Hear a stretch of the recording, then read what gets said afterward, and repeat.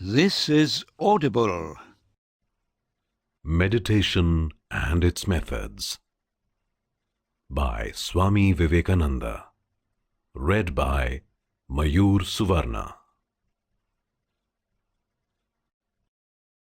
The importance of concentration.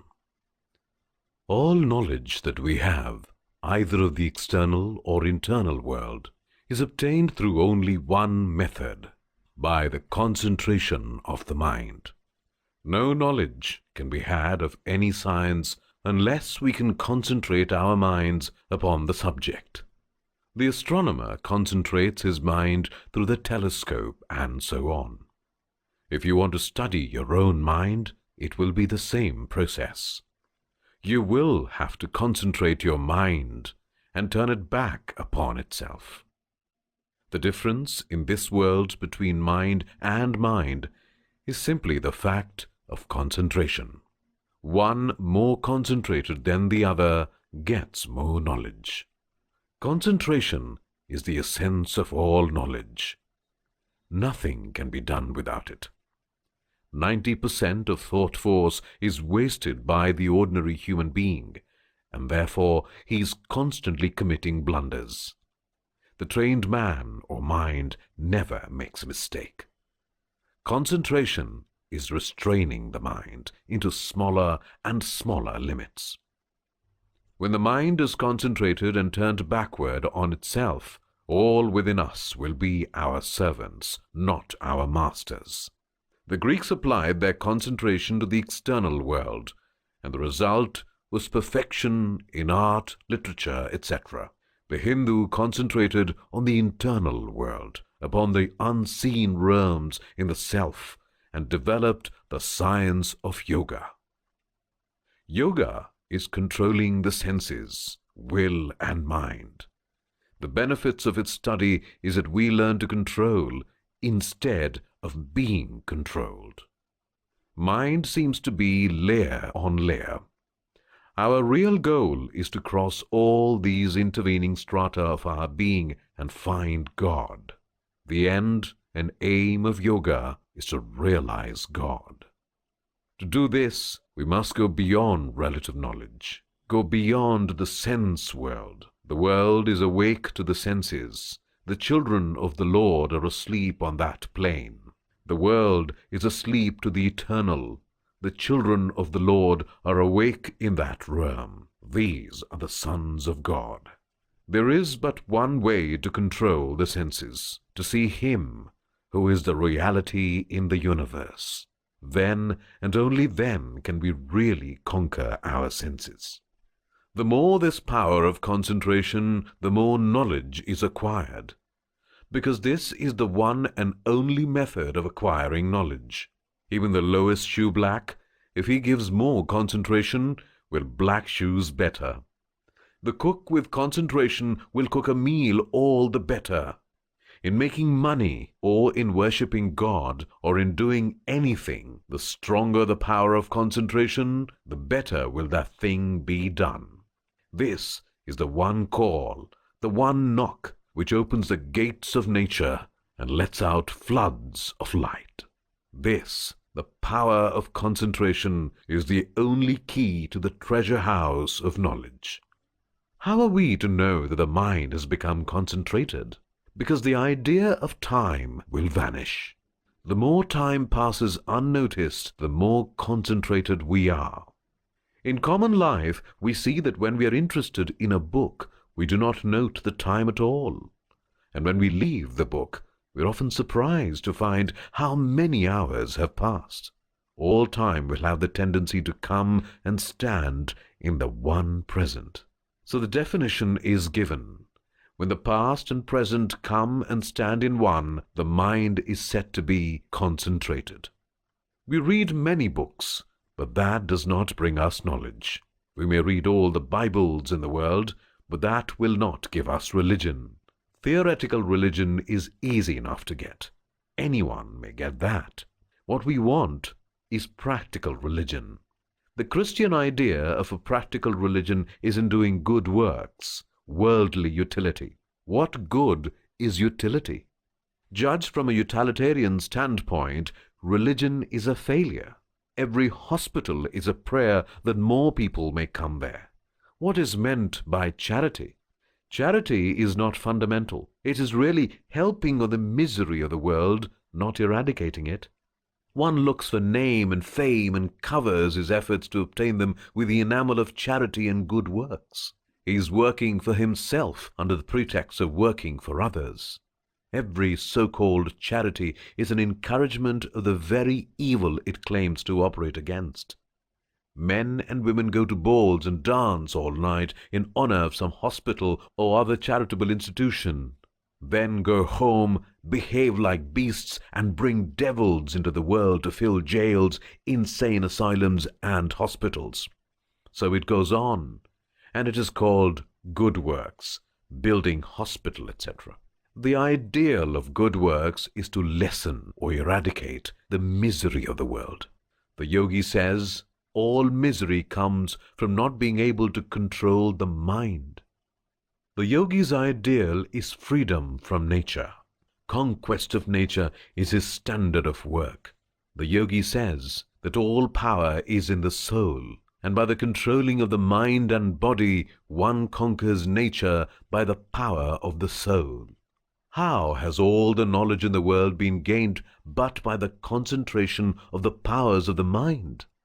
The world is ready to give up its secrets if we only know how to knock, how to give the necessary blow.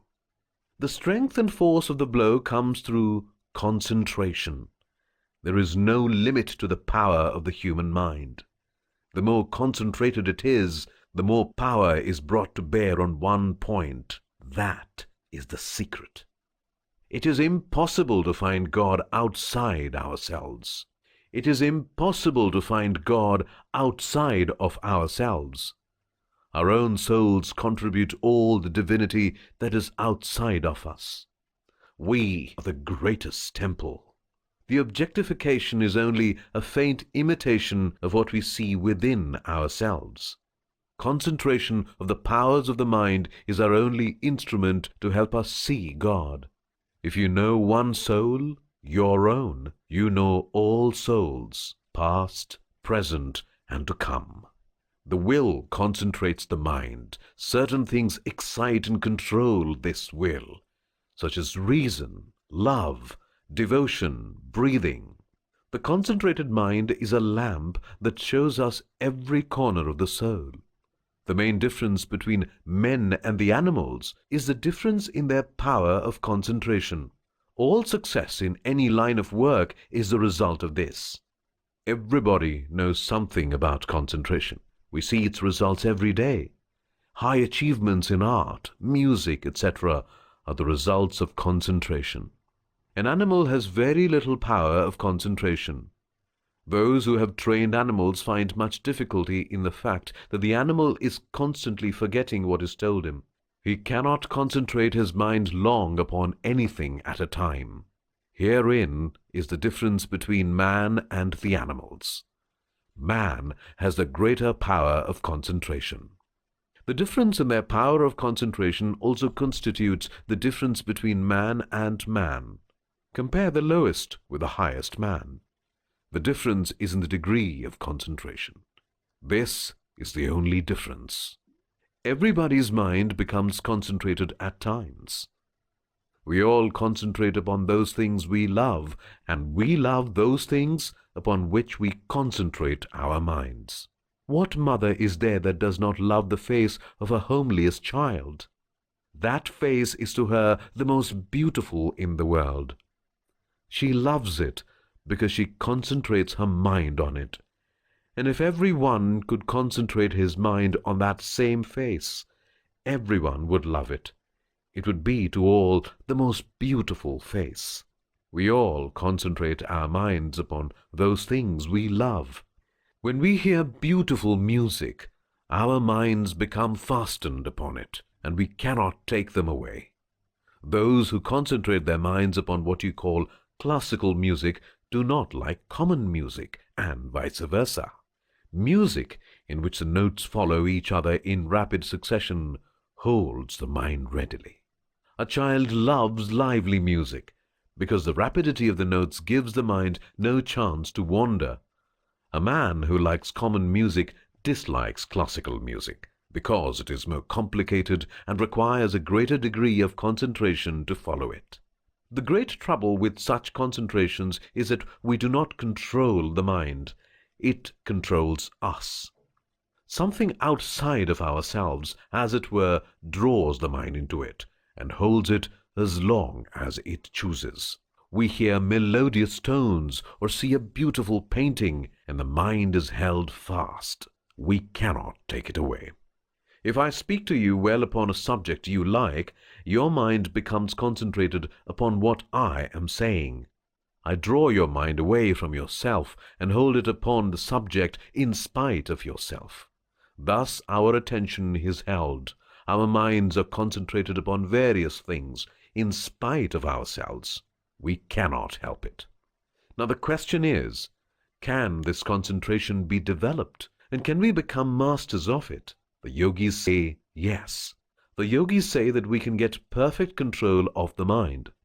On the ethical side, there is danger in the development of the power of concentration, the danger of concentrating the mind upon an object and then being unable to detach it at will. This state causes great suffering. Almost all our suffering is caused by our not having the power of detachment. So along with the development of concentration, we must develop the power of detachment. We must learn not only to attach the mind to one thing exclusively, but also to detach it at a moment's notice and place it upon something else. These two should be developed together to make it safe. This is a systematic development of the mind. To me, the very essence of education is concentration of mind, not the collecting of facts. If I had to do my education over again and had any voice in the matter, I would not study facts at all. I would develop the power of concentration and detachment. And then, with a perfect instrument, I could collect facts at will. Side by side, in the child should be developed the power of concentration and detachment. In the lives of all great men, past and present, we find this tremendous power of concentration. Those are men of genius, you say.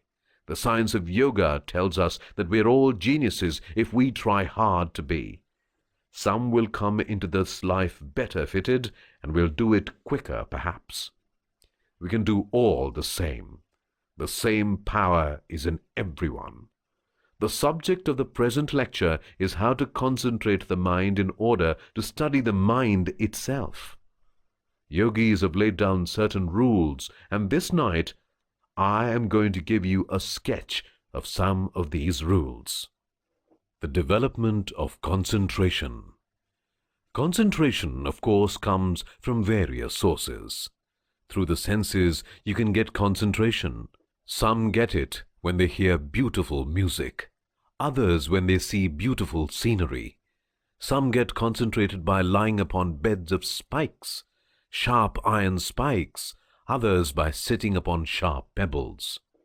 These are extraordinary cases using most unscientific procedure. Scientific procedure is gradually training the mind. One gets concentrated by holding his arm up. Torture gives him the concentration he wants. But all these are extraordinary. Universal methods have been organized according to different philosophers. Some say the state we want to attain is superconsciousness of the mind, going beyond the limitations the body has made for us. The value of ethics to the yogis lies in that it makes the mind pure. The purer the mind, the easier it is to control it. The mind takes every thought that rises and works it out. The grosser the mind, the more difficult it is to control it. The immoral man will never be able to concentrate his mind to study psychology. He may get a little control as he begins, get a little power of hearing. Even those powers will go from him. The difficulty is that if you study closely, you see how the extraordinary power arrived at was not attained by regular scientific training. The men who by the power of magic control serpents will be killed by serpents. The man who attains any extraordinary powers will be in the long run succumb to those powers. There are millions who receive power through all sorts of ways in India. The vast majority of them die raving lunatics. Quite a number commit suicide, the mind being unbalanced. The study must be put on the safe side, scientific, slow, peaceful. The first requisite is to be moral. Such a man wants the gods to come down, and they will come down and manifest themselves to him. That is our psychology, and philosophy, in a sense, to be perfectly moral. Just think what that means. No injury, perfect purity, perfect austerity. These are absolutely necessary. Just think, if a man can attain all these in perfection, what more do you want? If he is free from all enmity towards any being, all animals will give up their enmity in his presence. The law of laws is concentration. First, concentrate all the nerve energies and all power lodged in the cells of the body into one force and direct it at will. Then bring the mind, which is thinner matter, into one center. The mind has layer after layer. When the nerve force concentrated is made to pass through the spinal column, one layer of the mind is open. When it is concentrated in one bone, plexus or lotus, another part of the world is open. So from world to world it goes until it touches the pineal gland in the center of the brain. This is the seat of conservation of potential energy, the source of both activity and passivity. No one method can suit all. Different methods are not steps necessary to be taken one after another. Ceremonials are the lowest form. Next, God external, and after that, God internal. In some cases, gradation may be needed, but in many, only one way is required. It would be the height of folly to say to everyone, you must pass through karma and bhakti before you can reach jnana. Stick to your reason until you reach something higher, and you will know it to be higher, because it will not jar with reason. The stage beyond consciousness is inspiration, or samadhi, but never mistake hysterical trances for the real thing. It is a terrible thing to claim this inspiration falsely, to mistake instinct for inspiration. There is no external test for inspiration. We know it ourselves. Our guardian against mistake is negative, the voice of reason. All religion is going beyond reason, but reason is the only guide to get there. Instinct is like ice. Reason is the water, and inspiration is the subtlest form or vapor. One follows the other. Everywhere is this eternal sequence: unconsciousness, consciousness, intelligence, matter, body, mind. And to us it seems as if the chain began with the particular link we first lay hold of. Arguments on both sides are of equal weight, and both are true. We must reach beyond both, to where there is neither the one nor the other. These successions are all Maya. It is easy to concentrate the mind on external things. The mind naturally goes outwards, but not so in the case of religion or psychology or metaphysics, where the subject and the object are one. The object is internal. The mind itself is the object, and it is necessary to study the mind itself, mind studying mind. We know that there is the power of the mind called reflection. I am talking to you. At the same time, I am standing aside, as it were, a second person, and knowing and hearing what I am talking. You work and think at the same time. while a portion of your mind stands by and sees what you are thinking.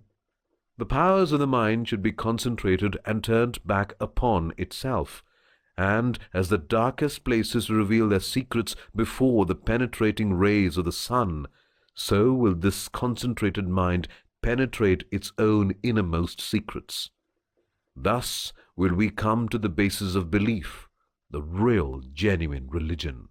We will perceive for ourselves whether we have souls, whether life is of 5 minutes or of eternity, whether there is a God in the universe or more. It will all be revealed to us. This is what Raja Yoga proposes to teach.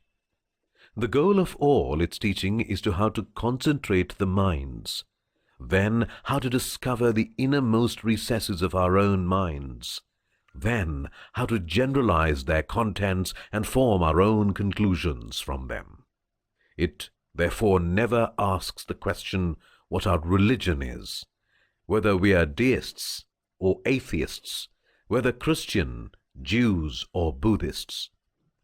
We are human beings. That is sufficient. Every human being has the right and the power to seek for religion. Every human being has the right to ask the reason why, and to have his question answered by himself if he only takes the trouble. So far, then, we see that in the study of this Raja Yoga, no faith or belief is necessary. Believe nothing until you find it out for yourself. That is what it teaches us. Do you mean to say that the fact of our awakened state requires any dreams or imaginings to prove them? Certainly not. This study of Raja Yoga takes a long time and constant practice. A part of this practice is physical, but in the main it is mental. As we proceed, we shall find how intimately the mind is connected with the body. If we believe that the mind is simply a finer part of the body, and that mind acts upon the body, then it stands to reason that the body must react upon the mind. If the body is sick, the mind becomes sick also.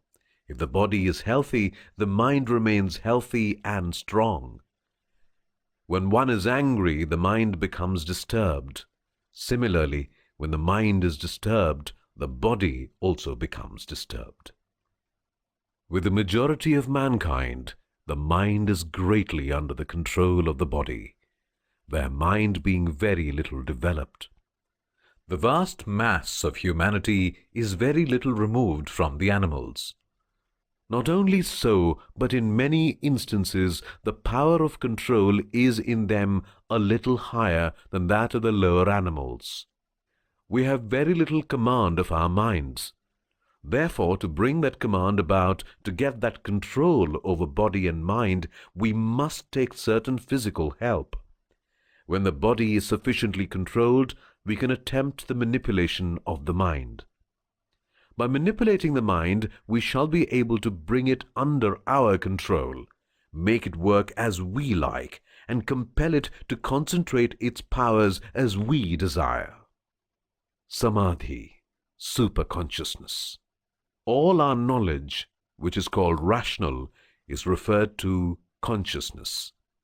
My consciousness of this table and of your presence makes me know that the table and you are here. At the same time, there is a very great part of my existence of which I am not conscious.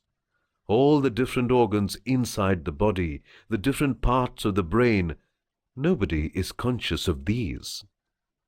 When I eat food, I do it consciously. When I assimilate it, I do it unconsciously. When the food is manufactured into blood, it is done unconsciously. When out of the blood all the different parts of my body are strengthened, it is done unconsciously. And yet it is I who am doing all this. There cannot be 20 people in this one body. How do I know that I do it, and nobody else? It may be urged that my business is only in eating and assimilating the food, and that strengthening the body by the food is done for me by somebody else. That cannot be, because it can be demonstrated that almost every action of which we are now unconscious can be brought up to the plane of consciousness. The heart is beating apparently without our control. None of us here can control the heart. It goes on in its own way. But by practice, men can bring even the heart under control until it will just beat at will, slowly or quickly, or almost stop. Nearly every part of the body can be brought under control. What does this show? That the functions which are beneath consciousness are also performed by us. Only we are doing it unconsciously. We have then two planes in which the human mind works. First is the conscious plane, in which all work is always accompanied with a feeling of egoism. Next comes the unconscious plane, where all work is unaccompanied by the feeling of egoism. That part of the mind work which is unaccompanied with a feeling of egoism is unconscious work, and that part which is accompanied with a feeling of egoism is conscious work. In the lower animals, this unconscious work is called instinct.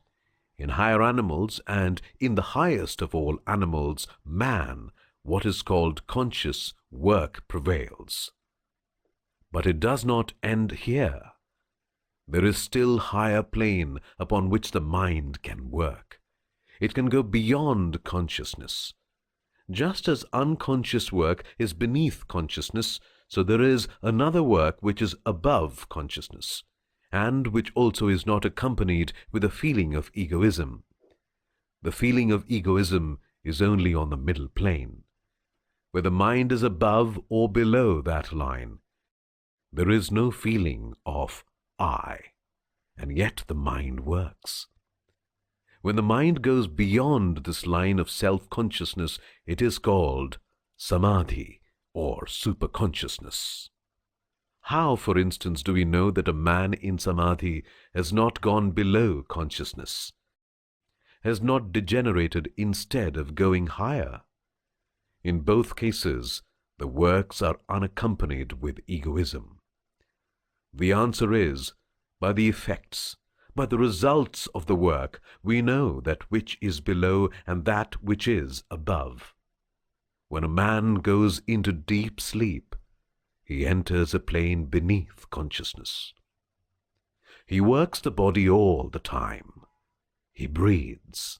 He moves the body, perhaps in his sleep, without any accompanying feeling of ego. He is unconscious, and when he returns from his sleep, he is the same man who went into it. The sum total of the knowledge which he had before he went into the sleep remains the same. It does not increase at all. No enlightenment comes. But when a man goes into samadhi, if he goes into it a fool, he comes out a sage. What makes the difference? From one state a man comes out the very same man that he went in, and from another state the man comes out enlightened, a sage, a prophet, a saint, his whole character changed, his life changed, illumined. These are the two effects. Now the effects being different, the causes must be different.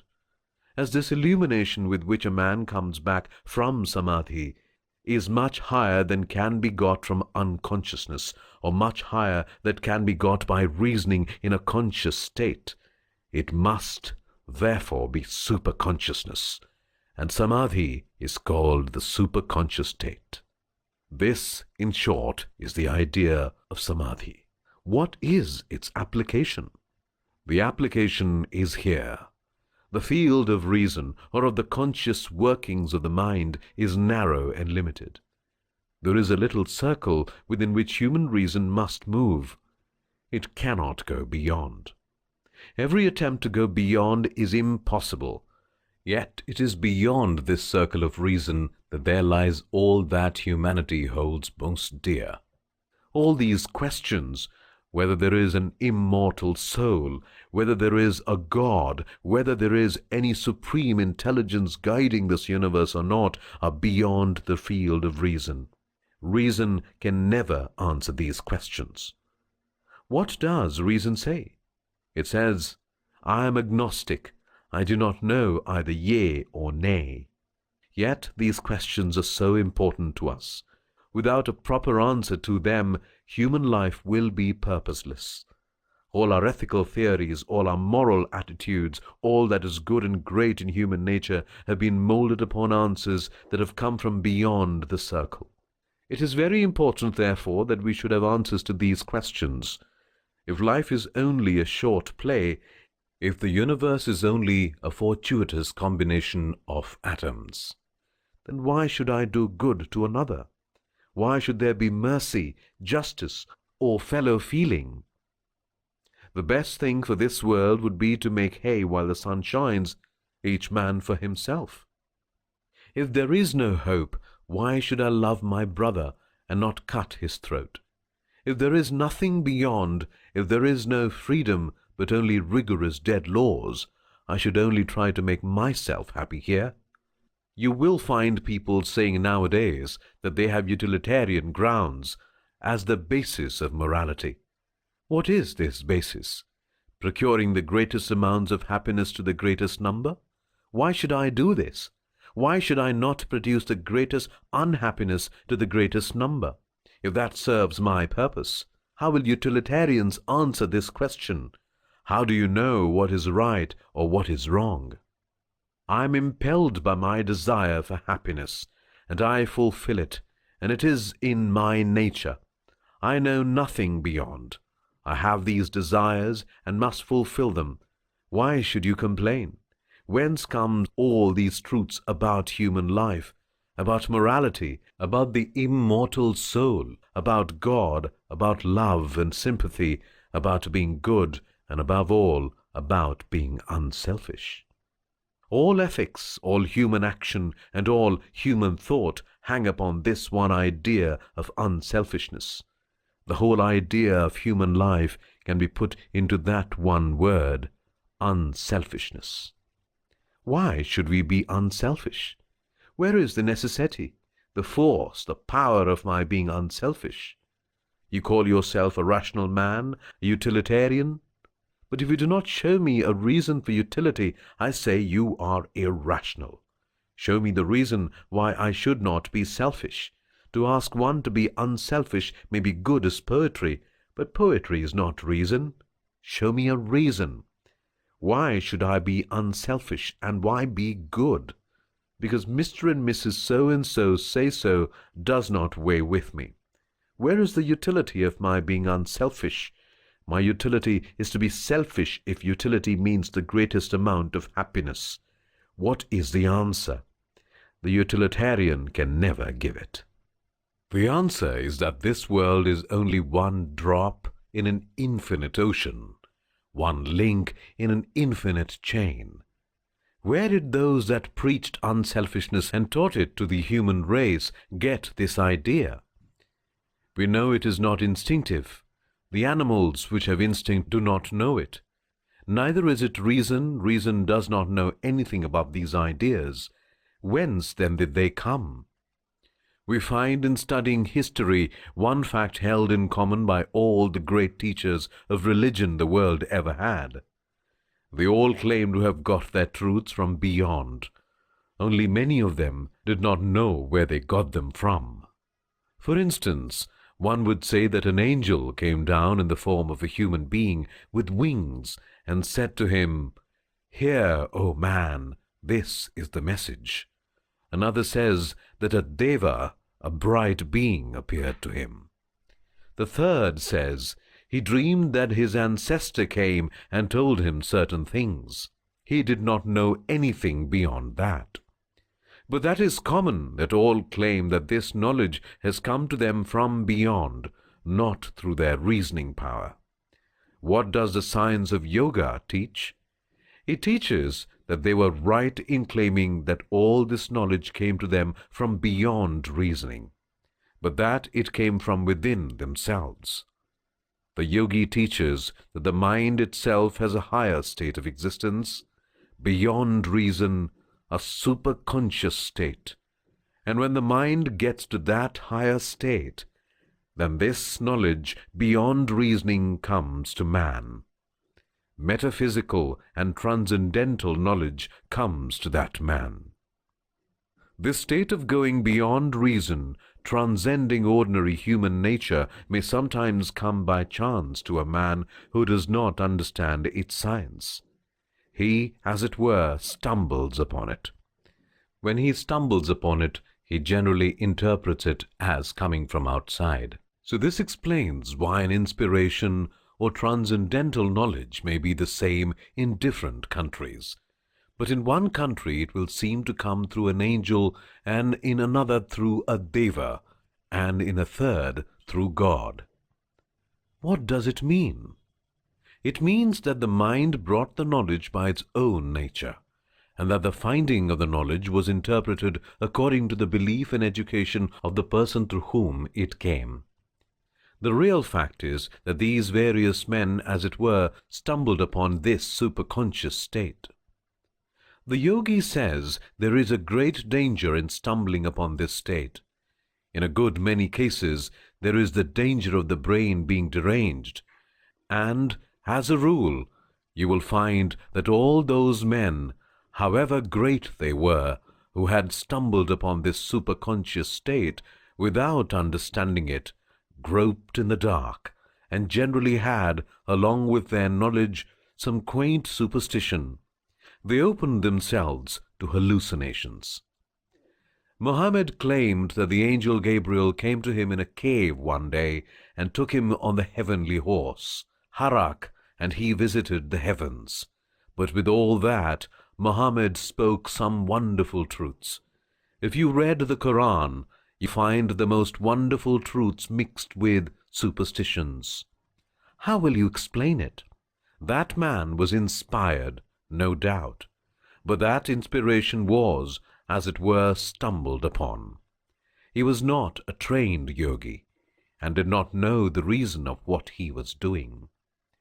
Think of the good Mohammed did to the world, and think of the great evil that has been done through his fanaticism. Think of the millions massacred through his teachings, mothers bereft of their children, children made orphans, whole countries destroyed, millions upon millions of people killed.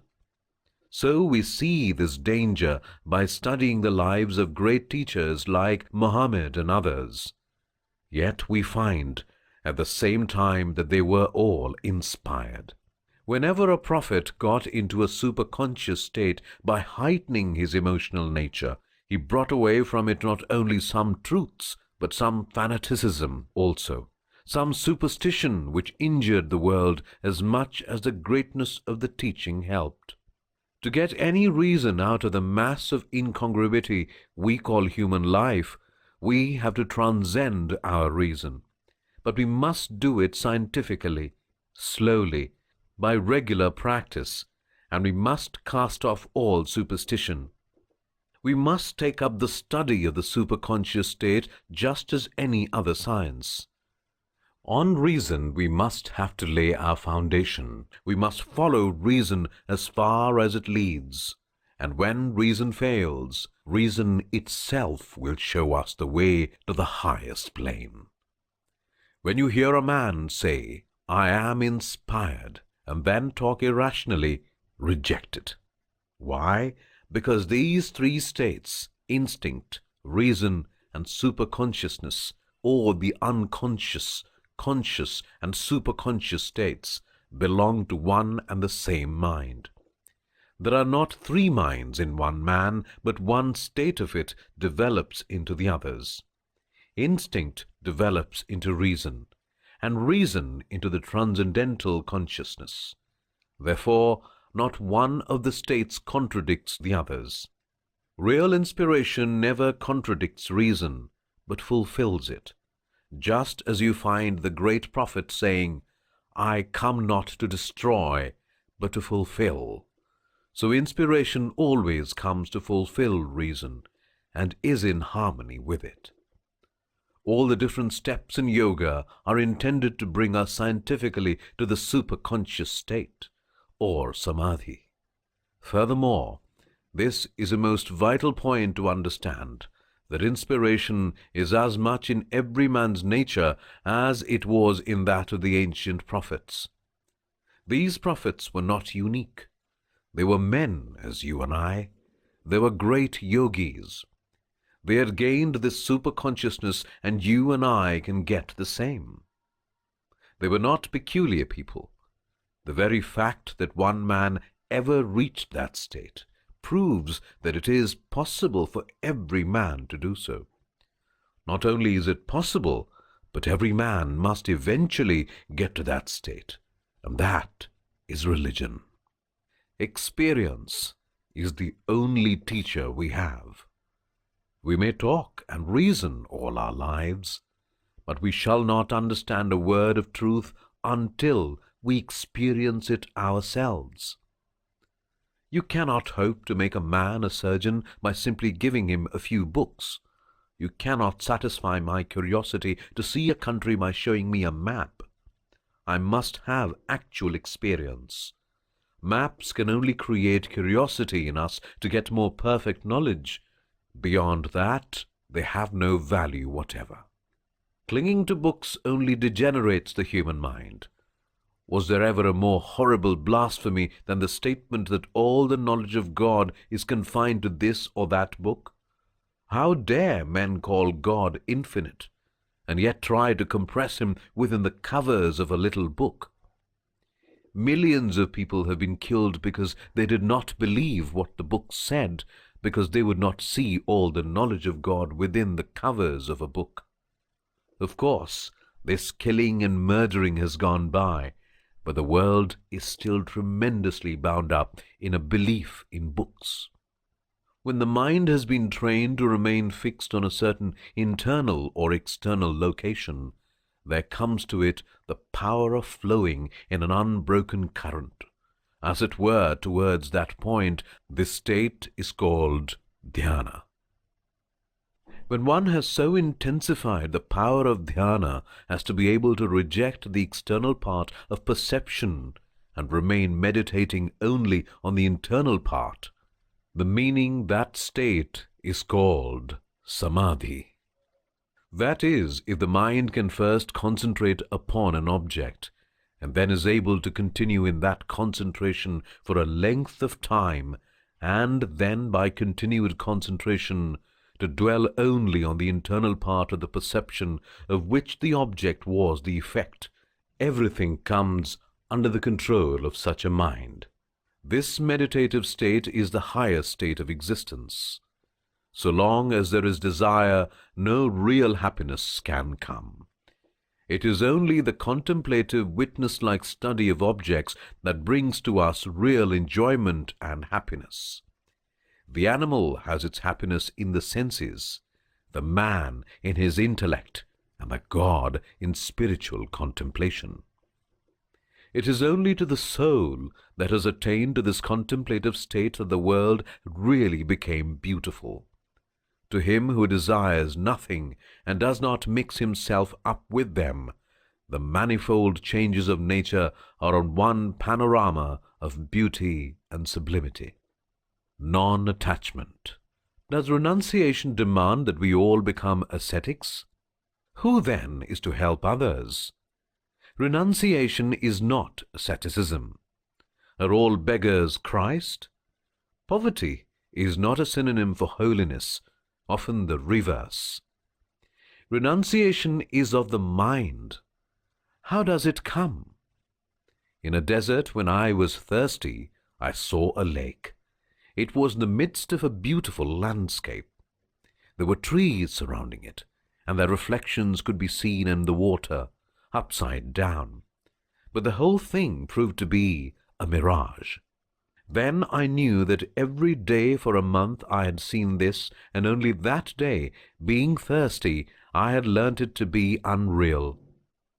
Every day for a month I should see it again, but I should never take it to be real. So, when we reach God, The idea of the universe, the body, and so on, will vanish. It will return afterwards, but next time we shall know it to be unreal. The history of the world is the history of persons like Buddha and Jesus. The passionless and unattached do most for the world. Picture Jesus in the slums. He sees beyond the misery. You, my brethren, are all divine. His work is calm. He removes causes. You will be able to work for the good of the world when you know for a fact that this work is all illusion. The more unconscious this work, the better, because it is then the more superconscious. Our search is not for good or evil, but happiness and good are nearer to truth than their opposites.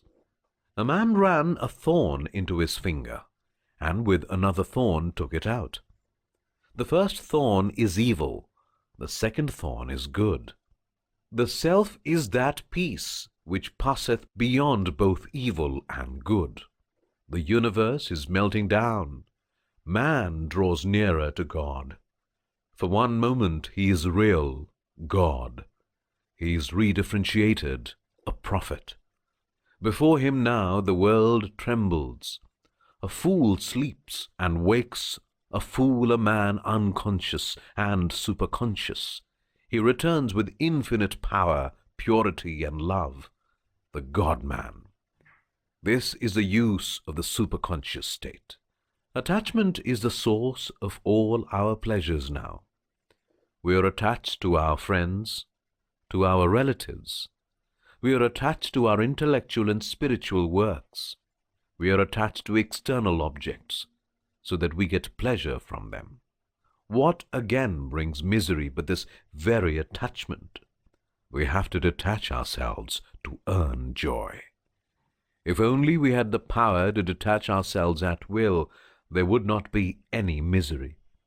That man alone will be able to get the best of nature who, having the power of attaching himself to a thing with all his energy, has also the power to detach himself when he should do so. The difficulty is that there must be as much power of attachment as that of detachment.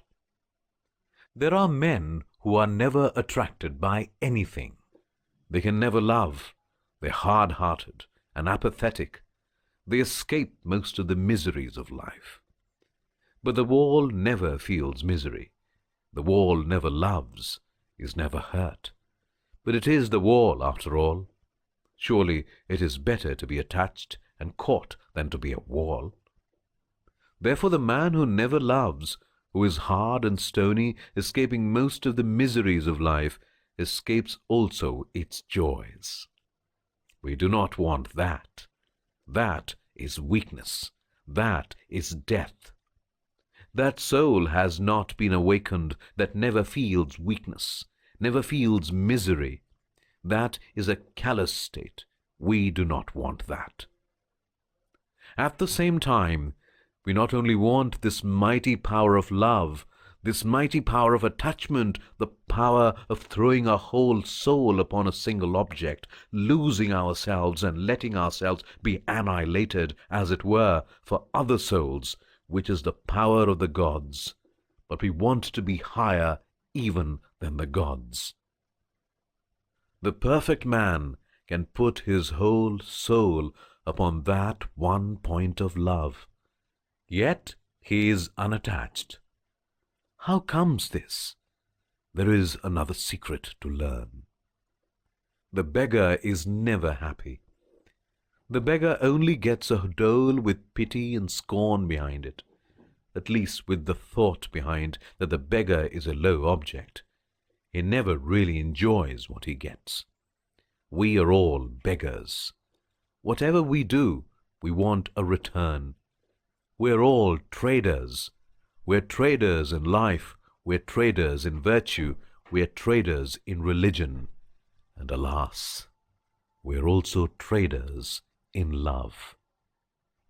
If you come to trade, if it is a question of give and take, if it is a question of buy and sell, abide by the laws of buying and selling, There is a bad time and there is a good time. There is a rise and fall in prices. Always you expect the blow to come. It is like looking at the mirrors.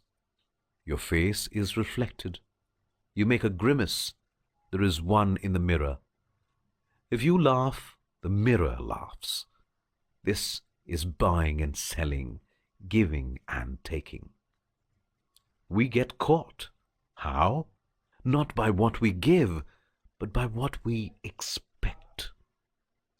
We get misery in return for our love. Not from the fact that we love, but from the fact that we want love in return. There is no misery where there is no want. Desire, want, is the father of all misery. Desires are bound by the laws of success and failure. Desires must bring misery. The great secret of true success, of true happiness, then, is this: the man who asks for no return, the perfectly unselfish man, is the most successful. It seems to be a paradox. Do we not know that every man who is unselfish in life gets cheated, gets hurt? Apparently, yes. Christ was unselfish, and yet he was crucified. True, but we know that his unselfishness is the reason, the cause of a great victory, the crowning of millions upon millions of lives with the blessings of true success. Ask nothing, want nothing in return. Give what you have to give. It will come back to you. But do not think of that now. It will come back multiplied 1,000-fold. But the attention must not be on that. Yet have the power to give. Give, and there it ends. Learn that the whole of life is giving, that nature will force you to give. So give willingly. Sooner or later you will have to give up. You come into life to accumulate. With clenched hands you want to take, but nature puts a hand on your throat and makes your hands open. Whether you will it or not, you have to give. The moment you say, "I will not," the blow comes. You are hurt. None is there but will be compelled in the long run to give up everything. And the more one struggles against this law, the more miserable one feels. It is because we dare not give, because we are not resigned enough to accede to this grand demand of nature, that we are miserable. The forest is gone, but we get heat in return. The sun is taking up water from the ocean to return it in showers. You are a machine for taking and giving. You take in order to give. Ask, therefore, nothing in return, but the more you give, the more will come to you. The quicker you can empty the air out of this room, the quicker it will be filled up by the external air. And if you close all the doors and every aperture, that which is within will remain, but that which is outside will never come in, and that which is within will stagnate, degenerate, and become poisoned. A river is continually emptying itself into the ocean, and is continually filling up again. Bar not the exit into the ocean. The moment you do that, death seizes you. Be, therefore, not a beggar. Be unattached. This is the most terrible task of life.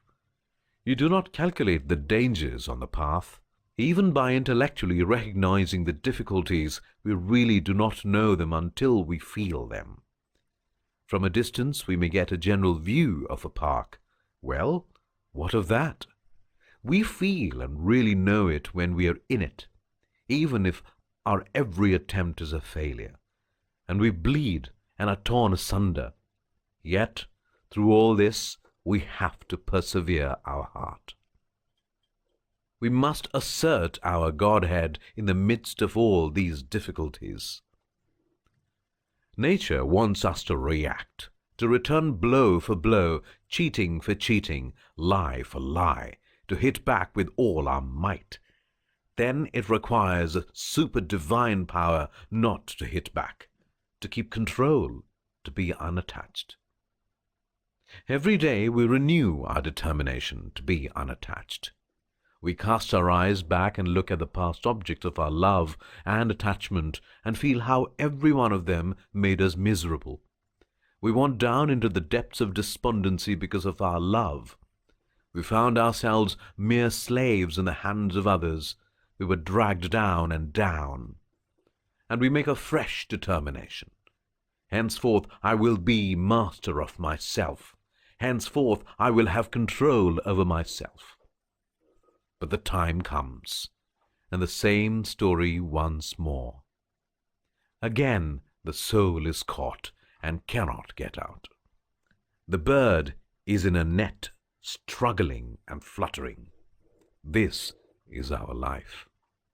I know the difficulties, tremendous they are, and 90% of us become discouraged and lose heart, and in our turn often become pessimists, and cease to believe in sincerity, love, and all that is grand and noble.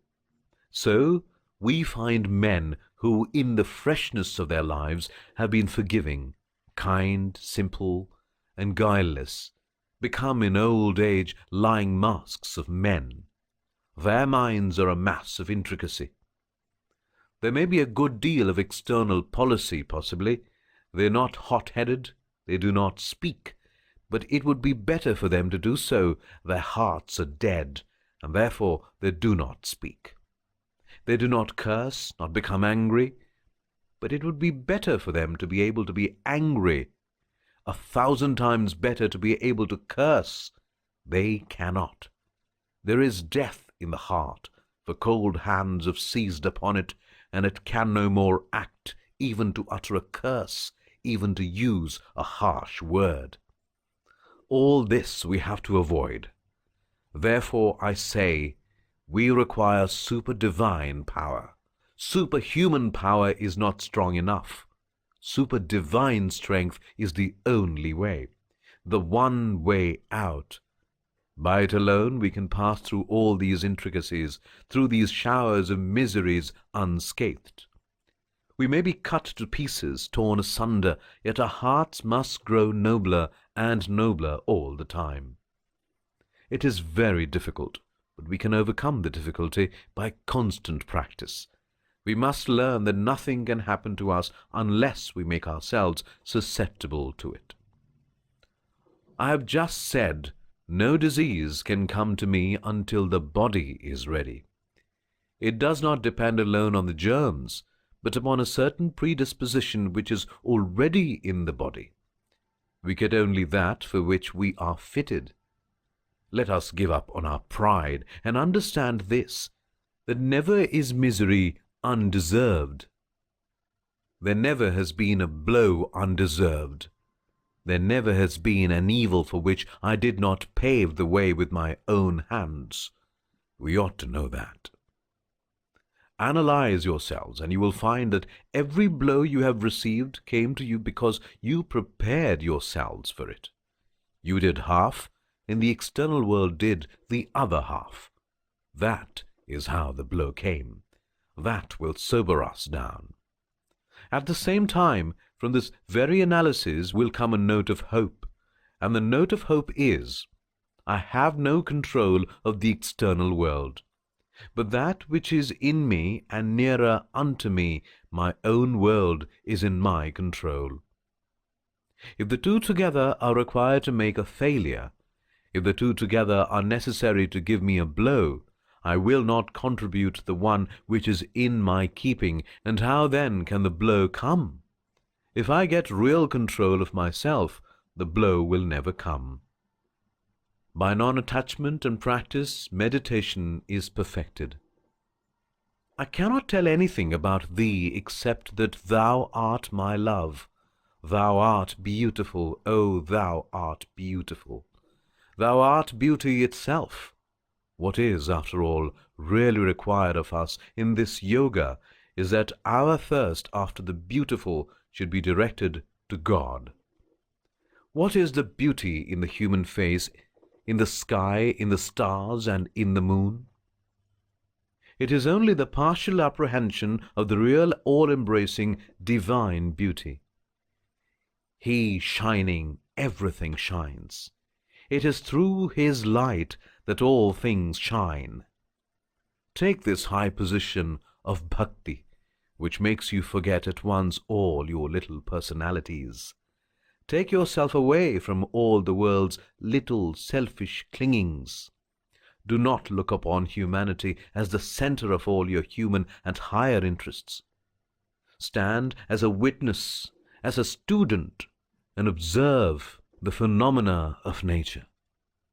Have the feeling of personal non-attachment with regard to man, and see how this mighty feeling of love is working itself out in the world.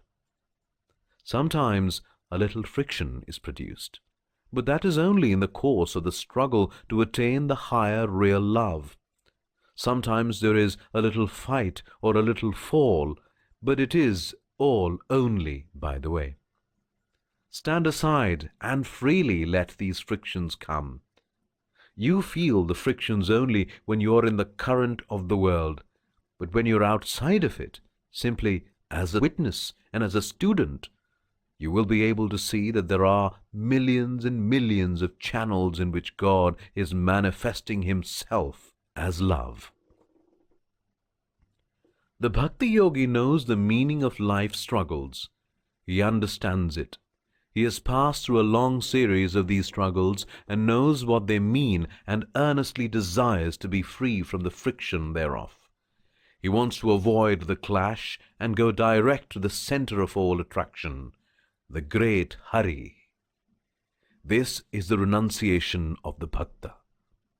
This mighty attraction in the direction of God makes all other attractions vanish for him.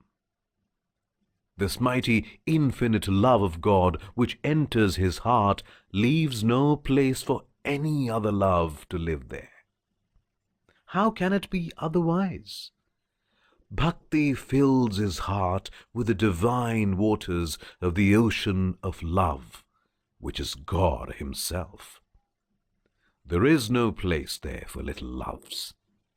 That is to say, the Bhakta's renunciation is that vairagya or non-attachment for all things that are not God, which results from anuraga or great attachment to God.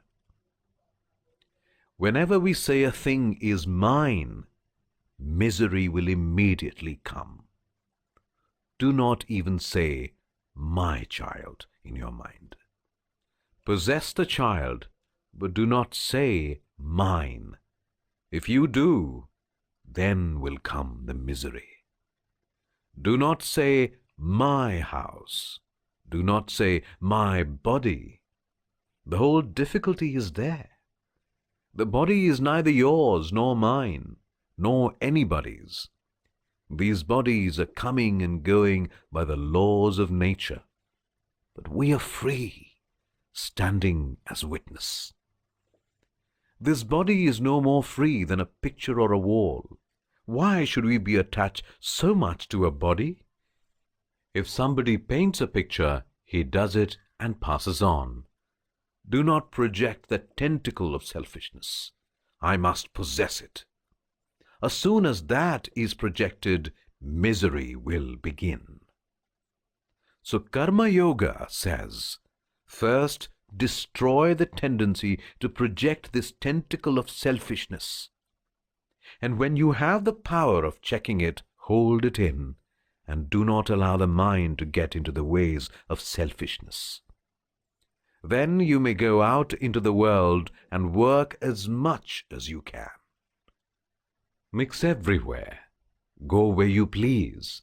You will never be contaminated with evil. There is the lotus leaf in the water. The water cannot touch and adhere to it. So will you be in the world.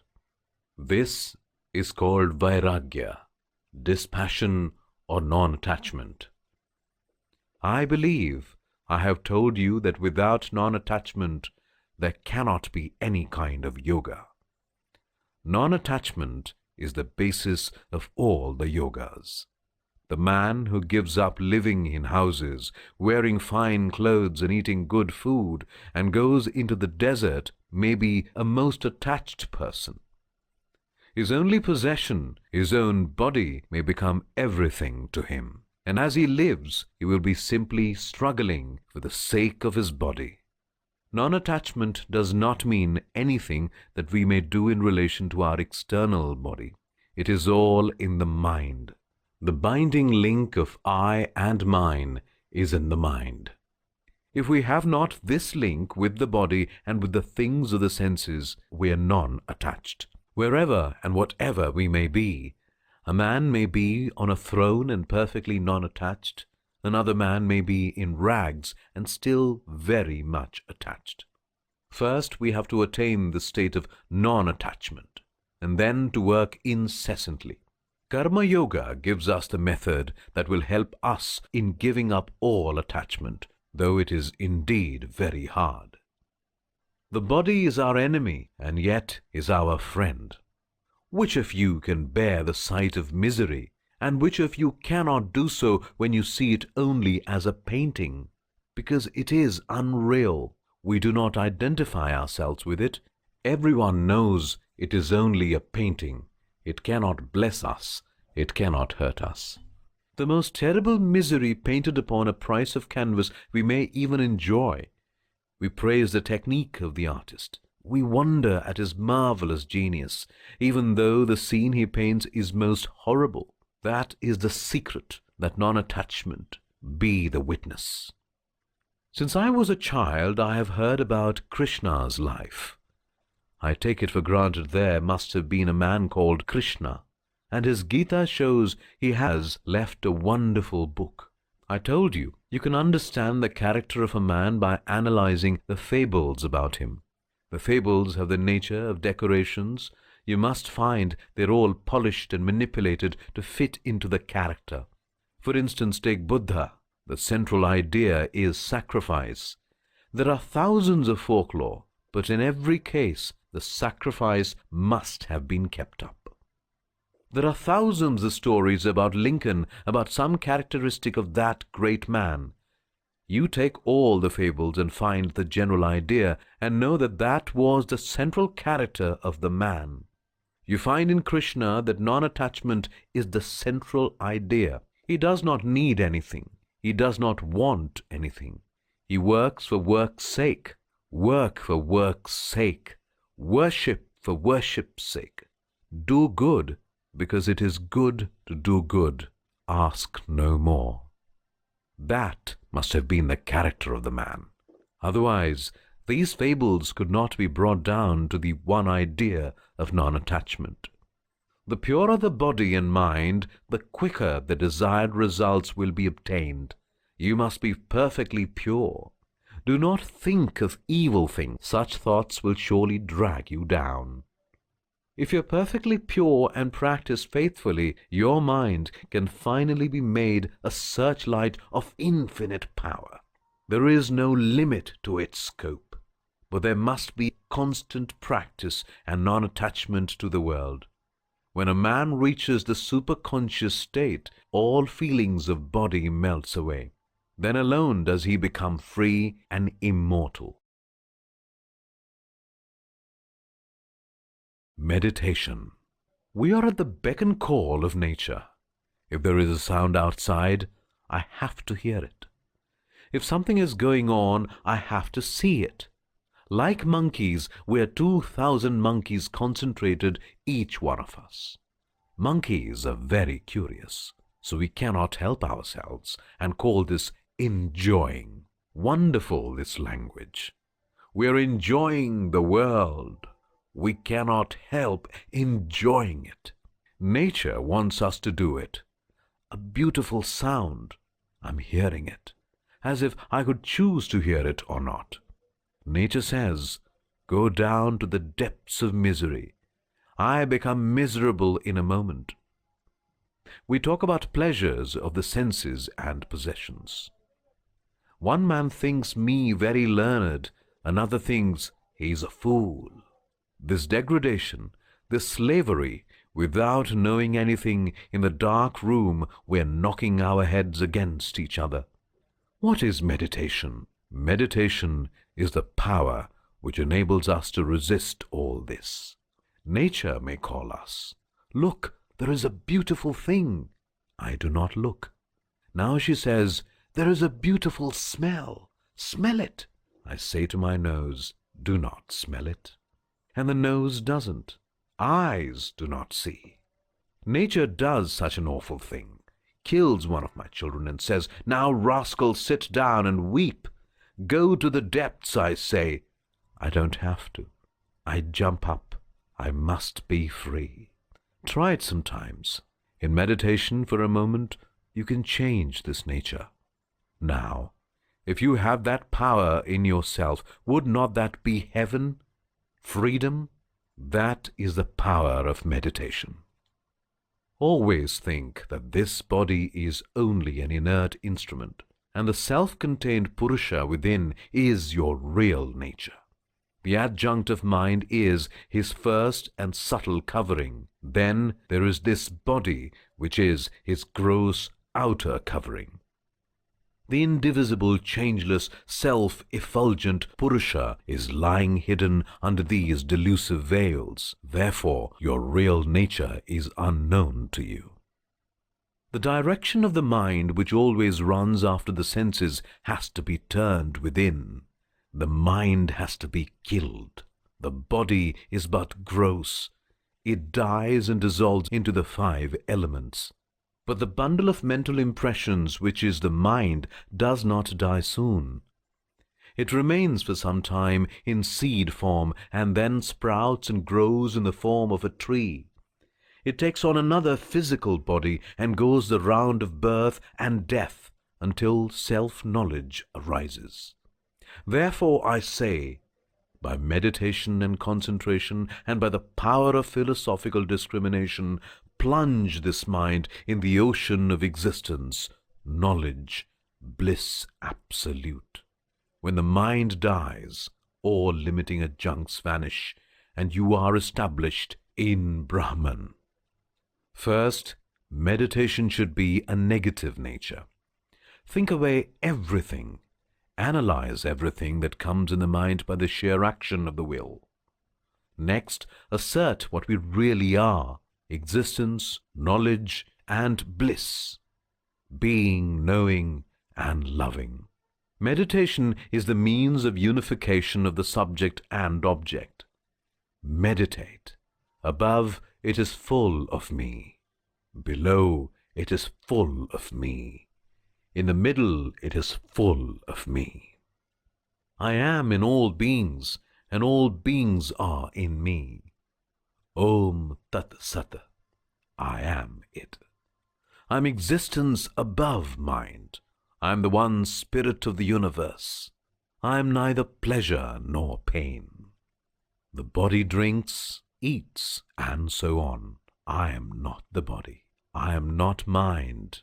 I am He. I am the witness. I look on.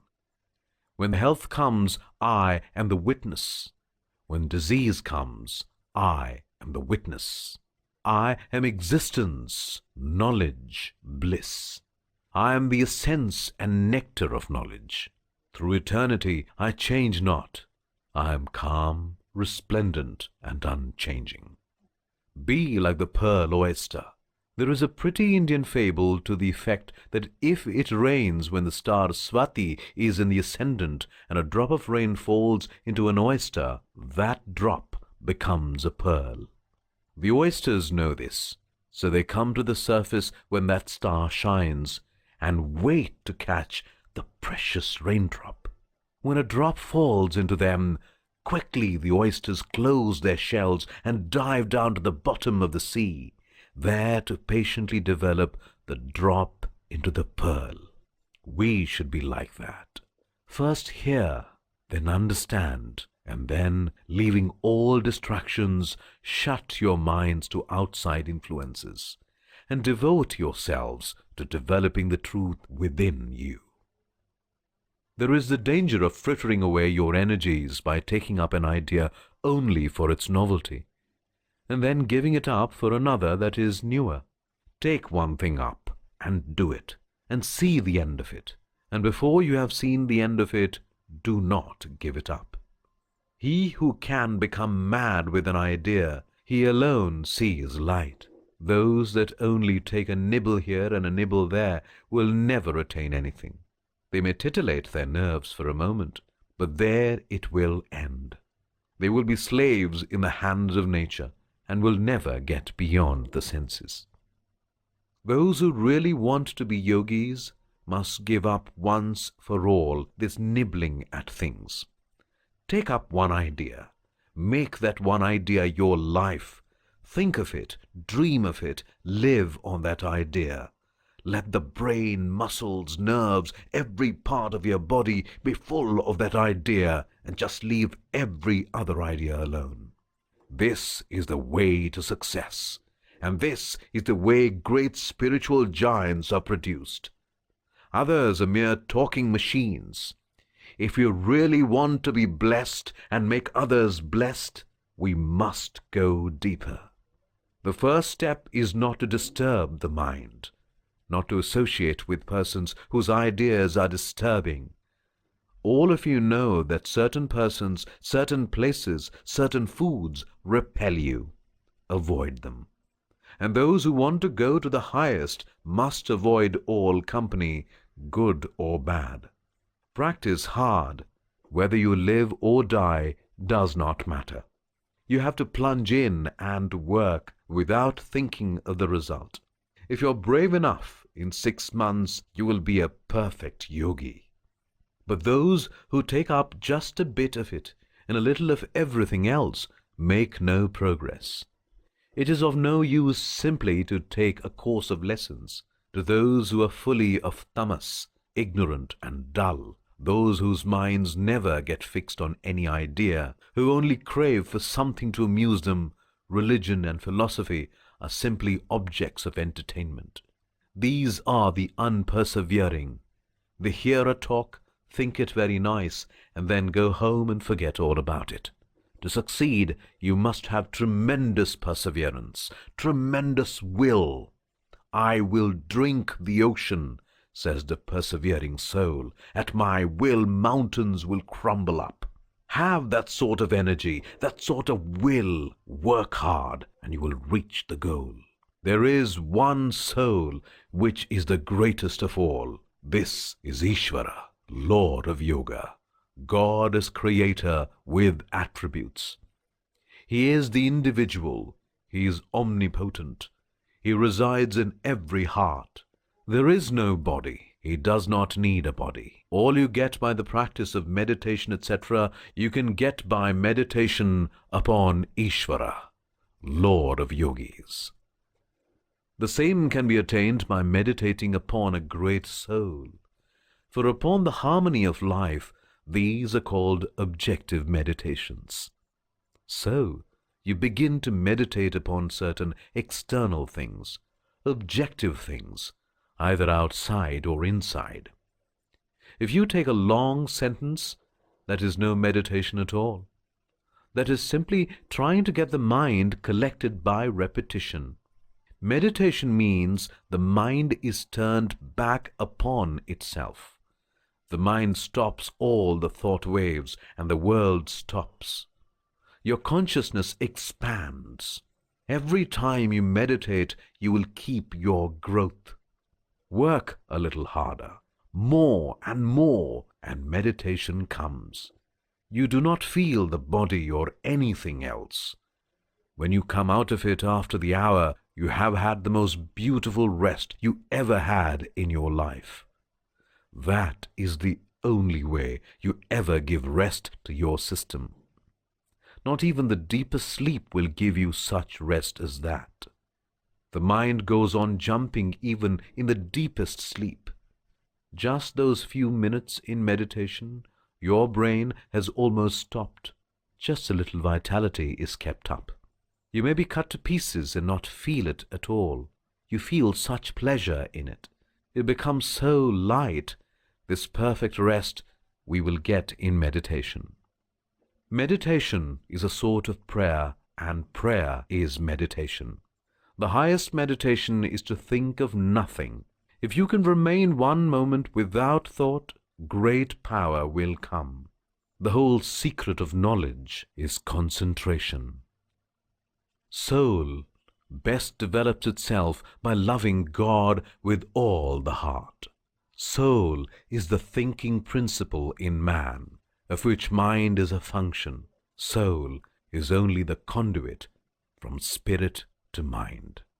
These ideas have to be understood in dhyana or meditation. We hear a sound. First, there is the external vibration. Second, the nerve motion that carries it to the mind. Third, the reaction from the mind, along with which flashes the knowledge of the object which was the external cause of these different changes from the ethereal vibrations to the mental reactions. These three are called in yoga shabda or sound, artha or meaning, and jnana or knowledge. In the language of physics and physiology, they are called the ethereal vibration, the motion in the nerve and brain, and the mental reaction. Now these, though distinct processes, have become mixed up in such a fashion as to become quite indistinct. In fact, we cannot now perceive any of these.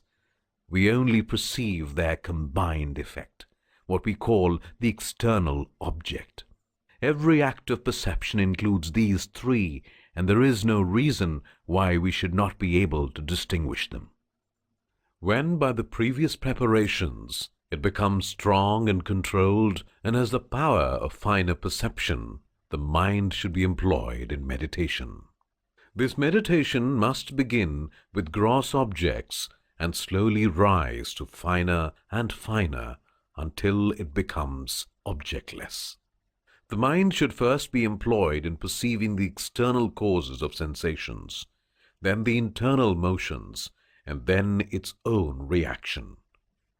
When it has succeeded in perceiving the external causes of sensations by themselves, the mind will acquire the power of perceiving all fine material existences, all fine bodies and forms. When it can succeed in perceiving the motions inside by themselves, it will gain the control of all mental waves, in itself or in others, even before they have translated themselves into physical energy, and when he will be able to perceive the mental reaction by itself, the yogi will acquire the knowledge of everything. As every sensible object and every thought is the result of this reaction, then will he have seen the very foundations of his mind, and it will be under his perfect control. Different powers will come to the yogi, and if he yields to the temptations of any one of these, the road to his further progress will be barred. Such is the evil of running after enjoyments. But if he is strong enough to reject even these miraculous powers, he will attain to the goal of yoga, the complete suppression of the waves in the ocean of the mind. Then the glory of the soul, undisturbed by the distractions of the mind or motions of the body, will shine in its full effulgence, and the yogi will find himself as he is, and he always was, the essence of knowledge, the immortal, the all-pervading. The power of meditation gets us everything. If you want to get power over nature, you can have it through meditation. It is through the power of meditation all scientific facts are discovered today.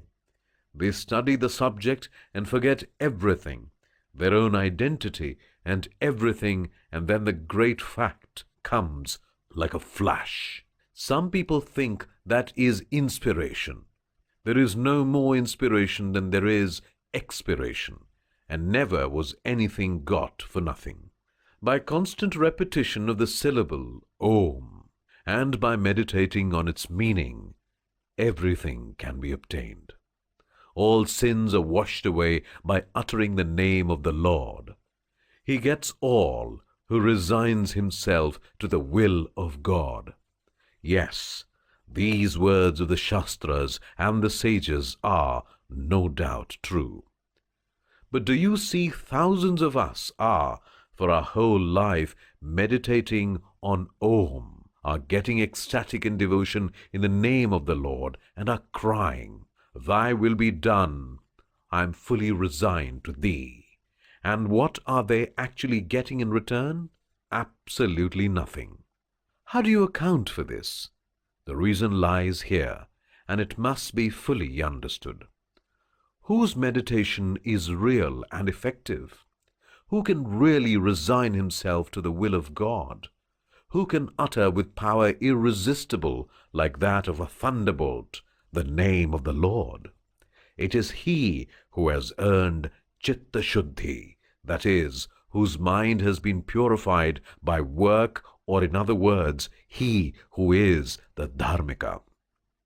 When the mind is doubtful, that is not its great state. Its great state is meditation.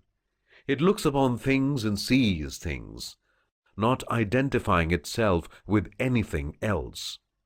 As long as I feel pain, I have identified myself with the body. When I feel joy or pleasure, I have identified myself with the body. But the high state will look with the same pleasure or blissfulness upon pleasure or upon pain. Every meditation is direct superconsciousness. In perfect concentration, the soul becomes actually free from the bonds of the gross body and knows itself as it is. Whatever one wants, that comes to him. Power and knowledge are already there. The soul identifies itself with that which is powerless matter, and thus weeps. It identifies itself with mortal shapes. But if that free soul wants to exercise any power, it will have it. If it does not come. He who has known God has become God. There is nothing impossible to such a free soul. No more birth and death for him. He is free forever. The greatest help to spiritual life is meditation or dhyana. In meditation, we divest ourselves of all material conditions and feel our divine nature.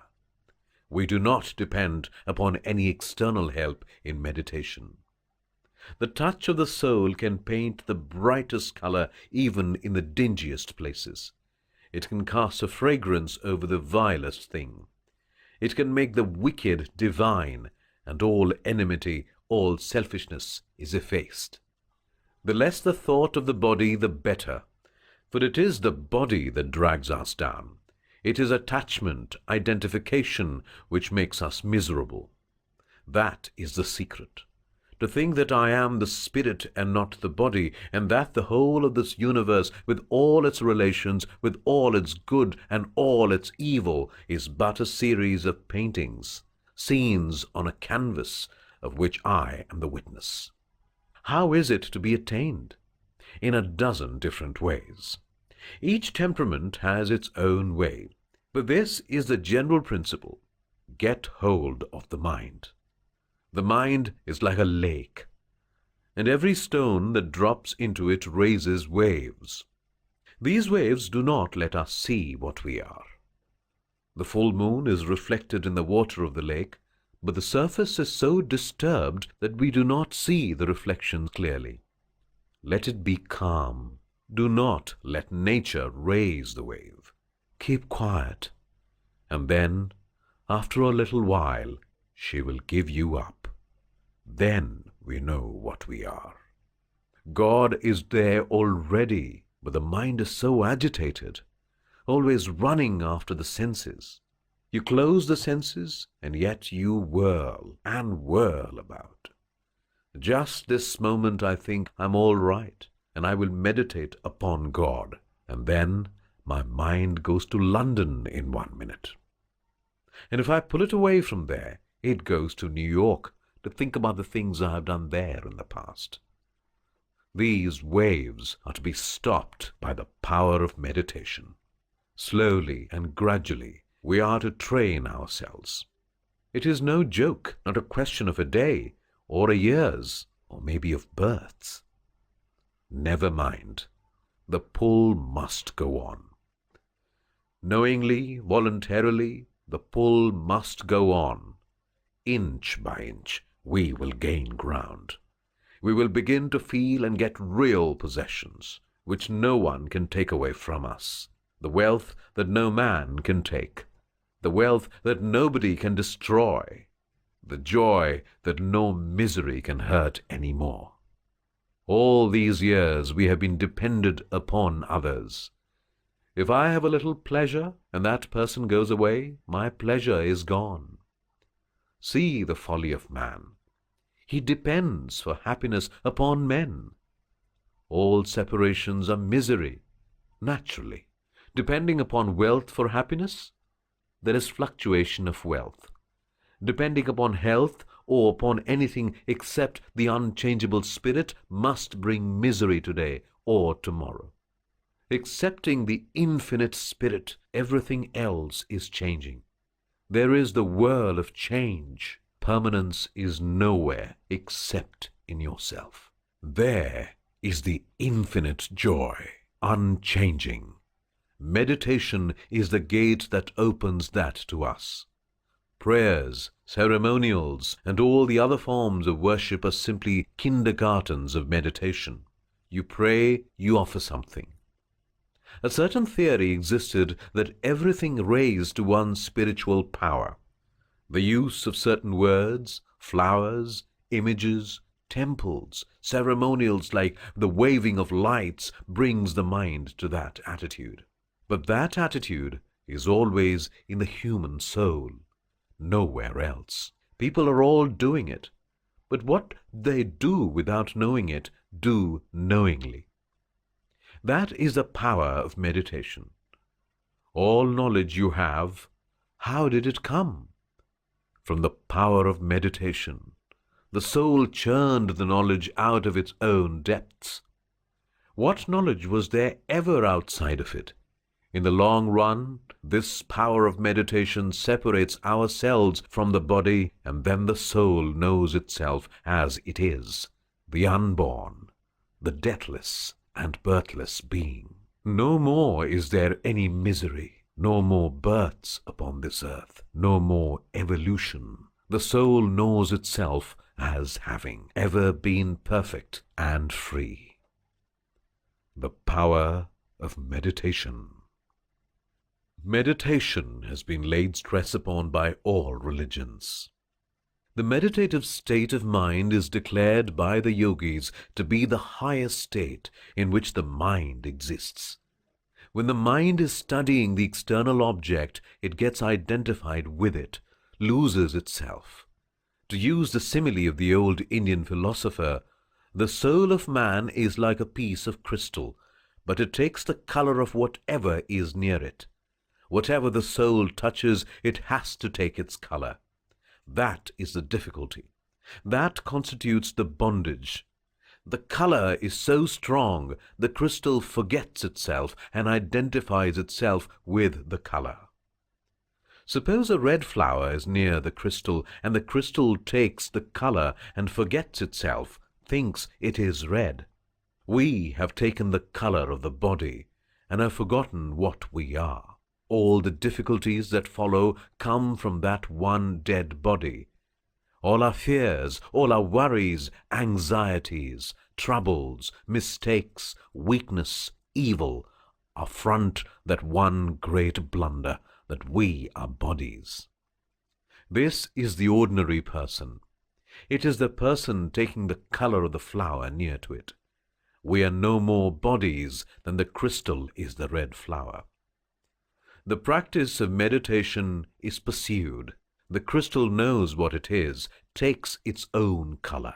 It is meditation that brings us nearer to truth than anything else. In India, two persons meet.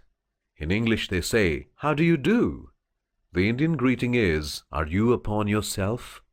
The moment you stand upon something else, you run the risk of being miserable. This is what I mean by meditation, the soul trying to stand upon itself. That state must surely be the healthiest state of the soul, when it is thinking of itself, residing in its own glory.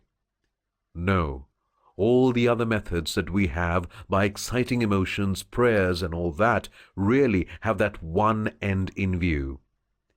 In deep emotional excitement, the soul tries to stand upon itself. Although the emotion may arise from anything external, there is concentration of mind.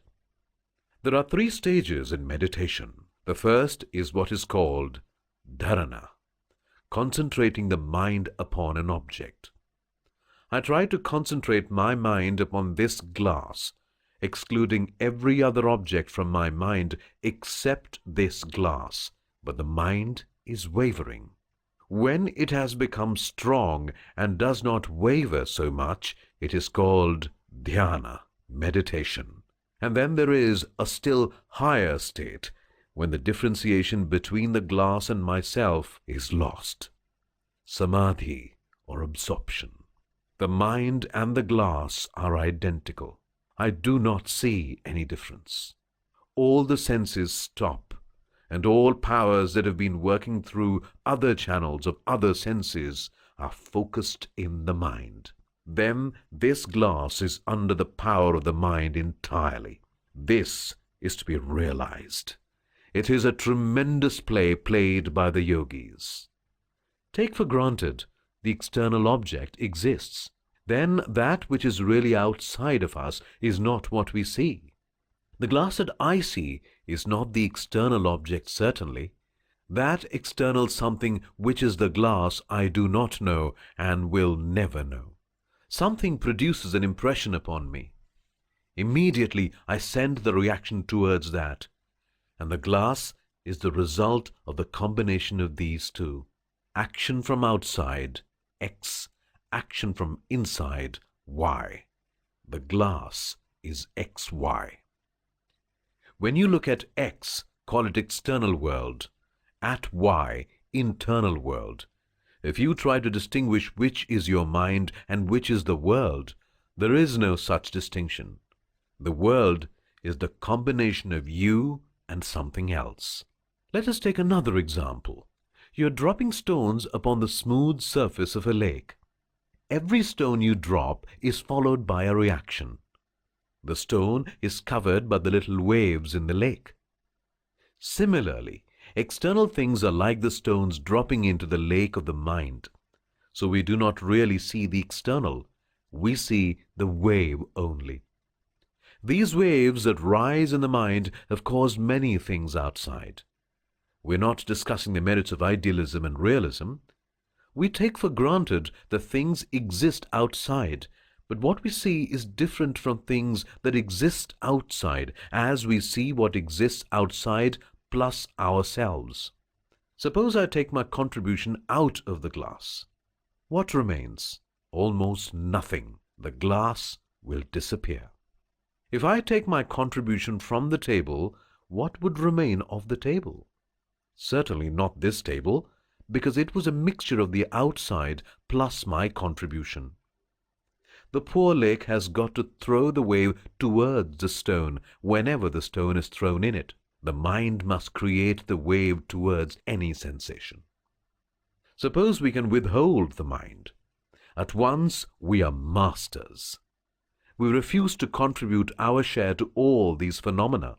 If I do not contribute my share, it has got to stop. You are creating this bondage all the time. How? By putting in your share. We are all making our own beds, forging our own chains. When the identifying ceases between this external object and myself, then I will be able to take my contribution off, and this thing will disappear. Then I will say, here is the glass, and then take my mind off, and it disappears. If you can take away your share, you can walk upon water. Why should it drown you any more? What of poison? No more difficulties. In every phenomenon in nature, you contribute at least half, and nature brings half. If your half is taken off, the thing must stop. To every action, there is equal reaction. If a man strikes me and wounds me, it is the man's action and my body's reaction. Suppose I have so much power over the body that I can resist even that automatic action. Can such power be attained?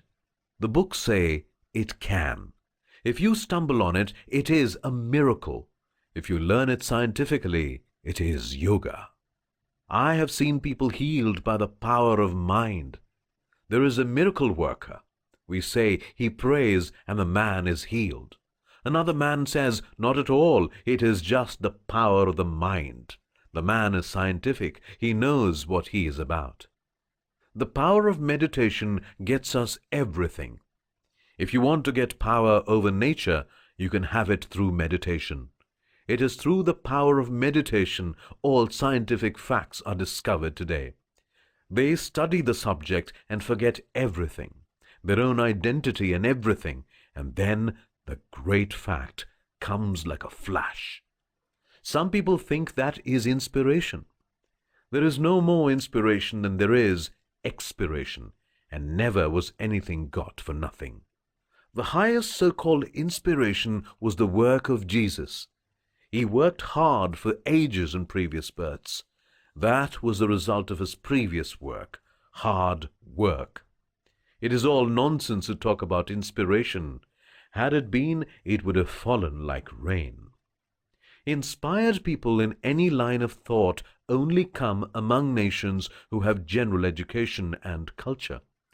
There is no inspiration. Whatever passes for inspiration is the result that comes from causes already in the mind. One day, flash comes the result. Their past work was the cause. Therein also you see the power of meditation, intensity of thought. These men churn up their own souls. Great truths come to the surface and become manifest. Therefore, the practice of meditation is the great scientific method of knowledge. There is no knowledge without the power of meditation. From ignorance, superstition, etc., we can get cured by meditation for the time being and no more. Suppose a man has told me that if you drink such a poison, you will be killed, and another man comes in the night and says, "Go, drink the poison, and I am not killed." What happens is this. My mind cut out from the meditation the identity between the poison and myself just for the time being. In another case of drinking the poison, I will be killed. If I know the reason and scientifically raise myself up to that state of meditation, I can save anyone. That is what the books say, but how far it is correct you must appraise. I am asked, why do you Indian people not conquer these things? You claim all the time to be superior to all other people. You practice yoga and do it quicker than anybody else. You are fitter. Carry it out. If you are a great people, you ought to have a great system. You will have to say goodbye to all the gods. Let them go to sleep as you take up the great philosophers. You are mere babies, as superstitious as the rest of the world, and all your claims are failures. If you have the claims, stand up and be bold, and all the heaven that ever existed is yours. There is the musk deer with fragrance inside, and he does not know where the fragrance comes from. Then after days and days he finds it in himself. All these gods and demons are within them. Find out by the powers of reason, education, and culture that it is all in yourself. No more gods and superstitions. You want to be rational, to be yogis, really spiritual. My reply is, with you too, everything is material.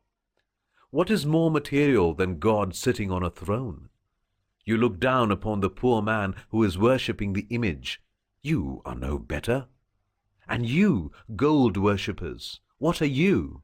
The image worshipper worships his God, something that he can see. But you do not even do that. You do not worship the Spirit nor something that you can understand. Word worshippers. God is Spirit. God is Spirit and should be worshipped in spirit and faith. Where does the Spirit reside? On a tree? On a cloud? What do you mean by God being ours?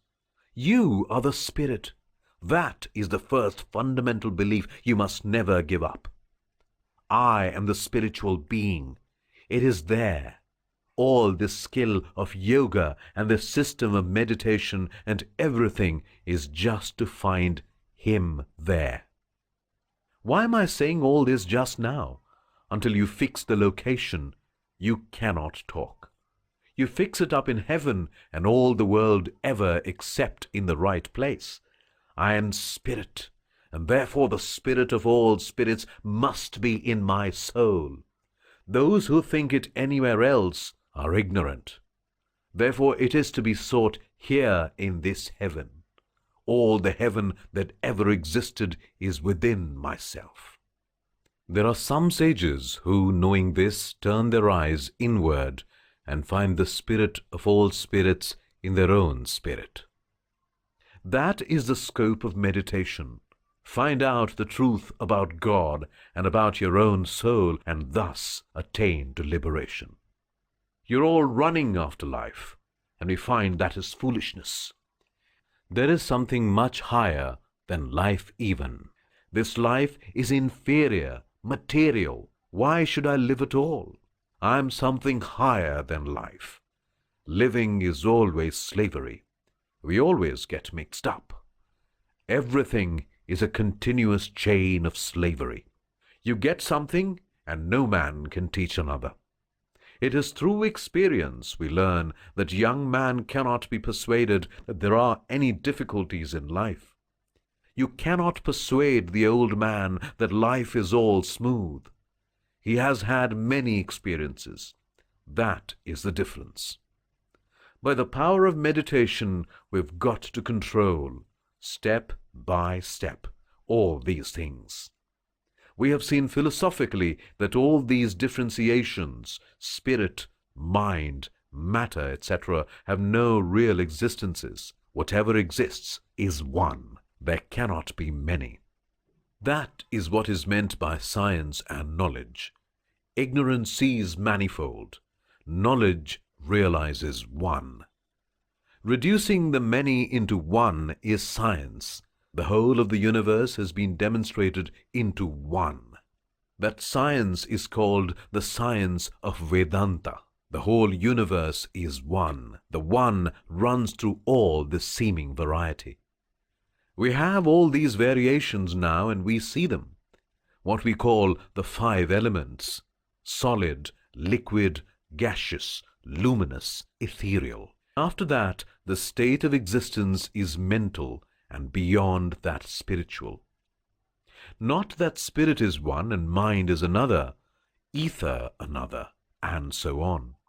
It is the one existence appearing in all these variations. To go back, the solid must become liquid. The way the elements evolved, they must go back. The solids will become liquid, etherized. This is the idea of the macrocosm and universal. There is the external universe and universal spirit, mind, ether, gas, luminosity, liquid, solid. The same with the mind. I am just exactly the same in the microcosm. I am the spirit, I am mind, I am the ether, solid, liquid, gas. What I want to do is to go back to my spiritual state. It is for the individual to live the life of the universe in one short life. Thus man can be free in this life. He, in his own short lifetime, shall have the power to live the whole extent of life. We all struggle. If we cannot reach the absolute, we will get somewhere, and it will be better than we are now. Meditation consists in this practice of dissolving everything into the ultimate reality, spirit. The solid melts into liquid, that into gas, gas into ether, then mind, and mind will melt away. All is spirit. Some of the yogis claim that this body will become liquid, etc. You will be able to do anything with it, make it little, or gas pass through this wall, they claim. I do not know. I have never seen anybody do it, but it is in the books. We have no reason to disbelieve the books. Possibly some of us will be able to do it in this life.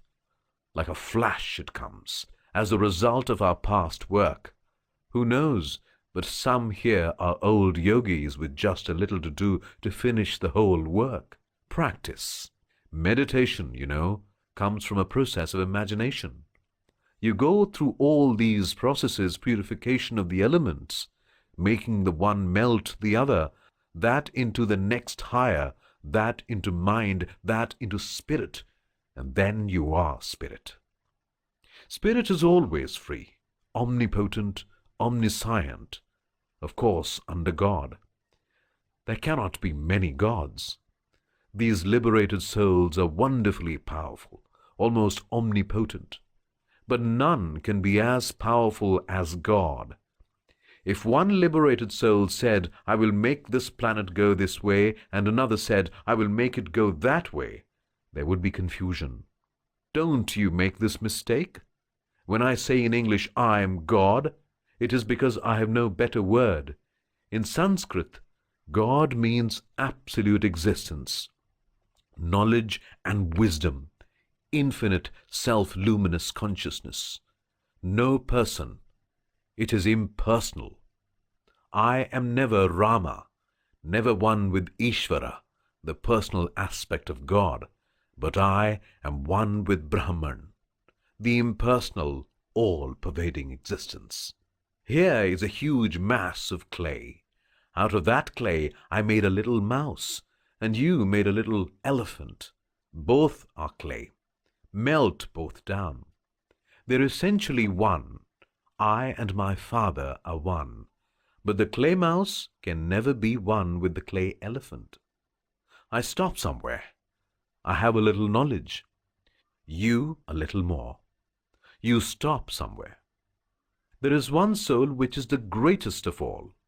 This is Ishvara, Lord of Yoga.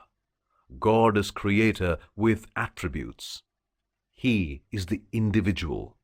He is omnipotent. He resides in every heart. There is no body. He does not need a body. All you get by the practice of meditation, etc., you can get by meditation upon Ishvara, Lord of Yogis.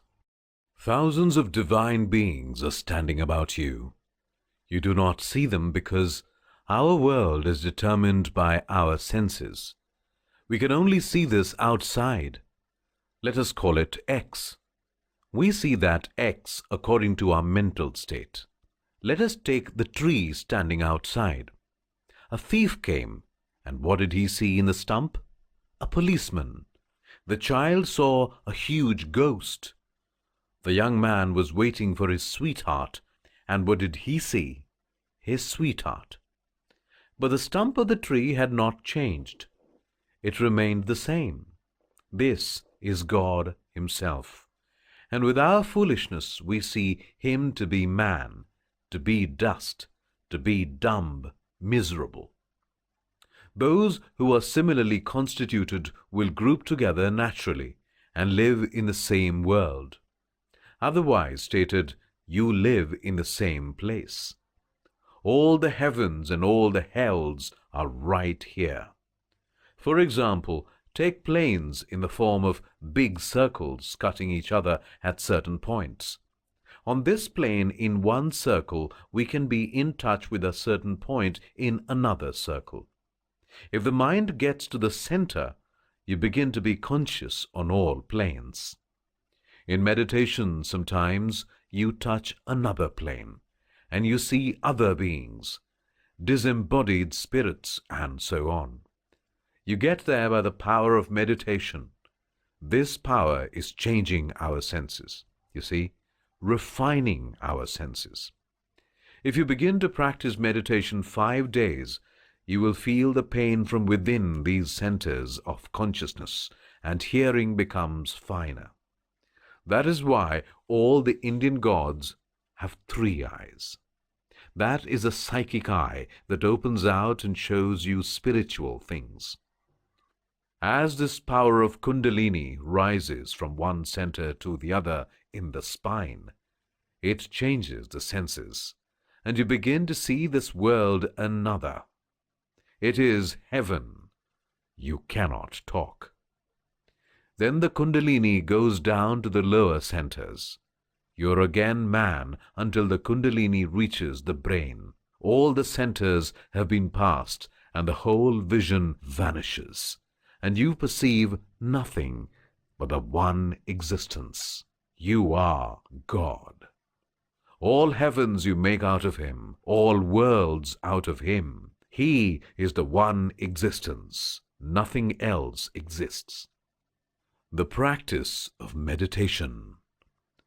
Yoga has essentially to do with the meditative side of religion, rather than the ethical side, though of necessity a little of the latter has to be considered. Men and women are growing to desire more than mere revelation, so-called. They want facts in their own consciousness. Only through experience can there be any reality in religion. Spiritual facts are to be gathered mostly from the superconscious state of mind. Let us put ourselves into the same condition as did those who claim to have had special experiences. Then, if we have similar experiences, they become facts for us. We can see all that another has seen. A thing that has happened once can happen again, nay, must under the same circumstances. Raja Yoga teaches us how to reach the superconscious state. All the great religions recognize this state in some form. But in India, special attention is paid to this side of religion. In the beginning, some mechanical means may help us to acquire this state. But mechanical means alone can never accomplish much. Certain positions, certain modes of breathing help to harmonize and concentrate the mind. But with these must go purity and strong desire for God or realization. The attempt to sit down and fix the mind on one idea and hold it there will prove to most people that there is some need of help to enable them to do this successfully. The mind has to be gradually and systematically brought under control. The will has to be strengthened by slow, continuous, and persevering drill. This is no child's play, no fad to be tried one day and discarded the next. It is a life's work, and the end to be attained is well worth all that it can cost us to reach it, being nothing less than the realization of our absolute oneness with the divine. Surely with this end in view, and with the knowledge that we can certainly succeed, no price can be too great to pay. No amount of reasoning which I can give you will be proof to you until you have demonstrated it for yourselves. As soon as you begin to feel these currents in motion all over you, doubts will vanish. But it requires hard practice every day. You must practice at least twice every day, and the best times are towards the morning and the evening. When night passes into day and day into night, a state of relative calmness ensues. The early morning and the early evening are the 2 periods of calmness. Your body will have a like tendency to become calm at those times. We should take advantage of that natural condition and begin then to practice. Make it a rule not to eat until you have practiced. If you do this, the sheer force of hunger will break your laziness. In India, they teach children never to eat until they have practiced or worshipped, and it becomes natural to them after a time. A boy will not feel hungry until he has bathed and practiced.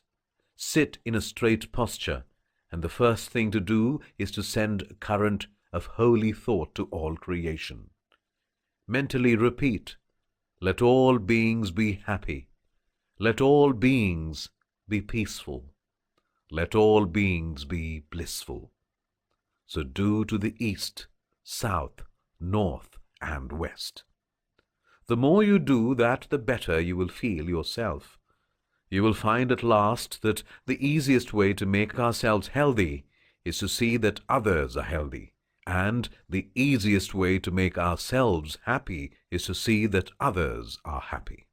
After doing that, those who believe in God should pray, not for money, not for health, not for heaven. Pray for knowledge and light. Every other prayer is selfish. Then the next thing to do is to think of your own body and see that it is strong and healthy. It is the best instrument you have. Think of it as being as strong as adamant, and that with the help of this body you will cross the ocean of life. Freedom is never to be reached by the weak. Throw away all weakness. Tell your body that it is strong. Tell your mind that it is strong, and have unbounded faith and hope in yourself. The greater part of the practical lessons which the yogi gives us is in the mind, the power of concentration and meditation. We become so materialistic. When we think of ourselves, we find only the body. The body has become the ideal, nothing else. Therefore, a little physical help is necessary. First, to sit in a posture in which you can sit still for a long time. All the nerve currents which are working pass along the spine. The spine is not intended to support the weight of the body. Therefore, the posture must be such that the weight of the body is not on the spine. Let it be free from all pressure. There are some other preliminary things. There is the great question of food and exercise. The food must be simple and taken several times a day instead of once or twice. Never get very hungry. He who eats too much cannot be a yogi. He who fasts too much cannot be a yogi. He who sleeps too much cannot be a yogi, nor he who keeps awake too much, as per the Gita 6:16. He who does not do any work and he who works too hard cannot succeed. Proper food, proper exercise, proper sleep, proper wakefulness, these are necessary for any success. What the proper food is, what kind we have to determine ourselves. Nobody can determine that for us. As a general practice, we have to shun exciting food. We do not know how to vary our diet with our occupation. We always forget that it is the food out of which we manufacture everything we have. So the amount and kind of energy that we want, the food must determine. Violent exercises are not all necessary. If you want to be muscular, yoga is not for you. You have to manufacture a finer organism than you have now. Violent exercises are positively hurtful. Live amongst those who do not take too much exercise. If you do not take violent exercise, you will live longer. You do not want to burn out your lamp in muscles. People who work with their brains are the longest-lived people. Do not burn the lamp quickly. Let it burn slowly and gently. Every anxiety, every violent exercise, physical and mental, means you're burning the lamp. The proper diet means generally, simply, do not eat highly spiced foods. There are 3 sorts of mind, says the yogi, according to the elements of nature. One is the dull mind, which covers the luminosity of the soul. Then there is that which makes people active, and lastly, that which makes them calm and peaceful. Now there are persons born with the tendency to sleep all the time.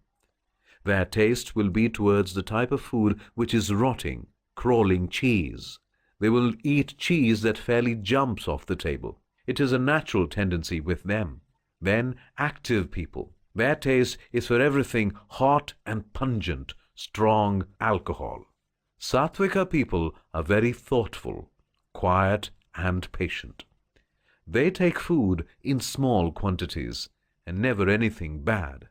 He who hates none, who is the friend of all, who is merciful to all, who has nothing of his own, who is free from egoism, who is even-minded in pain and pleasure, who is forbearing, who is always satisfied, who works always in yoga, whose self has become controlled, whose will is firm, whose mind and intellect are given up unto me, such a one is my beloved bhakta, from whom comes no disturbance, who cannot be disturbed by others, who is free from joy, anger, fear, and anxiety. Such a one is my beloved. He who does not depend on anything, who is pure and active, who does not care whether good comes or evil, and never becomes miserable, who has given up all efforts for himself, who is the same in praise or in blame, with a silent, thoughtful mind, blessed with what little comes in his way, homeless, for the whole world is his home, and who is steady in his ideas, such a one is my beloved bhakta. Such alone become yogis. Meditate every day alone. Everything will open up of itself. Now the Divine Mother, the embodiment of illumination, is sleeping within. Hence you do not understand this. She is the Kundalini. When before meditating you proceed to purify the nerves, you must mentally strike hard on the Kundalini in the Muladhara, or sacral plexus, and repeat, "Arise, Mother, arise." One must practice these slowly. During meditation, suppress the emotional side altogether. This is a great source of danger. Those that are very emotional no doubt have their Kundalini rushing quickly upwards, but it is as quick to come down as to go up, and when it does come down, it leaves the devotee in a state of utter ruin. It is for this reason that kirtanas and other auxiliaries to emotional development have a great drawback. It is true that by dancing and jumping, etc., through a momentary impulse, that power is made to course upwards, but it is never enduring. On the contrary, when it traces back its course, it rouses violent lust in the individual. Listening to my lectures in America, through temporary excitement, many among the audience used to get into an ecstatic state, and some would even become motionless like statues. But on inquiry, I afterwards found that many of them had an excess of the carnal instinct immediately after that state. But this happens simply owing to a lack of steady practice in meditation and concentration. You yourself will be the object of your meditation. Think and meditate that you are the omnipresent Atman. I am neither the body nor the mind, nor the buddhi, determinative faculty, neither the gross nor the subtle body. By this process of elimination, immerse your mind in the transcendent knowledge which is your real nature. Kill the mind by thus plunging it repeatedly in this. Then only you will realize the essence of intelligence, or be established in your real nature. Knower and known, meditator and the object meditated upon will then become one, and the cessation of all phenomenal superimpositions will follow. This is styled in the Shastras as the transcendence of the triad or relative knowledge, or the Triputi Bheda. There is no relative or conditioned knowledge in this state. When the Atma is the only knower, by what means can you possibly know it? The Atma is knowledge. The Atma is intelligence. The Atma is Satchidananda. It is through the inscrutable power of Maya, which cannot be indicated as either existent or non-existent, that the relative consciousness has come upon the Jiva, who is none other than Brahman. This is generally known as the conscious state. And the state in which this duality of relative existence becomes one in the pure Brahman is called in the scriptures the superconscious state, and described in such words as, "It is like an ocean perfectly at rest and without a name." Vivekachudamani 410.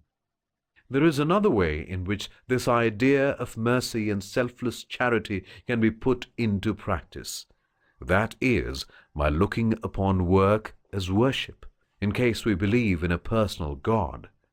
Here we give up all the fruits our work unto the Lord, and worshipping Him thus, we have no right to expect anything from mankind for the work we do. The Lord Himself works incessantly and is ever without attachment.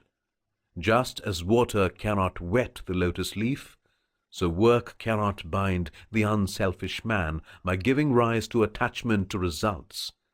The selfless and unattached man may live in the very heart of a crowded and sinful city. He will not be touched by sin. This idea of complete self-sacrifice is illustrated in the following story. After the battle of Kurukshetra, the 5 Pandava brothers performed a great sacrifice and made very large gifts to the poor.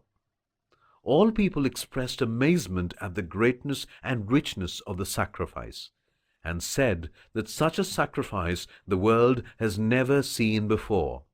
But after the ceremony there came a little mongoose, half of whose body was golden and the other half brown, and he began to roll on the floor of the sacrificial hall. He said to those around, "You're all liars. This is no sacrifice." "What?" they exclaimed. "You say this is no sacrifice? Do you not know how money and jewels were poured out to the poor, and everyone became rich and happy? This was the most wonderful sacrifice any man ever performed." But the mongoose said, "There was once a little village, and in it there dwelt a poor Brahmin with his wife, his son, and his son's wife. They were very poor and lived on small gifts made to them for preaching and teaching. There came in that land a 3 years' famine, and the poor Brahmin suffered more than ever. At last, when the family had starved for days, the father brought home one morning a little barley flour, which he had been fortunate enough to obtain, and he divided it into 4 parts, one for each member of the family. They prepared it for their meal, and just as they were about to eat, there was a knock at the door. The father opened it, and there stood a guest. Now in India, a guest is a sacred person. He is as a god for the time being, and must be treated as such. So the poor Brahmin said, "Come in, sir, you are welcome." He set before the guest his own portion of the food, which the guest quickly ate, and said, "Oh, sir, you have killed me. I have been starving for 10 days, and this little bit has but increased my hunger." Then the wife said to her husband, "Give him my share." But the husband said, "Not so." The wife, however, insisted, saying, "Here is a poor man, and it is our duty as householders to see that he is fed, and it is my duty as a wife to give him my portion, seeing that you have no more to offer him." Then she gave her share to the guest, which he ate, and said he was still burning with hunger. So the son said, "Take my portion also. It is the duty of a son to help his father to fulfill his obligations." The guest ate that, but remained still unsatisfied. So the son's wife gave him her portion also. That was sufficient, and the guest departed, blessing them. That night those 4 people died of starvation. A few granules of that flour had fallen on the floor, and when I rolled my body on them, half of it became golden, as you see. Since then I have been traveling all over the world, hoping to find another sacrifice like that. but nowhere have I found one. Nowhere else has the other half of my body been turned into gold. That is why I say this is no sacrifice. We're all struggling day and night to get rid of misery. We cannot do it by work. Work will produce more work. It is only possible if there is someone who is free himself and lends us a hand. Hear, ye children of immortality, all those that reside in this plane, and all those that reside in the heavens above. I have found the secret, says the great sage. I have found him who is beyond all darkness. Through his mercy alone we cross this ocean of life. Think of a space in your heart, and in the midst of that space think that a flame is burning. Think of that flame as your own soul, and inside the flame is another effulgent light, and that is the soul of your soul, God. Meditate upon that in the heart. Chastity, non-injury, forgiving even the greatest enemy, truth, faith in the Lord, these are all different vrittis. Be not afraid if you're not perfect in all of these. Work, they will come. He who has given up all attachment, all fear, and all anger, he whose soul has gone unto the Lord, he who has taken refuge in the Lord, whose heart has become purified with whatsoever desire, he comes to the Lord. He will grant that to him. Therefore, worship him through knowledge, love, or renunciation. Religion as a practice. We read many books, many scriptures. We get various ideas from our childhood and change them every now and then. We understand what is meant by theoretical religion. We think we understand what is meant by practical religion. Now I'm going to present to you my idea of practical religion. We hear all around us about practical religion, and analyzing all that, we find that it can be brought down to one conception: charity to our fellow beings. Is that all of religion? Every day we hear in this country about practical Christianity, that a man has done some good to his fellow beings. Is that all? What is the goal of life? Is this world the goal of life? Nothing more? Are we to be just what we are, nothing more? Is man to be a machine which runs smoothly without a hitch anywhere? Are all the sufferings he experiences today all he can have, and doesn't he want anything more? The highest dream of many religions is the world. The vast majority of people are dreaming of the time when there will be no more disease, sickness, poverty, or misery of any kind. They will have a good time all around. Practical religion, therefore, simply means clean the streets, make it nice. We see how all enjoy it. Is enjoyment the goal of life? Were it so, it would be a tremendous mistake to become a man at all. What man can enjoy a meal with more gusto than the dog or the cat? Go to a menagerie and see the wild animals tearing the flesh from the bone. Go back and become a bird. What a mistake, then, to become a man. Vain have been my years, hundreds of years, of struggle only to become the man of sense enjoyments. Mark, therefore, the ordinary theory of practical religion, what it leads to. Charity is great, but the moment you say it all, you run the risk of running into materialism. It is not religion. It is no better than atheism, a little less.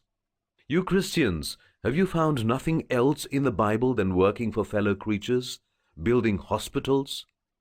Here stands a shopkeeper and says how Jesus would have kept the shop. Jesus would neither have kept a saloon, nor a shop, nor have edited a newspaper. That sort of practical religion is good, not bad, but it is just kindergarten religion. It leads nowhere. If you believe in God, if you are Christians and repeat every day, "Thy will be done," just think what it means. You say every moment, "Thy will be done," really meaning, "My will be done by Thee, O God."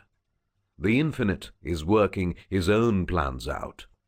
Even He has made mistakes, and you and I are going to remedy that. The architect of the universe is going to be taught by the carpenters. He has left the world a dirty hole, and you are going to make it a beautiful place. What is the goal of it all? Can senses ever be the goal? Can enjoyment of pleasure ever be the goal? Can this life ever be the goal of the soul? If it is, better die this moment. Do not want this life. If that is the fate of man, that he is going to be only the perfected machine, it would just mean that we go back to being trees and stones and things like that. Did you ever hear a cow tell a lie or see a tree steal? They are perfect machines. They do not make mistakes. They live in a world where everything is finished. What is the ideal of religion, then, if this cannot be a practical religion, and it certainly cannot be? What are we here for? We're here for freedom, for knowledge. We want to know in order to make ourselves free. That is our life. One universal cry for freedom. What is the reason the plant grows from the seed, overturning the ground and raising itself up to the skies? What is the offering for the earth from the sun? What is your life? The same struggle for freedom. Nature is trying all around to suppress us, and the soul wants to express itself. The struggle with nature is going on. Many things will be crushed and broken in this struggle for freedom. That is your real misery. Large masses of dust and dirt must be raised on the battlefield. Nature says, "I will conquer." The soul says, "I must be the conqueror." Nature says, "Wait, I will give you a little enjoyment to keep you quiet." The soul enjoys a little, becomes deluded a moment, but the next moment it cries for freedom again. Have you marked the eternal cry going on through the ages in every breast? We are deceived by poverty. We become wealthy and are deceived with wealth. We are ignorant. We read and learn and are deceived with knowledge. No man is ever satisfied. That is the cause of misery, but it is also the cause of all blessing. That is the sure sign. How can you be satisfied with this world? If tomorrow this world becomes heaven, we will say, "Take this away, give us something else." The infinite human soul can never be satisfied by the infinite itself. Infinite desires can only be satisfied by infinite knowledge, nothing short of that. Worlds will come and go. What of that? The soul lives and forever expands. Worlds must come into the soul. Worlds must disappear in the soul like drops in the ocean. And this world to become the goal of the soul. And if we have common sense, we cannot be satisfied, though this has been the theme of the poets in all the ages, always telling us to be satisfied. And nobody has been satisfied yet. Millions of prophets have told us, "Be satisfied with your lot." Poets sing. We have told ourselves to be quiet and satisfied, yet we are not.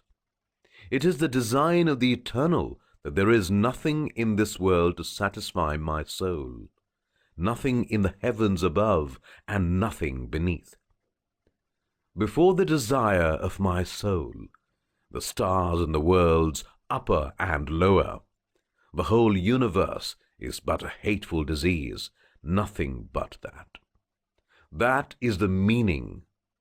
Everything is an evil unless that is the meaning. Every desire is evil unless that is the meaning. unless you understand its true importance, its goal. All nature is crying through all the atoms for one thing, its perfect freedom. What is practical religion then? To get to that state, freedom, the attainment of freedom, and this world, if it helps us onto that goal, is all right. If not, if it begins to bind one more layer on the thousands already there, it becomes an evil. Possessions, learning, beauty, everything else, as long as they help us to that goal, they are of practical value. When they have ceased helping us on to that goal of freedom, they are a positive danger. What is practical religion then? Utilize the things of this world and the next just for one goal, the attainment of freedom. Every enjoyment, every ounce of pleasure is to be bought by the expenditure of the infinite heart and mind combined. Look at the sum total of good and evil in this world. Has it changed? Ages have passed, and practical religion has worked for ages. The world thought that each time the problem would be solved. It is always the same problem. At best, it changes its form. It trades consumption and nerve disease for 20,000 shops. It is like old rheumatism.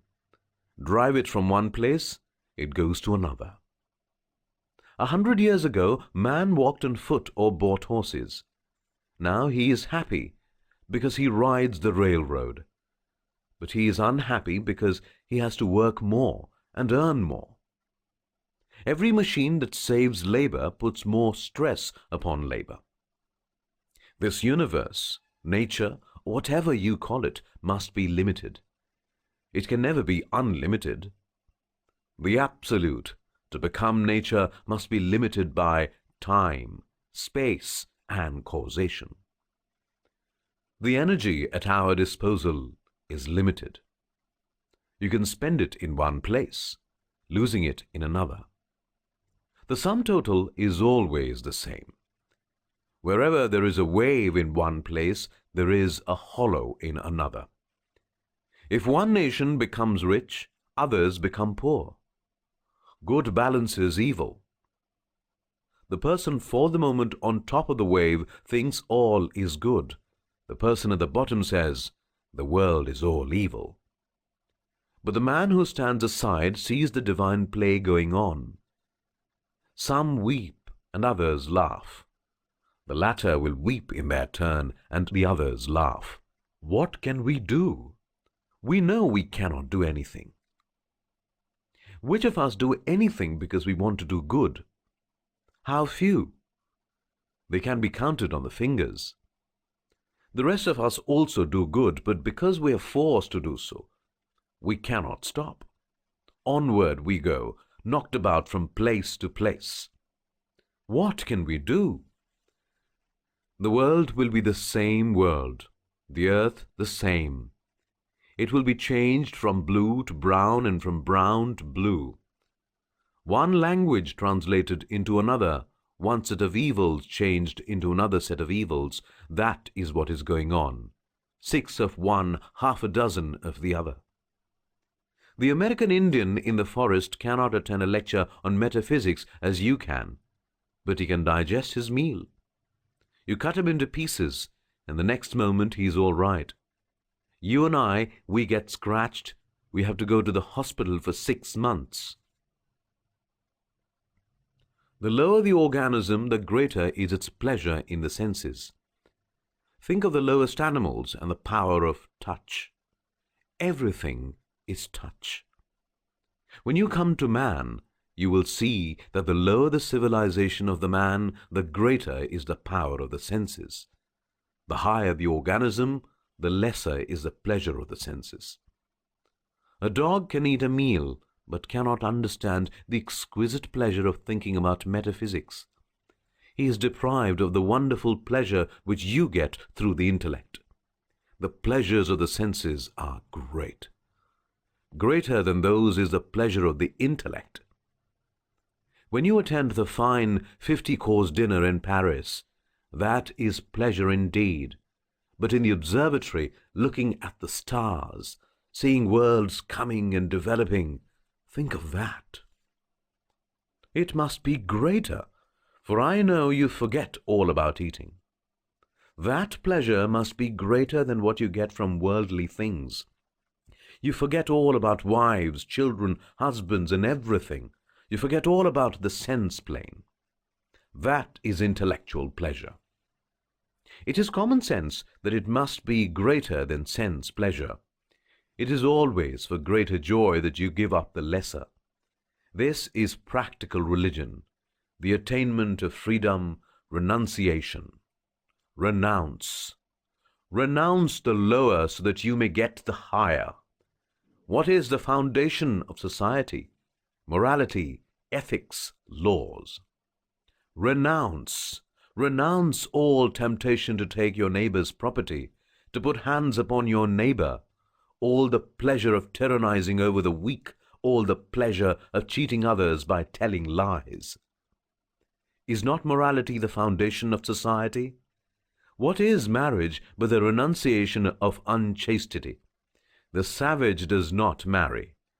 Man marries because he renounces, so on and on. Renounce, renounce, sacrifice, give up. Not for zero, not for nothing, but to get the higher.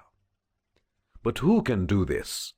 You cannot, until you have got the higher. You may talk, you may struggle, you may try to do many things, but renunciation comes by itself when you have got the higher. Then the lesser falls away by itself. This is practical religion. What else? Cleaning streets and building hospitals? Their value consists only in this renunciation, and there is no end to renunciation. The difficulty is they try to put a limit to it, thus far and no farther. But there is no limit to this renunciation. Where God is, there is no other. Where the world is, there is no God. These two will never unite, like light and darkness. That is what I have understood from Christianity and the life of the teacher. Is not that Buddhism? Is not that Hinduism? Is not that Mohammedanism? Is not that the teaching of all the great sages and teachers? What is the world that is to be given up? It is here. I am carrying it all with me, my own body. It is all for this body that I put my hand voluntarily upon my fellow man, just to keep it nice and give it a little pleasure. All for this body that I injure others and make mistakes. Great men have died. Weak men have died. Gods have died. Death. Death everywhere. This world is a graveyard of the infinite past. Yet we cling to this body. I'm never going to die. Knowing for sure that the body must die and yet clinging to it. There is meaning in that too, because in a sense we do not die. The mistake is that we cling to the body when it is the spirit that is really immortal. You're all materialists because you believe that you are the body. If a man gives me a hard punch, I would say I'm punched. If he strikes me, I would say I'm struck. If I'm not the body, why should I say so? It makes no difference if I say I am the spirit. I am the body just now. I have converted myself into matter. That is why I am to renounce the body, to go back to what I really am. I am the spirit, the soul. No instrument can pierce, no sword can cut asunder, no fire can burn, no air can dry. Unborn and uncreated, without beginning and without end, deathless, birthless, and omnipresent. That is what I am, and all misery comes just because I think that this little lump of clay is myself, I'm identifying myself with matter and taking all the consequences. Practical religion is identifying myself with myself. Stop this wrong identification. How far are you advanced in that? You may have built 2,000 hospitals, built 50,000 roads, and yet what of that? If you have not realized that you are the spirit, you die a dog's death with the same feelings that the dog does. The dog howls and weeps because he knows that he is only matter and he is going to be dissolved. There is death, inevitable death. In water, in air, in the palace, in the prison, death everywhere. What makes you fearless when you have realized what you are, that infinite spirit, deathless, birthless? Him no fire can burn, no instrument kill, no poison hurt. Not theory, mind you, not reading books, not parroting. My old master used to say, it is all very good to teach the parrot to say, Lord, Lord, Lord all the time. But let the cat come and take hold of its neck. It forgets all about it. You may pray all the time, read all the scriptures in the world, and worship all the gods there are, but unless you realize the soul, there is no freedom. Not talking, theorizing, argumentation, but realization. That I call practical religion. This truth about the soul is first to be heard. If you have heard it, think about it. Once you have done that, meditate upon it. No more vain arguments. Satisfy yourself once you are the infinite spirit. If that is true, it must be nonsense that you are the body. You are the self, and that must be realized. Spirit must see itself as spirit. Now the spirit is seeing itself as body. That must stop. The moment you begin to realize that, you are released. You see this glass, and you know it's simply an illusion. Some scientists tell you it is light and vibration. Seeing the spirit must be infinitely more real than that. Must be the only true state, the only true sensation, the only true vision.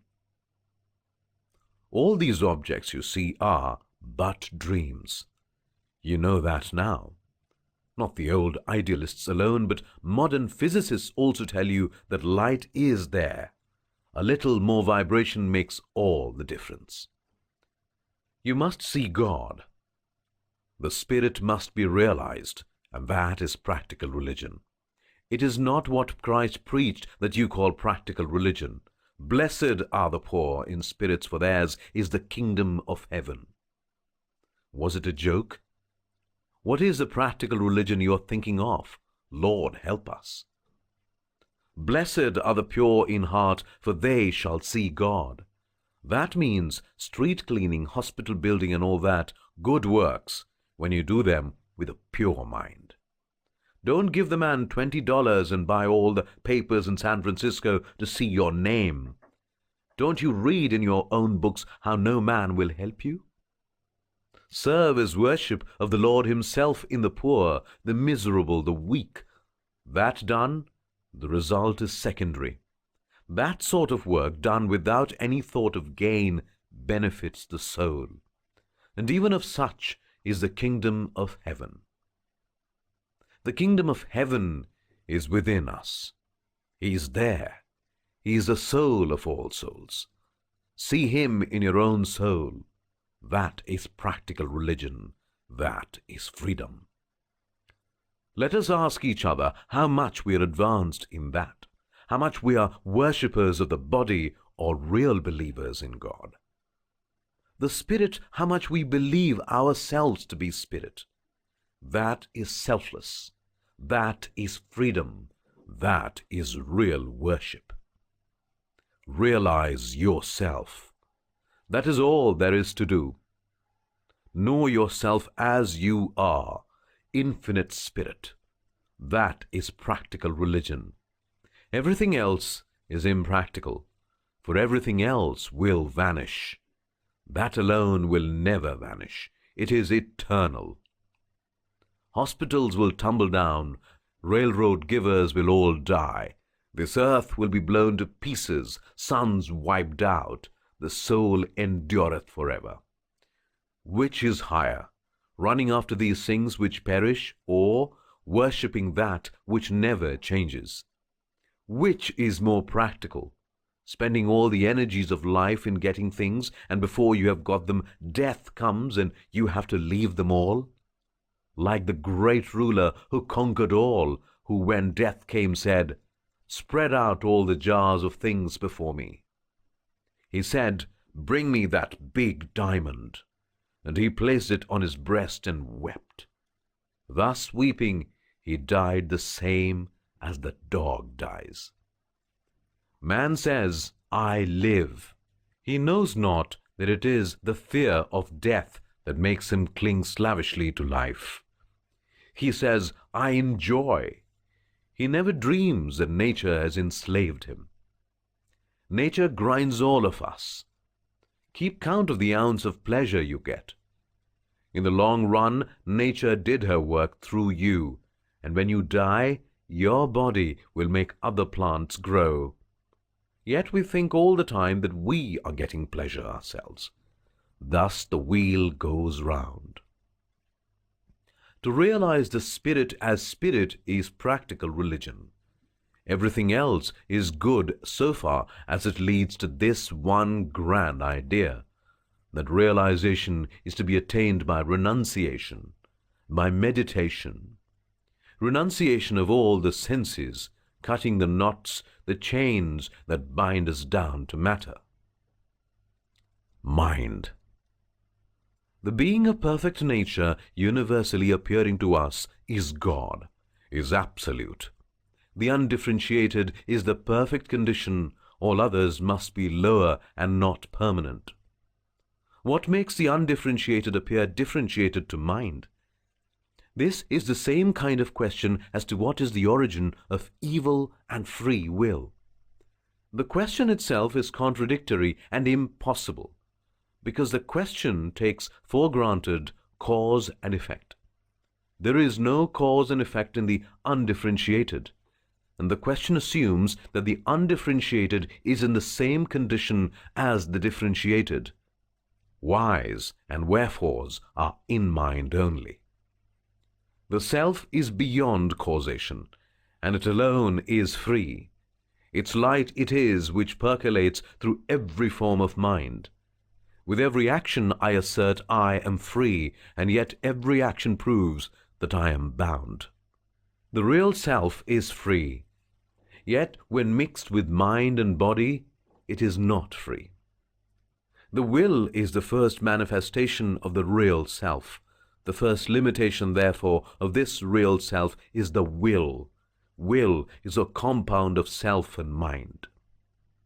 Now, no compound can be permanent, so that when we will to live, we must die. Immortal life is a contradiction in terms, for life, being a compound, cannot be immortal. True being is undifferentiated and eternal. All that is differentiated is nature. Nature is the quality of the plant, the quality of the animal, and the quality of man. Man's life behaves according to definite methods, so does his mind. Thoughts do not just happen. There is a certain method in their rise, existence and fall. In other words, just as external phenomena are bound by law, internal phenomena, that is to say, the life and mind of man, are also bound by law. When we consider law in relation to man's mind and existence, it is at once obvious that there can be no such thing as free will and free existence. We know how animal nature is wholly regulated by law. The animal does not appear to exercise any free will. The same is true of man. Human nature also is bound by law. The law governing functions of the human mind is called the law of karma. Nobody has ever seen anything produced out of nothing. If anything arises in the mind, that also must have been produced from something. When we speak of free will, we mean the will is not caused by anything. But that cannot be true. The will is caused, and since it is caused, it cannot be free. It is bound by law. That I'm willing to talk to you, and you come to listen to me. That is law. Everything that I do or think or feel, every part of my conduct or behavior, my every moment, all is caused and therefore not free. This regulation of our life and mind, that is the law of karma. If such a doctrine had been introduced in olden times into a Western community, it would have produced a tremendous commotion. The Western man does not want to think his mind is governed by law. In India, it was accepted as soon as it was propounded by the most ancient Indian system of philosophy. There is no such thing as freedom of mind. It cannot be. The Vedas are full of passages which prove the existence of a personal God. The rishis, who through long devotion saw God, had a peep into the unknown and threw their challenge to the world. It is only presumptuous men who have not walked in the path described by the rishis and who have not followed their teachings, that criticize them and oppose them. No man has yet come forward who would dare to say that he has properly followed their directions and has not seen anything, and that these men are liars. There are men who have been under trial at various times and have felt that they have not been forsaken by God. The world is such that if faith in God does not offer us any consolation, it is better to commit suicide. A pious missionary went out on business. All of a sudden, his 3 sons died of cholera. His wife covered the 3 dead bodies of her beloved children with a sheet and was awaiting a husband at the gate. When he returned, she detained him at the gate and put him the question, "My dear husband, someone entrusts something to you and in your absence suddenly takes it back. Will you feel sorry?" He replied, "Certainly I would not." Then she took him in, removed the sheet and showed the 3 corpses. He bore this calmly and buried the bodies. Such is the strength of mind of those who hold firm faith in the existence of an all-merciful God who disposes of everything in the universe. The Absolute can never be thought of. We can have no idea of a thing unless it is finite. God, the infinite, can only be conceived and worshipped as finite. The greatest power is lodged in the fine, not in the coarse. We see a man take up a huge weight, we see his muscles swell, and all over his body we see signs of exertion, and we think the muscles are powerful things. But it is the thin thread-like things, the nerves, which bring power to the muscles. The moment one of these threads is cut off from reaching the muscles, they are not able to work at all. These tiny nerves bring the power from something still finer, and that again in its turn brings it from something finer still, thought, and so on. So it is the fine that is really the seat of power. Of course, we can see the movements in the gross, but when fine movements take place, we cannot see them. When a gross thing moves, we catch it, and thus we naturally identify movement with things which are gross. But all the power is really in the fine. We do not see any movement in the fine, perhaps because the movement is so intense that we cannot perceive it. But if by any science, any investigation, we're helped to get hold of these finer forces, which are the cause of the expression itself will be under control. There is a little bubble coming from the bottom of a lake. We do not see it coming all the time. We see it only when it bursts on the surface. So we can perceive thoughts only after they develop a great deal, or after they become actions. We constantly complain that we have no control over our actions, over our thoughts. But how can we have it?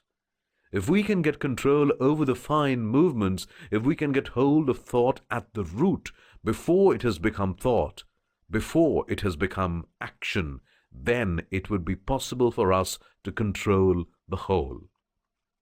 Now, if there is a method by which we can analyze, investigate, understand, and finally grapple with those finer powers, the finer causes, then alone is it possible to have control over ourselves.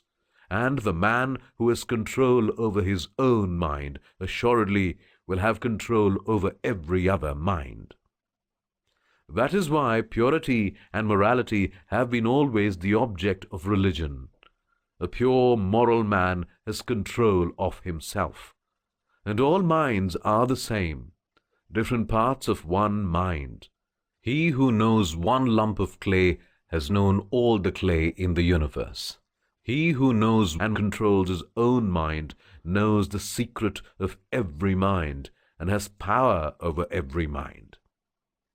All these senses, external and internal, must be under the disciple's control. By hard practice, he has to arrive at the stage where he can assert his mind against the senses, against the commands of nature. He should be able to say to his mind, "You are mine. I order you. Do not see or hear anything." And the mind will not see or hear anything. No form or sound will react on the mind. In that state, the mind has become free of the domination of the senses, has become separated from them. No longer is it attached to the senses and the body. The external things cannot order the mind now. The mind refuses to attach itself to them. Beautiful fragrance is there. The disciple says to the mind, "Do not smell," and the mind does not perceive the fragrance. When you have arrived at that point, you're just beginning to be a disciple. That is why when everybody says, "I know the truth," I say, if you know the truth, you must have self-control. And if you have control of yourself, show it by controlling these organs. Next, the mind must be made to quiet down. It is rushing about. Just as I sit down to meditate, all the vilest subjects in the world come up. The whole thing is nauseating. Why should the mind think thoughts I do not want it to think? I am, as it were, a slave to the mind. No spiritual knowledge is possible so long as the mind is restless and out of control. The disciple has to learn to control the mind. Yes, it is a function of the mind to think. But it must not think if the disciple does not want it to, must stop thinking when he commands it to. To qualify as a disciple, this state of the mind is very necessary. Also, the disciple must have great power of endurance. Life seems comfortable, and you find the mind behaves well when everything is going well with you. But if something goes wrong, your mind loses its balance. That is not good. Bear all evil and misery without one murmur of hurt, without one thought of unhappiness, resistance, remedy, or retaliation. That is true endurance, and that you must acquire. Good and evil there always are in the world. Many forget there is any evil, at least they try to forget. And when evil comes upon them, they are overwhelmed by it and feel bitter. There are others who deny that there is any evil at all and consider everything good. That also is a weakness. That also proceeds from a fear of evil. If something is evil smelling, why sprinkle it with rose water and call it fragrant? Yes, there are good and evil in the world. God has put evil in the world. But you do not have to whitewash him. Why there is evil is none of your business. Please have faith and keep quiet. Without the I, there can be no you outside. From this, some philosophers come to the conclusion that the external world did not exist save in the subject, that the you existed only in the I. Others have argued that the I can only be known through the you and with equal logic. These two views are partial truths, each wrong in part and each right in part. Thought is as much material and as much in nature as body is. Both matter and mind exist in a third, a unity which divides itself into the two. This unity is the Atma, the real self. Give up all desire for enjoyment in earth or heaven. Control the organs of the senses and control the mind. Bear every misery without even knowing that you are miserable. Think of nothing but spiritual freedom. Have faith in a guru, in his teachings, and in the surety that you can get free. Say, Soham, Soham, whatever comes. Tell yourself this even in eating, walking, suffering. Tell the mind this incessantly, that what we see never existed, and that there is only I. Flash, the dream will break. Think day and night, this universe is zero. Only God is. Have intense desire to get free. Before we can control the mind, we must study it. We have to seize this unstable mind and drag it from its wanderings and fix it on one idea. Over and over again this must be done. By the power of will, we must get hold of the mind and make it stop and reflect upon the glory of God. The easiest way to get hold of the mind is to sit quiet and let it drift, where it will for a while. Hold fast to the idea. I am the witness watching my mind drifting. The mind is not I. Then see it think as if it were a thing entirely apart from yourself. Identify yourself with God, never with the matter or with the mind. Picture the mind as a calm lake stretched before you, and the thoughts that come and go as bubbles rising and breaking on its surface. Make no effort to control the thoughts, but watch them and follow them in imagination as they float away. This will gradually lessen the circles. For the mind ranges over wide circles of thought, and those circles widen out into ever-increasing circles, as in a pond when we throw a stone into it. We want to reverse the process, and starting with a huge circle, make it narrower until at last we can fix the mind on one point and make it stay there. Hold to the idea. I am not the mind. I see that I am thinking. I am watching my mind act. And each day, the identification of yourself with thought and feeling will grow less, until at last you can entirely separate yourself from the mind and actually know it to be apart from yourself. When this is done, the mind is your servant to control as you will. The first stage of being a yogi is to go beyond the senses. When the mind is conquered, he has reached the highest stage. If I know one lump of clay, I know the whole mass of clay. The universe is all built on the same plan. The individual is only a part, like the lump of clay. If we know the human soul, which is one atom, its beginning and general history, we know the whole of nature. Birth, growth, development, decay, death. This is the sequence in all nature and is the same in the plant and the man.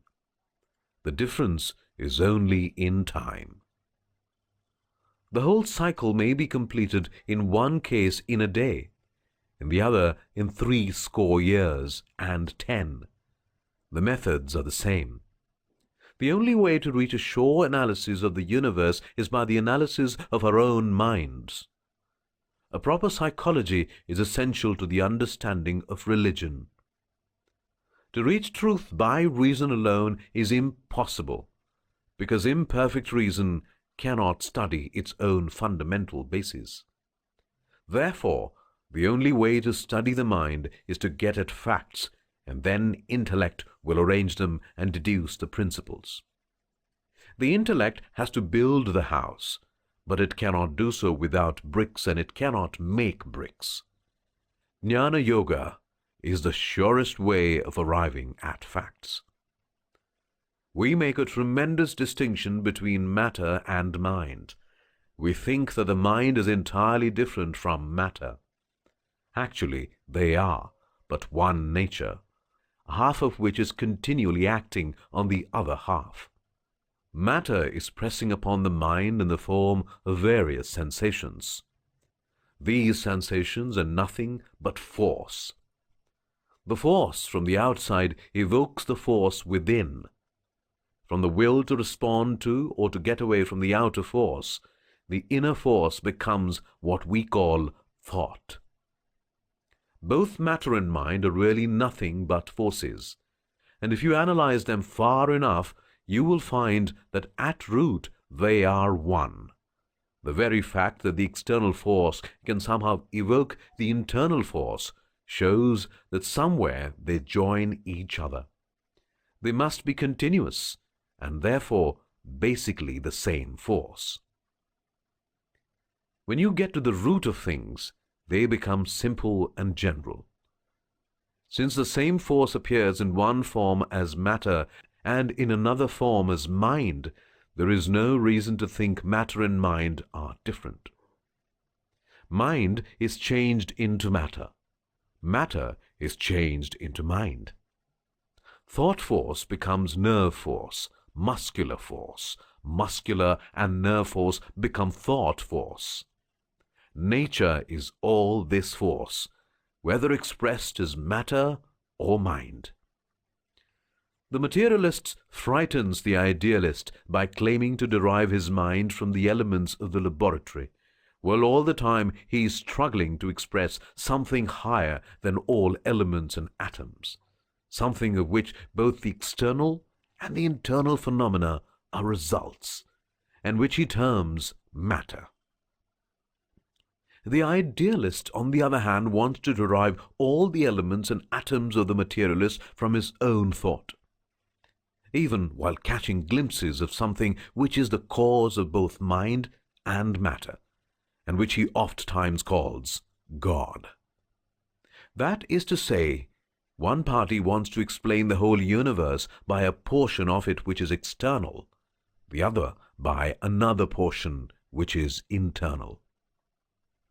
Both of these attempts are impossible. Mind and matter cannot explain each other. The only explanation is to be sought for in something which will embrace both matter and mind. Mind is cognized by the Atma, but it is not self-illuminated. The Atma cannot be the cause of anything. How can it be? How can the Purusha join itself to Prakriti or nature? It does not. It is only elusively thought to do so. The next point is how to use this prana. We all use it, but how sadly we waste it. The first doctrine in the preparatory stage is that all knowledge is the outcome of experience. Whatever is beyond the five senses must also be experienced in order to become true to us. Our mind is acting on three planes: the subconscious, conscious, and superconscious. Of men, the yogi alone is superconscious. The whole theory of yoga is to go beyond the mind. These three planes can be understood by considering the vibrations of light or sound. There are certain vibrations of light too slow to become visible. Then, as they get faster, we see them as light, and then they get too fast for us to see them at all. The same with sound. How to transcend the senses without disturbing the health is what we want to learn. The Western mind has stumbled into acquiring some of the psychic gifts which in them are abnormal and are frequently the sign of disease. The Hindu has studied and made perfect this subject of science, which all may now study without fear or danger. Mental healing is a fine proof of the superconscious state, for the thought which heals is a sort of vibration in the prana, and it does not go as a thought, but as something higher for which we have no name. Each thought has three states. First, the rising or beginning, of which we are unconscious. Second, when the thought rises to the surface. And third, when it goes from us. Thought is like a bubble rising to the surface. When thought is joined to will, we call it power. That which strikes the sick person whom you're trying to help is not thought, but power. The self-man running through it all is called in Sanskrit Sutratma, the thread self. The last and highest manifestation of prana is love. The moment you have succeeded in manufacturing love out of prana, you are free. It is the hardest and the greatest thing to gain. You must not criticize others. You must criticize yourself. If you see a drunkard, do not criticize him. Remember, he is you in another shape. He who has not darkness sees no darkness in others. What have you inside you is that you see in others. This is the surest way of reform. If the would-be reformers who criticize and see evil would themselves stop creating evil, the world would be better. Beat this idea into yourself. The modern idea of nature includes only that part of the universe that is manifested on the physical plane. That which is generally understood to be mind is not considered to be nature. Philosophers endeavoring to prove the freedom of the will have excluded the mind from nature. For as nature is bound and governed by law, strict unbending law, mind, if considered to be in nature, would be bound by law also. Such a claim would destroy the doctrine of free will, for how can that be free which is bound by law? Law itself is the operation of cause and effect. Certain things happen according to certain other things which have gone before. Every precedent has its consequent. Thus it is in nature. If this operation of law obtains in the mind is bound and is therefore not free. No, the will is not free. How can it be? But we all know, we all feel that one are free. Life would have no meaning, it would not be worth living, if we were not free. The Eastern philosophers accepted this doctrine, or rather propounded it, that the mind and the will are within time, space, and causation, the same as so-called matter, and that they are therefore bound by the law of causation. We think in time. Our thoughts are bound by time. All that exists in time and space. All is bound by the law of causation. That which we call matter and mind are one and the same substance. The only difference is in the degree of vibration. Mind at a very low rate of vibration is what is known as matter. Matter at a high rate of vibration is what is known as mind. Both are the same substance, and therefore, as matter is bound by time and space and causation, mind, which is matter at a high rate of vibration, is bound by the same law. Mind becomes matter, and matter in its turn becomes mind. It is simply a question of vibration. Nature is homogeneous. Differentiation is in manifestation. The Sanskrit word for nature is prakriti and means literally differentiation. All is one substance, but it is manifested variously. Mind becomes matter, and matter in its turn becomes mind. It is simply a question of vibration. Take a bar of steel and charge it with a force sufficient to cause it to vibrate, and what would happen? If this were done in a dark room, the first thing you would be aware of would be a sound, a humming sound. Increase the force, and the bar of steel would become luminous. Increase it still more, and the steel would disappear altogether. It would become mind. Take another illustration. If I do not eat for 10 days, I cannot think. Only a few stray thoughts are in my mind. I am very weak and perhaps do not know my own name. Then I eat some bread, and in a little while I begin to think. My power of mind has returned. The bread has become mind. Similarly, the mind lessens its rate of vibration and manifests itself in the body, becomes matter. As to which is first, matter or mind, let me illustrate. A hen lays an egg. The egg brings out another hen. That hen lays another egg. That egg brings out another hen, and so on in an endless chain. Now, which is first, the egg or the hen? You cannot think of an egg that was not laid by a hen, or a hen that was not hatched out of an egg. It makes no difference which is first.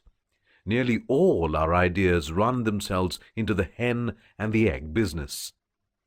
The greatest truths have been forgotten because of their very simplicity. Great truths are simple because they are of universal application. Truth itself is always simple. Complexity is due to man's ignorance. The book one must read to learn natural sciences is the book of nature. The book from which to learn religion is your own mind and heart. The sage is often ignorant of physical science because he reads the wrong book, the book within, and the scientist is too often ignorant of religion because he too reads the wrong book, the book without. Can you tell me where this I exists? How can you speak of anything being killed which never exists at all?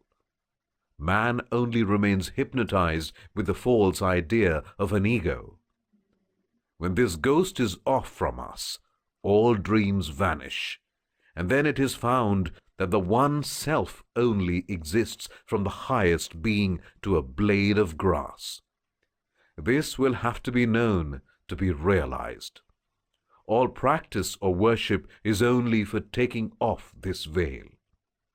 When that will go, you will find that the sun of absolute knowledge is shining in its own luster. For the Atma only is self-luminous and has to be realized by itself. How can that which can be experienced only by itself be known with the help of any other thing? Hence the Shruti says, Well, through what means is that to be known which is the knower? Whatever you know through the instrumentality of your mind. But mind is something material. It is active only because there is the pure self behind it. So, how can you know that self through your mind? But this only becomes known, after all, that the mind cannot reach the pure self, no, nor even the intellect. Our relative knowledge ends just there. Then, when the mind is free from activity or functioning, it vanishes, and the self is revealed. This state has been described by the commentator Shankara as supersensuous perception. Between the intellect and the grosser matter outside, there is only a difference in degree. The Purusha is the only thing which is immaterial. The mind is an instrument, as it were, in the hands of the soul, through which the soul catches external objects. The mind is constantly changing and vacillating, and can, when perfected, either attach itself to several organs, to one or to none. For instance, if I hear the clock with great attention, I will not, perhaps, see anything although my eyes may be open, showing that the mind was not attached to the seeing organ, while it was to the hearing organ. But the perfected mind can be attached to all the organs simultaneously. It has the reflexive power of looking back into its own depths. This reflexive power is what the yogi wants to attain. By concentrating the powers of the mind and turning them inward, he seeks to know what is happening inside. There is in this no question of mere belief. It is the analysis arrived at by certain philosophers. The mind is omnipresent and can be heard and felt anywhere. The science of Raja Yoga proposes to give us a means of observing the internal states. The instrument is the mind itself. The power of attention, when properly guided and directed towards the internal world, will analyze the mind and illumine facts for us. The powers of the mind are like rays of light dissipated. When they are concentrated, they illumine. This is our only means of knowledge. Everyone is using it, both in the external and the internal world. But for the psychologist, the same minute observation has to be directed to the internal world, which the scientific man directs to the external, and this requires a great deal of practice. From our childhood upwards, we have been taught only to pay attention to the things external, but never to things internal. Hence, most of us have nearly lost the faculty of observing the internal mechanism. To turn the mind, as it were, inside, stop it from going outside, and then to concentrate all its powers and throw them upon the mind itself, in order that it may know its own nature. Analyze itself is very hard work. Yet that is the only way to anything which will be a scientific approach to the subject. The purer the mind, the easier it is to control. Purity of the mind must be insisted upon if you would control it. Do not think covetously about mere mental powers. Let them go. One who seeks the powers of the mind succumbs to them. Almost all who desire powers become ensnared by them. Perfect morality is the all in all of complete control over mind. The man who is perfectly moral has nothing more to do. He is free. The man who is perfectly moral cannot possibly hurt anything or anybody. Non-injuring has to be attained by him who would be free. No one is more powerful than he who has attained perfect non-injuring. No one could fight, no one could quarrel in his presence. Yes, His very presence and nothing else means peace, means love, wherever he may be. Nobody could be angry or fight in his presence. Even the animals, ferocious animals, would be peaceful before him. I once knew a yogi, a very old man, who lived in a hole in the ground all by himself. All he had was a pan or two to cook his meals in. He ate very little and wore scarcely anything, and spent most of his time meditating. With him, all people were alike. He had attained to non-injuring. What he saw in everything, in every person, in every animal, was the soul, the Lord of the universe. With him, every person and every animal was my Lord. He never addressed any person or animal in any other way. Well, one day a thief came his way and stole one of his pans. He saw him and ran after him. The chase was a long one. At last, the thief from exhaustion had to stop, and the yogi, running up to him, fell on his knees before him and said, "My Lord, you do me a great honor to come my way. Do me the honor to accept the other pan. It is also yours." This old man is dead now. He was full of love for everything in the world. He would have died for an ant. Wild animals instinctively knew this old man to be their friend. Snakes and ferocious animals would go into his hole and sleep with him. They all loved him and never fought in his presence. The superconscious is the goal. Then, when that state is reached, this very man becomes divine, becomes free. And to the mind thus trained to transcend all, gradually this universe will begin to give up its secrets. The book of nature will be read chapter after chapter, till the goal is attained. And we pass from this valley of life and death to that one, where death and life do not exist, and we know the real and become the real. The first thing necessary is a quiet and peaceful life. If I have to go about the world the whole day to make a living, it is hard for me to attain to anything, every high in this life. Perhaps in another life I shall be born under more propitious circumstances.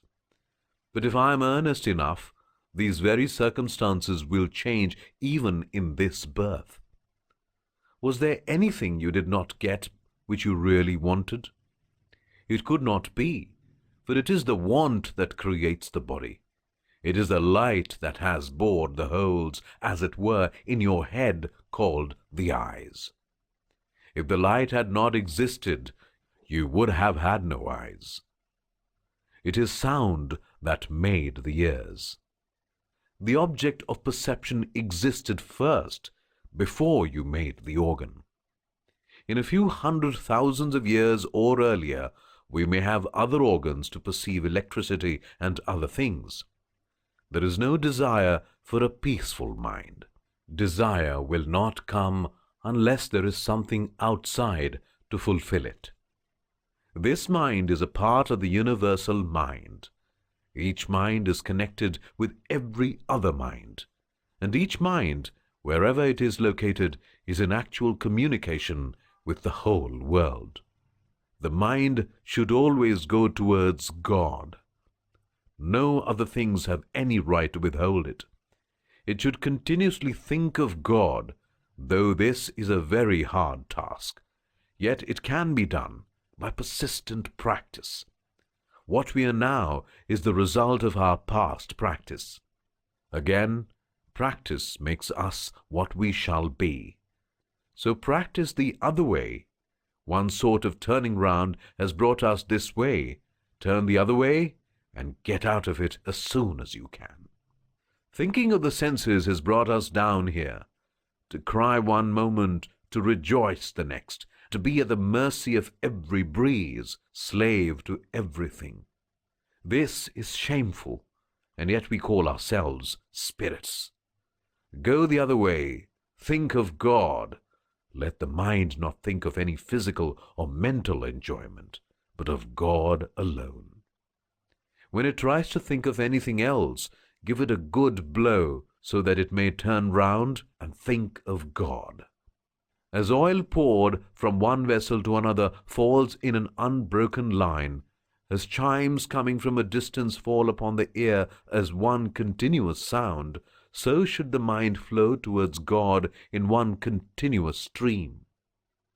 We should not only impose this practice on the mind, but the senses too should be employed.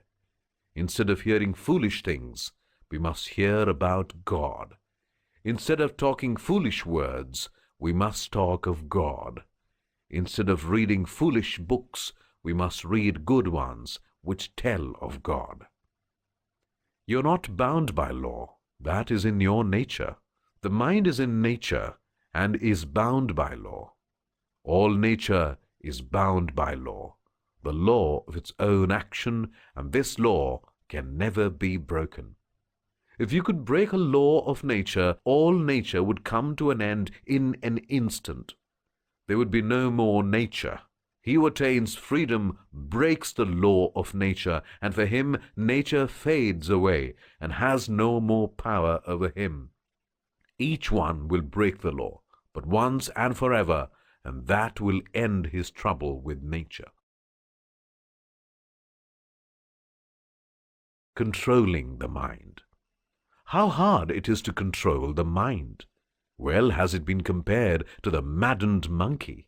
There was a monkey, restless by his own nature, as all monkeys are. As if that were not enough, someone made him drink freely of wine, so that he became still more restless. Then a scorpion stung him. When a man is stung by a scorpion, he jumps about for a whole day. So the poor monkey found his condition worse than ever. To complete his misery, a demon entered into him. What language can describe the uncontrollable restlessness of that monkey? The human mind is like that monkey, incessantly active by its own nature. Then it becomes drunk with the wine of desire, thus increasing its turbulence. After desire takes possession comes the sting of the scorpion of jealousy at the success of others.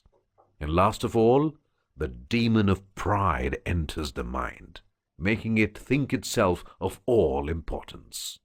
How hard to control such a mind!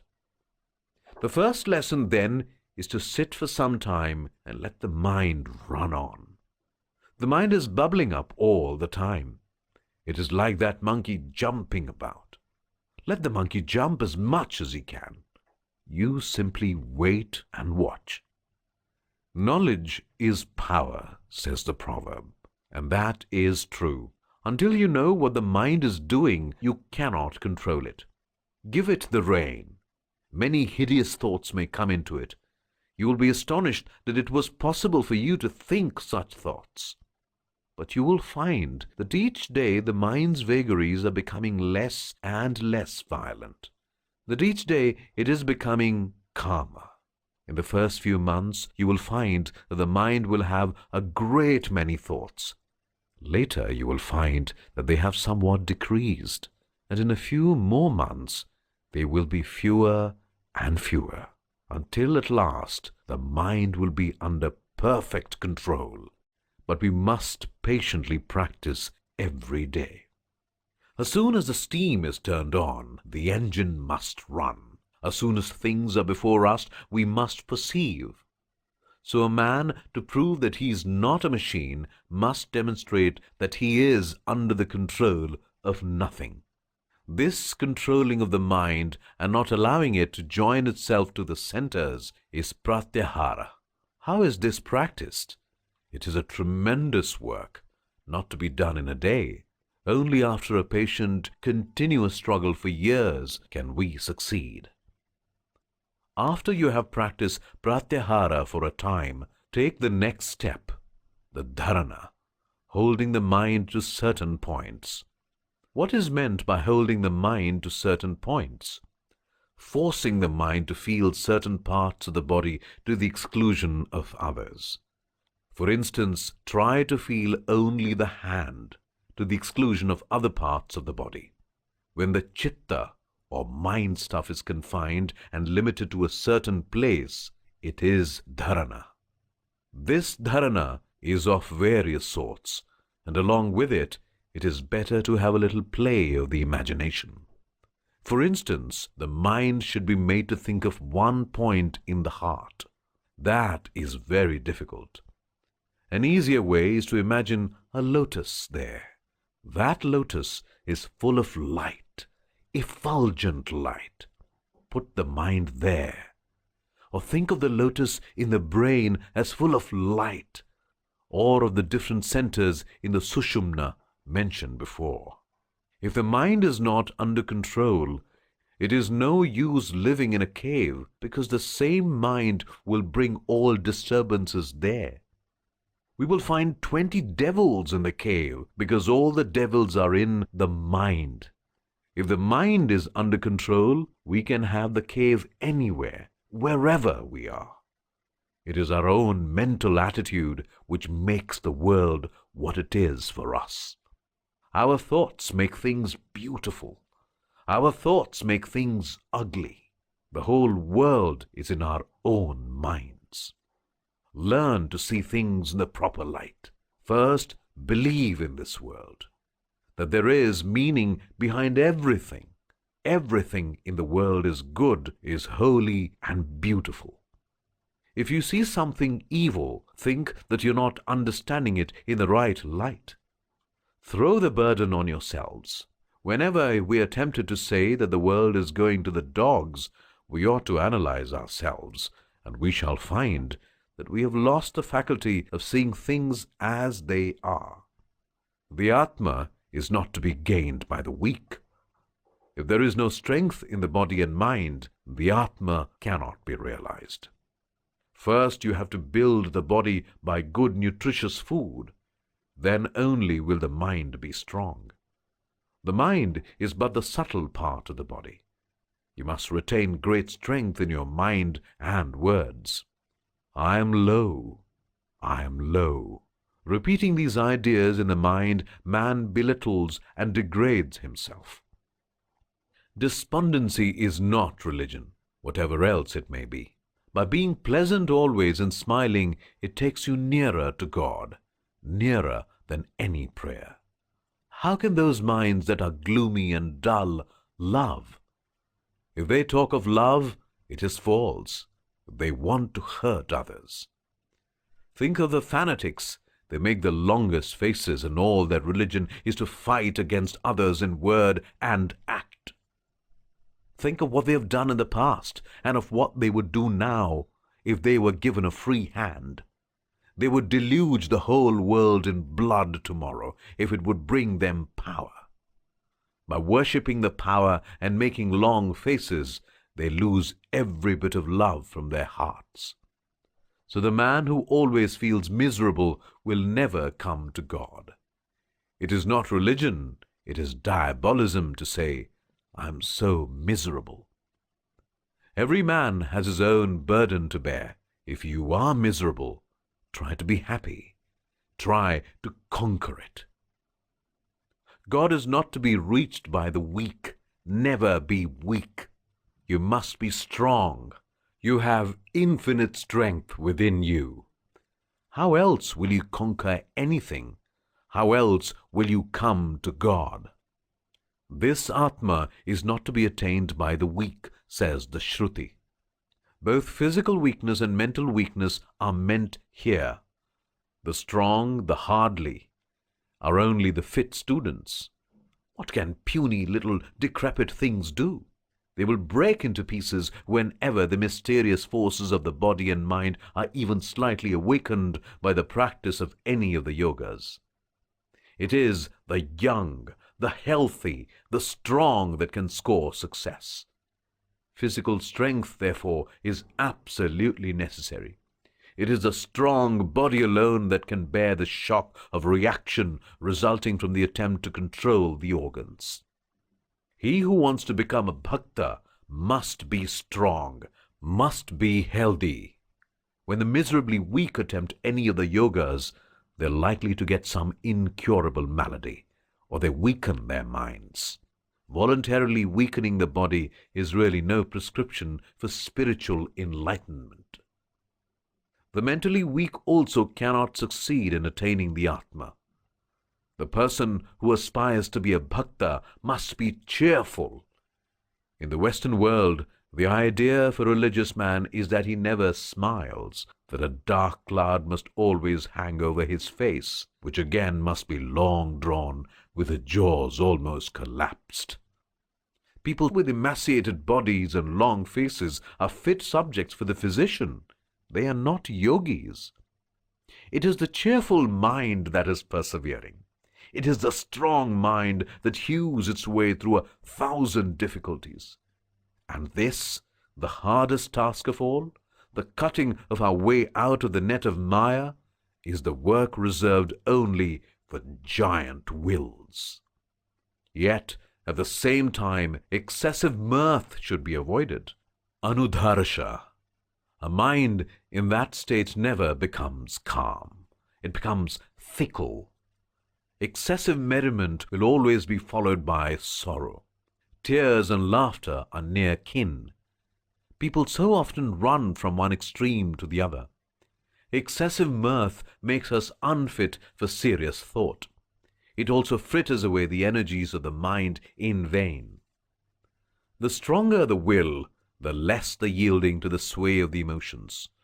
Excessive hilarity is quite as objectionable as too much of sad seriousness, and all religious realization is possible only when the mind is in a steady, peaceful condition of harmonious equilibrium. Let the mind be cheerful, but calm. Never let it run into excesses, because every excess will be followed by a reaction.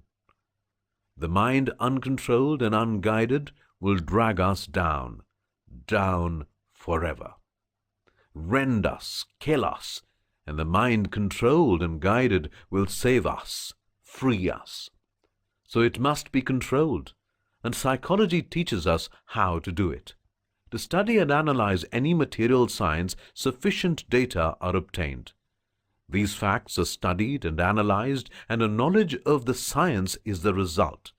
But in the study and analysis of the mind, there are no data, no facts acquired from without, such as are equally at the command of all.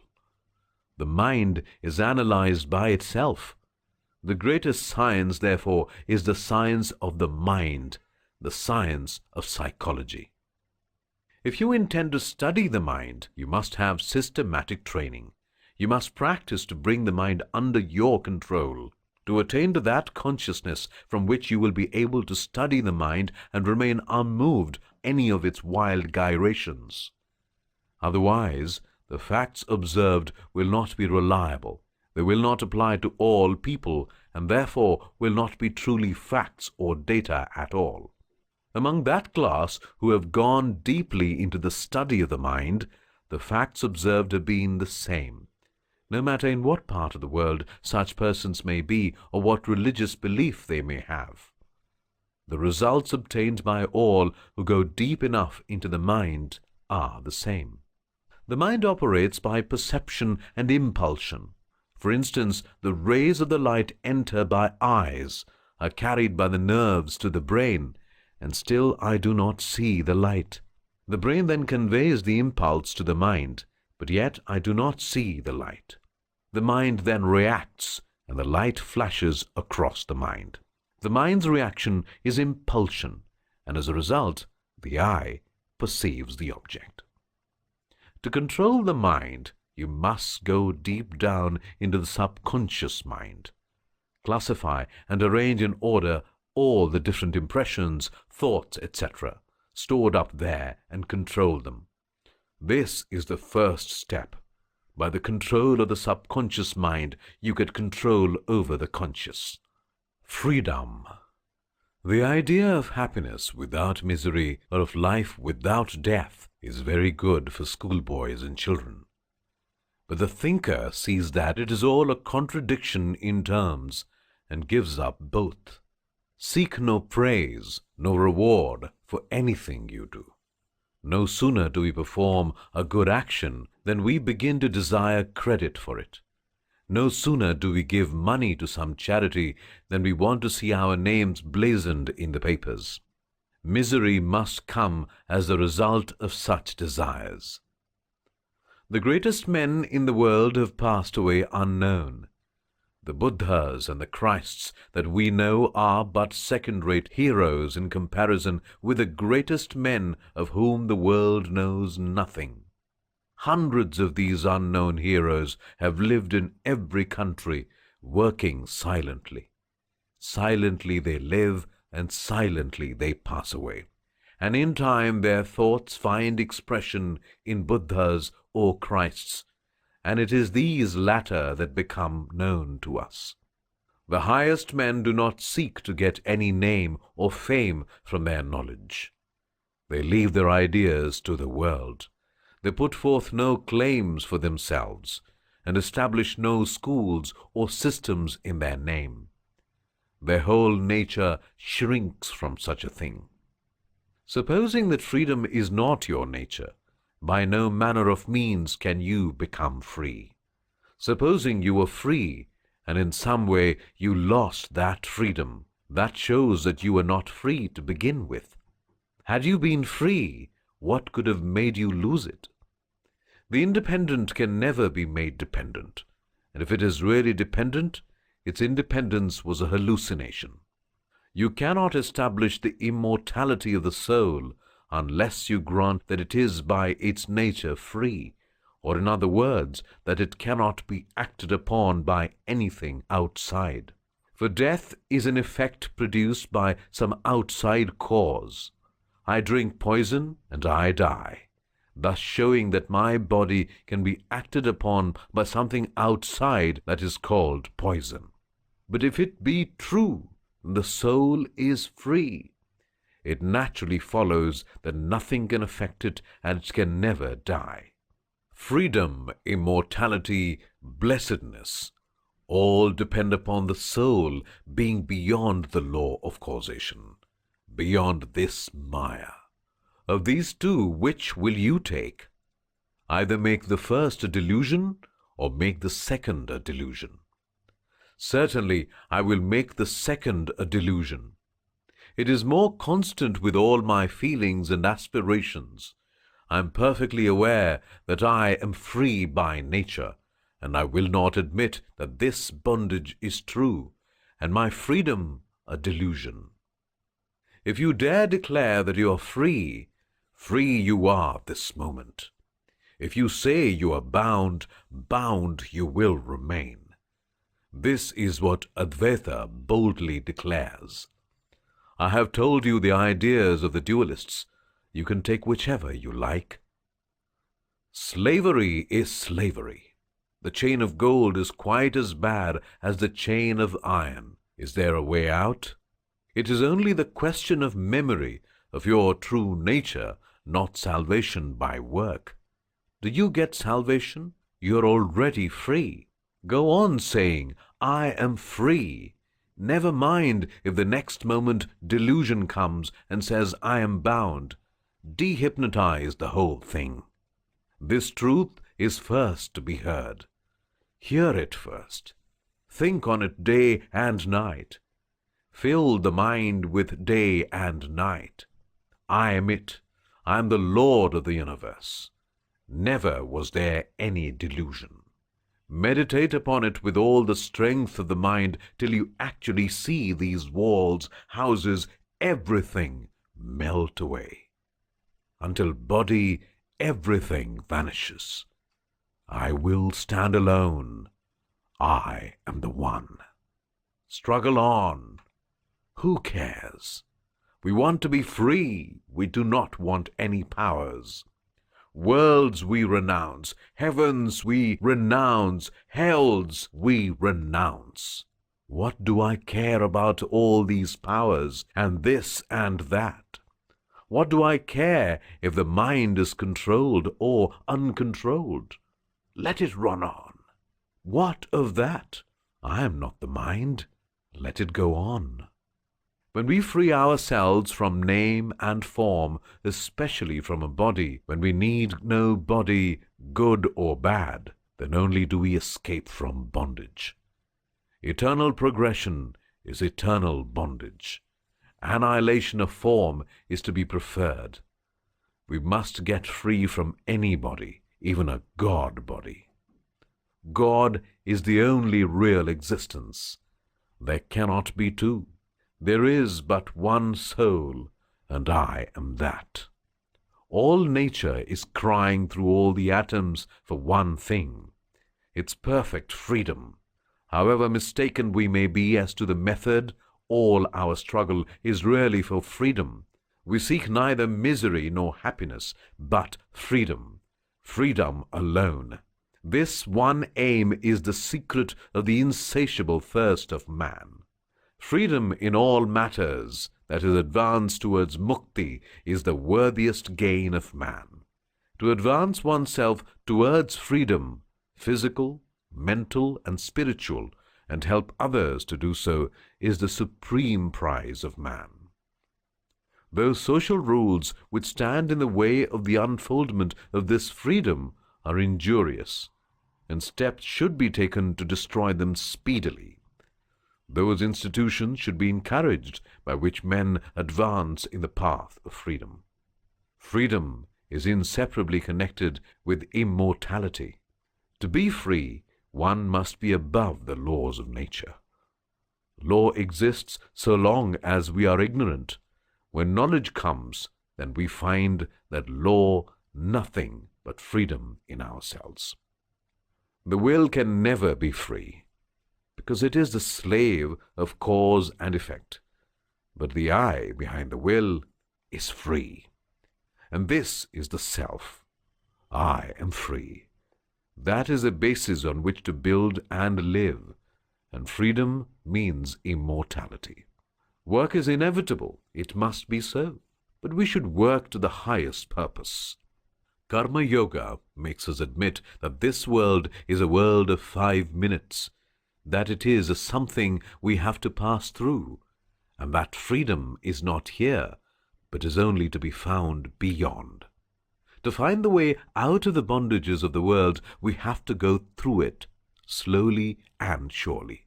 There may be those exceptional persons about whom I just spoke, those who can stand aside and give up the world, as a snake casts off its skin and stands aside and looks at it. There are no doubts these exceptional beings, but the rest of mankind have to go slowly through the world of work. Karma Yoga shows the process, the secret and the method of doing it to the best advantage. What does it say? Work incessantly, but give up all attachment to work. Freedom is of the nature of the soul. It is its birthright. That real freedom of the soul shines through veils of matter in the form of the apparent freedom of man. Every moment of your life you feel that you are free. We cannot live, talk, or breathe for a moment without feeling that we are free. But at the same time, a little thought shows us that we are like machines and not free. What is true then? Is this idea of freedom a delusion? One party holds that the idea of freedom is a delusion. Another says that the idea of bondage is a delusion. How does this happen? Man is really free. The real man cannot but be free. It is when he comes into the world of Maya, into name and form, that he becomes bound. Free will is a misnomer. Will can never be free. How can it be? It is only when the real man has become bound that his will comes into existence, and not before. The will of man is bound, but that which is the foundation of that will is eternally free. So even in the state of bondage which we call human life or God life, on earth or in heaven, there yet remains to us that recollection of the freedom which is ours by divine right. And consciously or unconsciously, we're all struggling towards it. When a man has attained his own freedom, how can he be bound by any law? No law in this universe can bind him, for this universe itself is his. I was once traveling in the desert in India. I traveled for over a month and always found the most beautiful landscapes before me, beautiful lakes and all that. One day I was very thirsty and I wanted to have a drink at one of these lakes. But when I approached that lake, it vanished. Immediately with a blow came into my brain the idea that this was a mirage, about which I had read all my life. And then I remembered and smiled at my folly, that for the last month all the beautiful landscapes and lakes I had been seeing were this mirage. But I could not distinguish them then. The next morning I again began my march.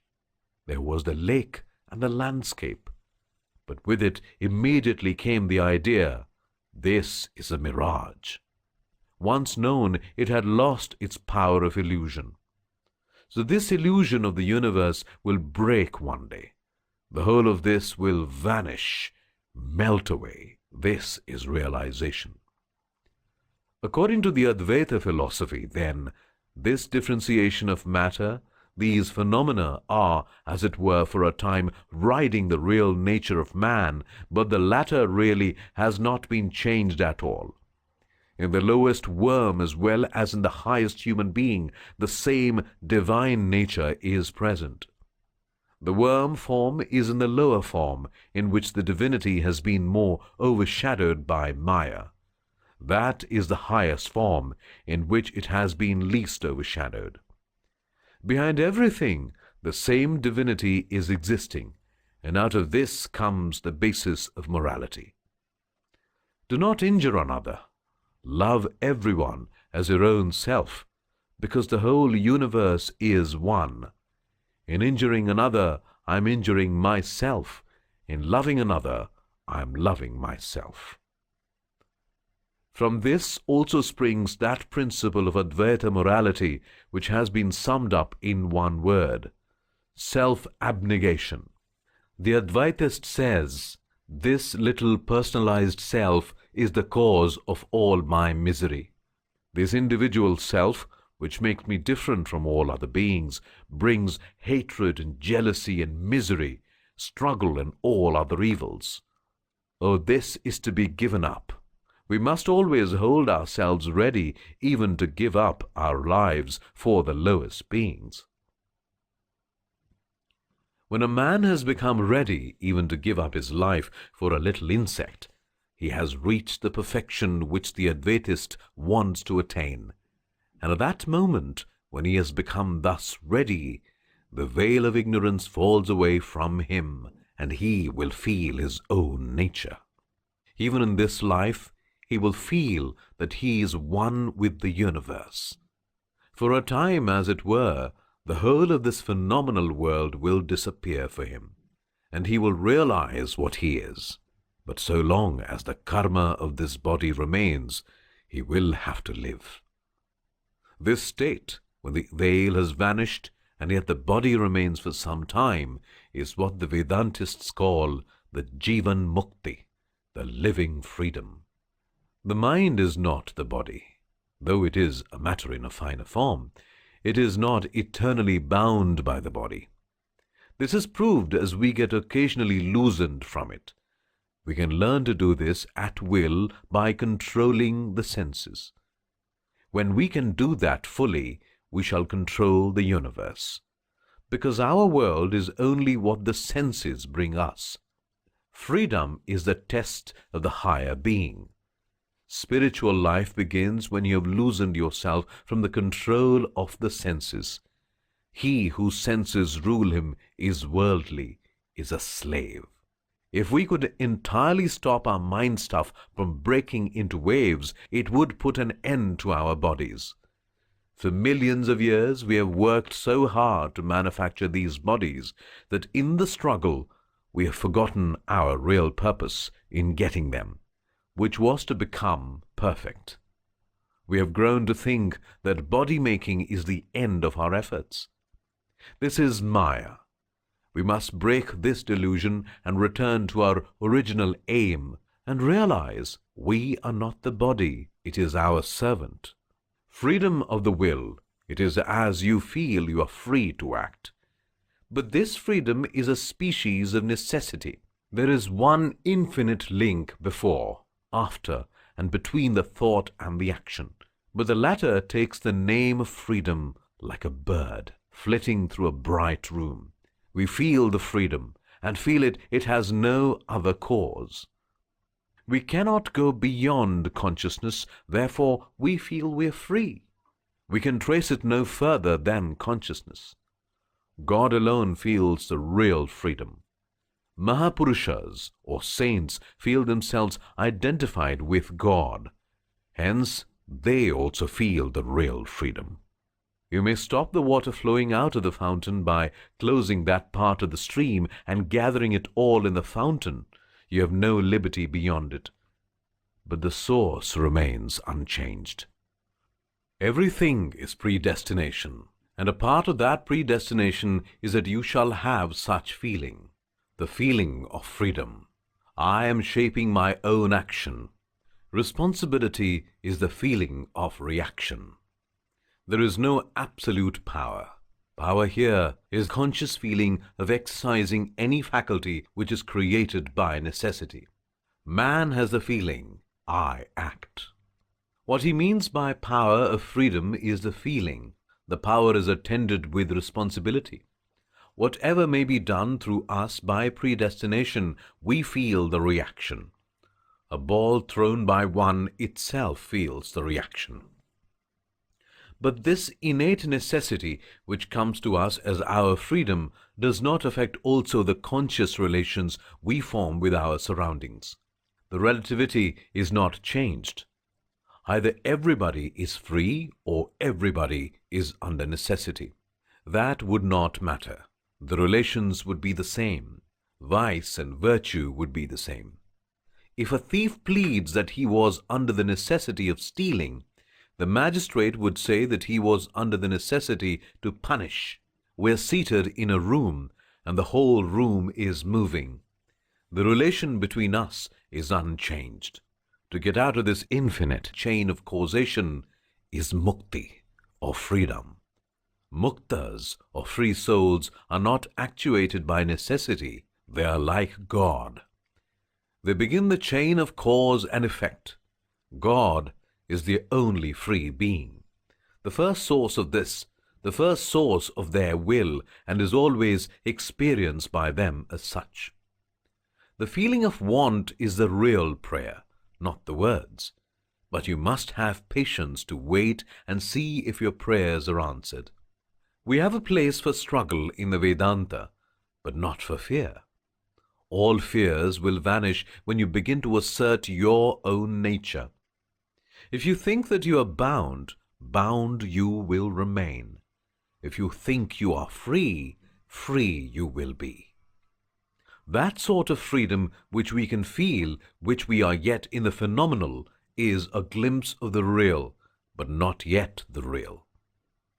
I disagree with the idea that freedom is obedience to the laws of nature. I do not understand what it means. According to the history of human progress, it is disobedience to nature that has constituted that progress.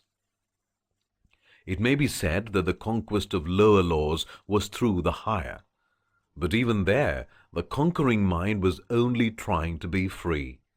And as soon as it found that the struggle was also through law, it wanted to conquer that also. So the ideal was freedom in every case. The trees never disobey law. I never saw a cow steal. An oyster never told a lie.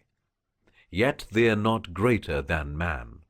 This life is a tremendous assertion of freedom, and this obedience to law, carried fair enough, would make us simply matter, either in society or in politics or in religion.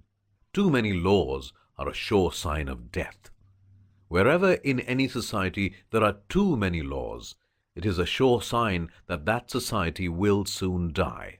If you study the characteristics of India, you will find that no nation possesses so many laws as the Hindus, and national death is the result. But the Hindus had one peculiar idea. They never made any doctrines or dogmas in religion, and the latter has had the greatest growth. Eternal law cannot be freedom, because to say that the eternal is inside law is to limit it. The atmosphere of a room may be hypnotized so that everybody who enters it will see all sorts of things, men and objects flying through the air. Everybody is hypnotized already. The work of attaining freedom, of realizing one's real nature, consists in dehypnotization. One thing is to be remembered is that we are not gaining powers at all. We have them already. The whole process of growth is dehypnotization.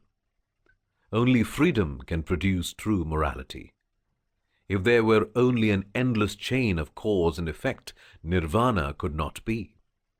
It is extinction of the seeming self bound by this chain. That is what constitutes freedom, to get beyond causality. Everything that we perceive around us is struggling towards freedom, from the atom to the man, from the insentient, lifeless particle of matter to the highest existence on earth, the human soul. The whole universe is in fact the result of this struggle for freedom. In all combinations, every particle is trying to go on its own way, to fly from the other particles. But the others are holding it in check. Our earth is trying to fly away from the sun, and the moon from the earth. Everything has a tendency to infinite dispersion. All that we see in the universe has for its basis this one struggle towards freedom. It is under the impulse of this tendency that the saint prays and the robber robs. When the line of action taken is not a proper one, we call it evil. And when the manifestation of it is proper and high, we call it good. But the impulse is the same, the struggle towards freedom.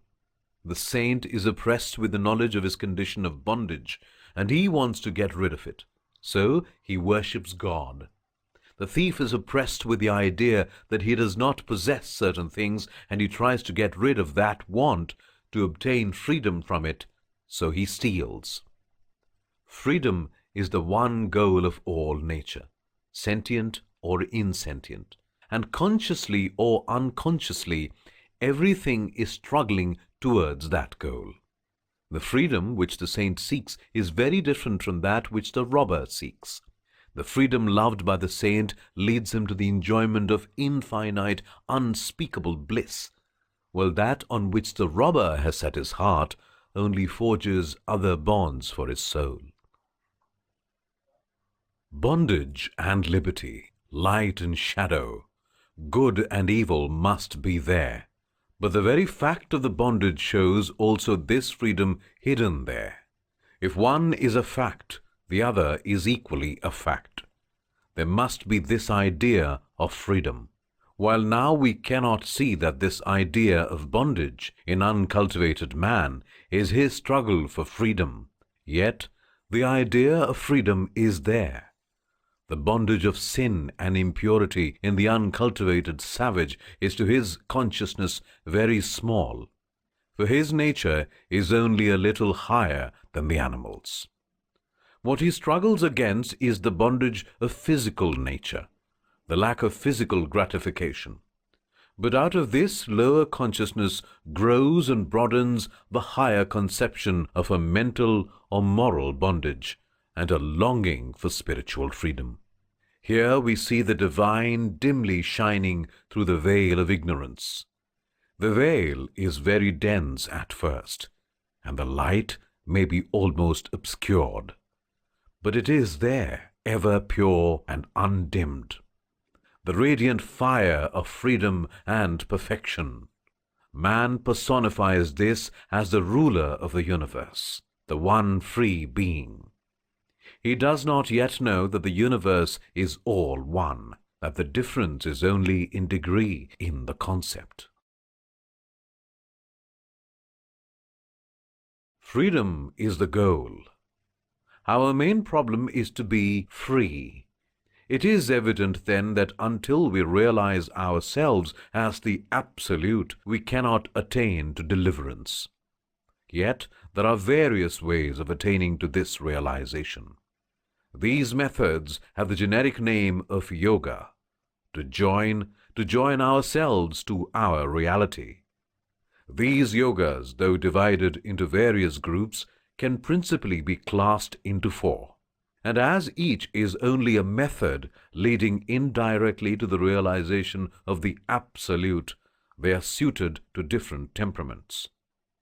Now it must be remembered that it is not that the assumed man becomes the real man or Absolute. There is no becoming with the Absolute.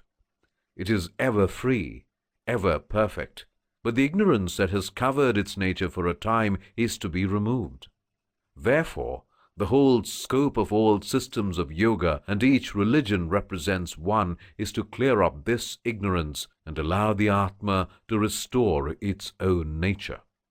The chief helps in this liberation are Abhyasa and Vairagya. Vairagya is non-attachment to life, because it is the will to enjoy that brings all this bondage in its train, and Abhyasa its constant practice of any one of the yogas. Love is God, freedom is God, and everything that is bondage is not God. Man has freedom already, but he will have to discover it. He has it, but every moment forgets it. The discovering, consciously or unconsciously, is the whole life of every one.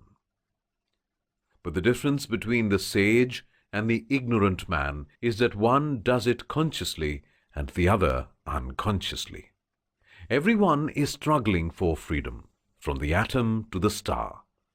The ignorant man is satisfied if he can get freedom within a certain limit, if he can get rid of the bondage of hunger or of being thirsty. But that sage feels that there is a stronger bondage which has to be thrown off. He would not consider the freedom of the Red Indian as freedom at all. According to our philosophers, freedom is the goal. Knowledge cannot be the goal, because knowledge is a compound. It is a compound of power and freedom, and it is freedom alone that is desirable. That is what men struggle after. Simply the possession of power would not be knowledge. For instance, a scientist can send an electric shock to a distance of some miles, but nature can send it to an unlimited distance. Why do we not build statues to nature then? It is not law that we want, but the ability to break law. We want to be outlaws. If you are bound by laws, you will be a lump of clay. Whether you are beyond law or not is not the question, but the thought that we are beyond law, upon that is based the whole history of humanity. For instance, a man lives in a forest and never has had any education or knowledge. He sees a stone falling down, a natural phenomenon happening, and he thinks it is freedom. He thinks it has a soul, and the central idea in that is freedom. But as soon as he knows that it must fall, he calls it nature, dead mechanical action. I may or may not go into the street. In that is my glory as a man. If I am sure that I must go there, I give myself up and become a machine. Nature, with its infinite power, is only a machine. Freedom alone constitutes sentient life. The Vedanta says that the idea of the man in the forest is the right one. His glimpse is right, but the explanation is wrong. He holds to this nature as freedom and not as governed by law. Uniformity of action is what we call law. This uniformity of my actions, I find, is broken into very short periods. And so I do not call my actions under law. I work through freedom. I walk for 5 minutes. But before those 5 minutes of walking, which are uniform, there was the action of the will, which gave the impulse to walk. Therefore man says he is free. But all his actions can be cut up into small periods, and although there is sameness in the small periods, beyond the period there is not the same sameness. In this perception of non-uniformity is the idea of freedom. In nature we see only very large periods of uniformity, but the beginning and end must be free impulses.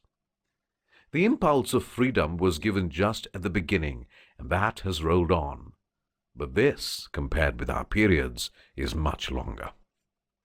We find by analysis on philosophic grounds that we are not free, but there will remain this factor, this consciousness that I am free.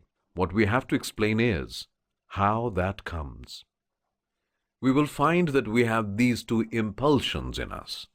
Our reason tells us that all our actions are caused, and at the same time, with every impulse we are asserting our freedom. The solution of the Vedanta is that there is freedom inside, that the soul is really free, but that the soul's actions are percolating through body and mind, which are not free. As soon as we react, we become slaves. A man blames me, and I immediately react in the form of anger. A little vibration which he created made me a slave, so we have to demonstrate our freedom.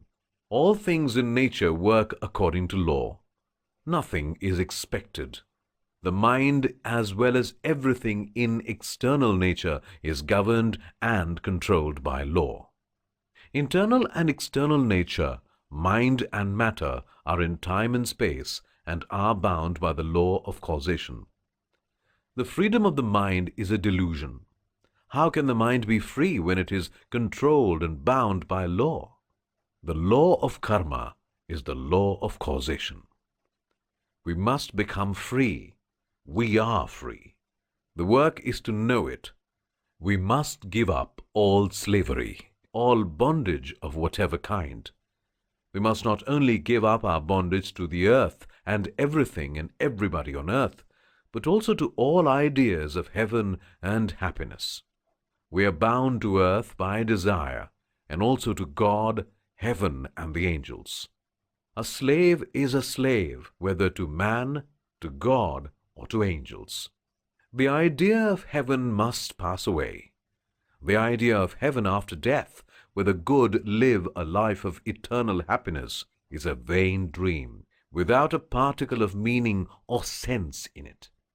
Wherever there is happiness, there must follow unhappiness sometime. Wherever there is pleasure, there must be pain. This is absolutely certain. Every action has its reaction somehow. The idea of freedom is the only true idea of salvation. Freedom from everything, the senses, whether of pleasure or pain, from good as well as evil. More than this even, we must be free from death, and to be free from death, we must be free from life. Life is but a dream of death. When there is life, there will be death. So get away from life if you would get rid of death. We are ever free if we would only believe it, only have faith enough. You are the soul, free and eternal, ever free, ever blessed. Have faith enough, and you will be free in a minute. Everything in time, space, and causation is bound. The soul is beyond all time, all space, all causation. That which is bound is nature, not the soul. Therefore proclaim your freedom, and be what you are, ever free, ever blessed. Time, space, and causation we call Maya. The goal of all nature is freedom, and freedom is to be attained only by perfect unselfishness. Every thought, word, or deed that is unselfish takes us towards the goal. and as such is called moral. The definition you will find holds good in every religion and every system of ethics. The end of all bondage. There was never a human race which did not have a religion and worship some sort of god or gods. Whether the god or gods existed or not is no question. But what is the analysis of this psychological phenomenon? Why is all the world trying to find or seeking for a god? Why? Because in spite of all this bondage, in spite of nature and this tremendous energy of law grinding us down, never allowing us to turn to any side, wherever we go, whatever we want to do, we are thwarted by this law, which is everywhere. In spite of all this, the human soul never forgets its freedom and is ever seeking it. The search for freedom is a search of all religions, whether they know it or not. Whether they can formulate it well or ill, the idea is there. Even the lowest man, the most ignorant, seeking for something which has power over nature's laws. He wants to see a demon, a ghost, a god, somebody who can subdue nature, for whom nature is not almighty, for whom there is no law. Oh, for somebody who can break the law. That is the cry coming from the human heart. We are always seeking for someone who breaks the law. The rushing engine speeds along the railway track. The little worm crawls out of its way. We at once say the engine is dead matter, a machine, and the worm is alive, because the worm attempted to break the law.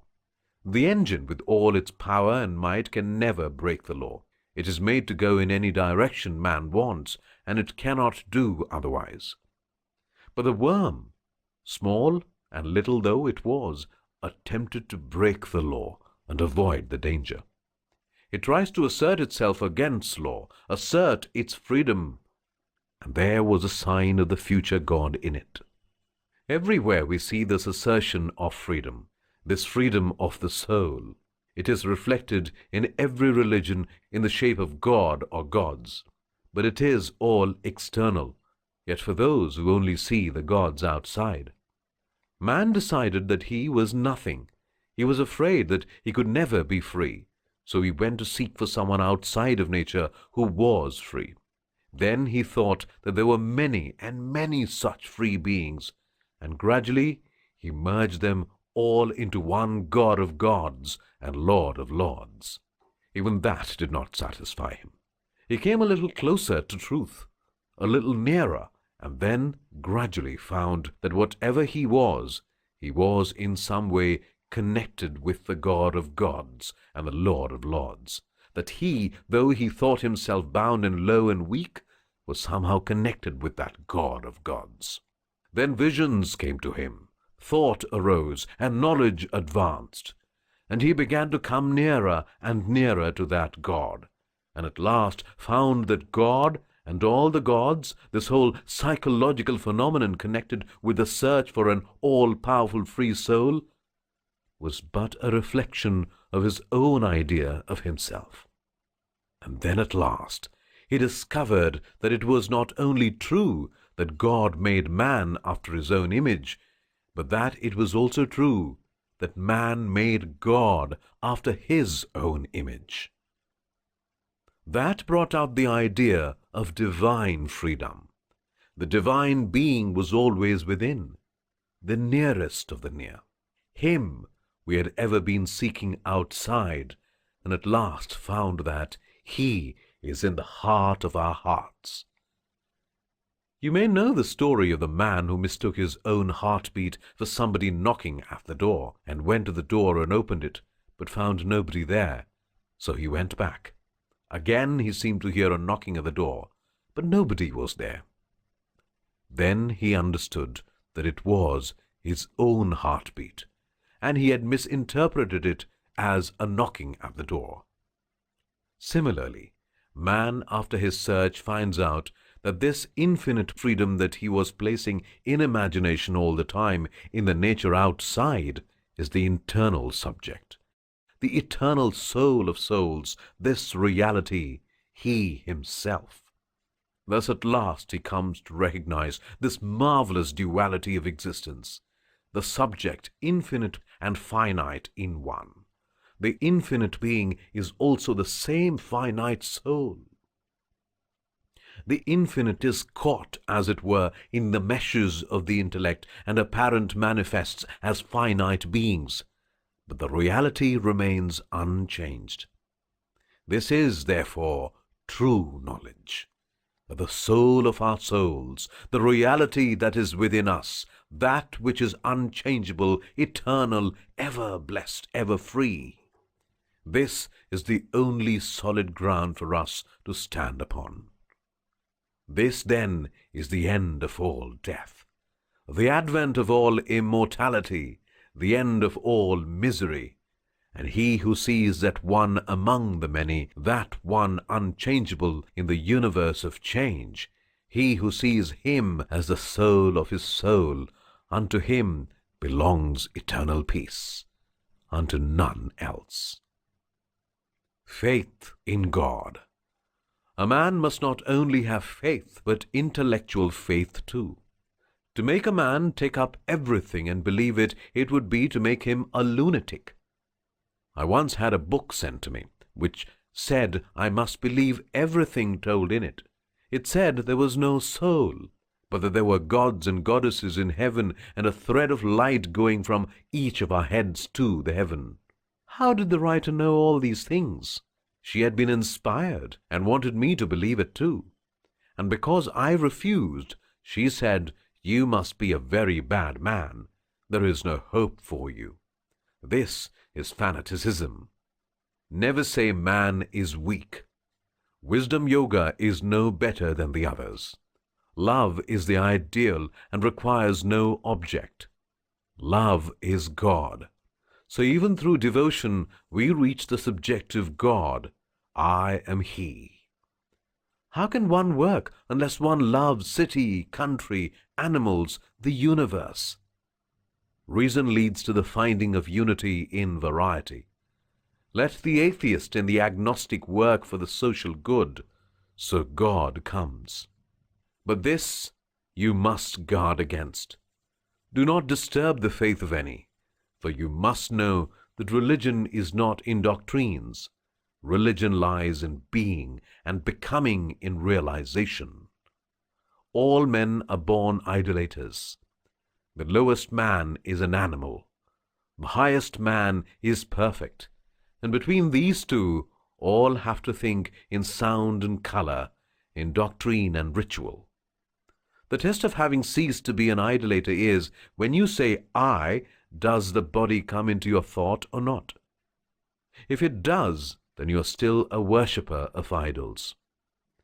Religion is not intellectual jargon at all, but realization. If you think about God, you are only a fool. The ignorant man, by prayer and devotion, can reach beyond the philosopher. To know God, no philosophy is necessary. Our duty is not to disturb the faith of others. Religion is experience. Above all and in all, be sincere. Identification brings misery because it brings desire. Thus the poor man sees gold and identifies himself with the need of gold. Be the witness. Learn never to react. There is no external test for inspiration. We know it ourselves.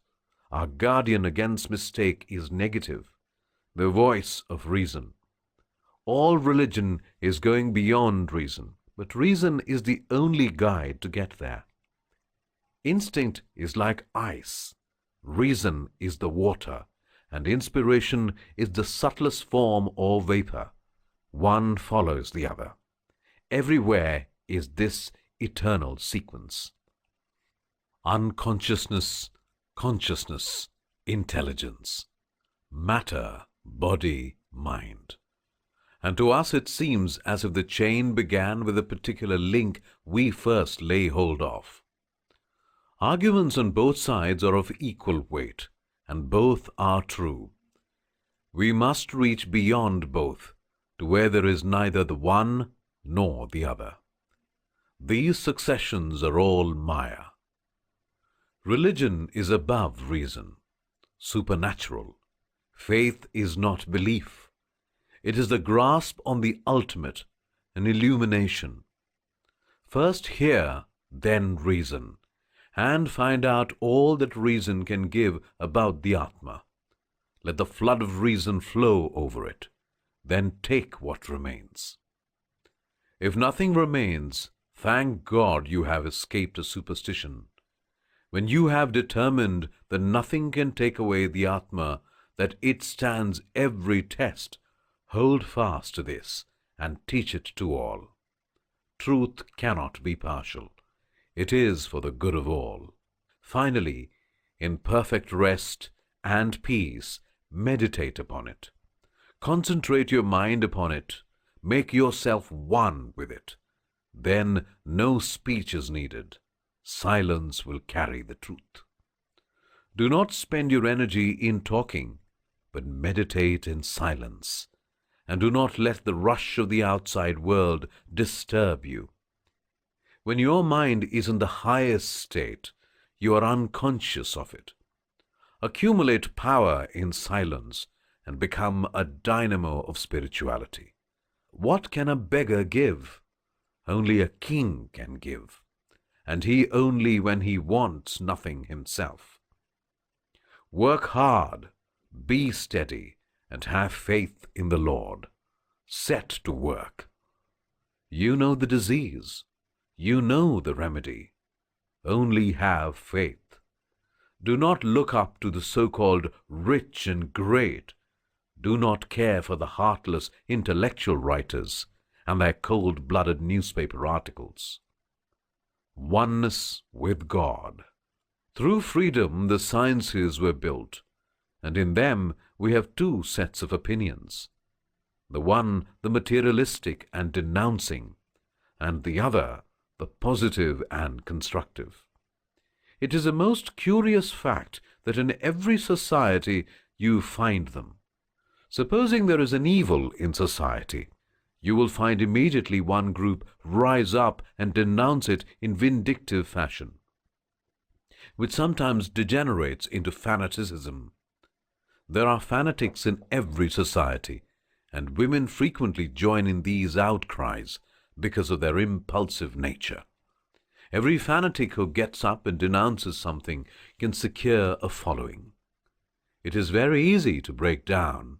A maniac can break anything he likes, but it would be hard for him to build up anything.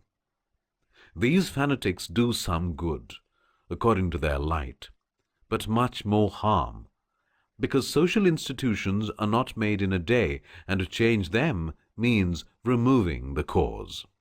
Suppose there is an evil, denouncing it will not remove it, but you must go to work at the root. First, find out the cause, then remove it, and the effects will be removed also.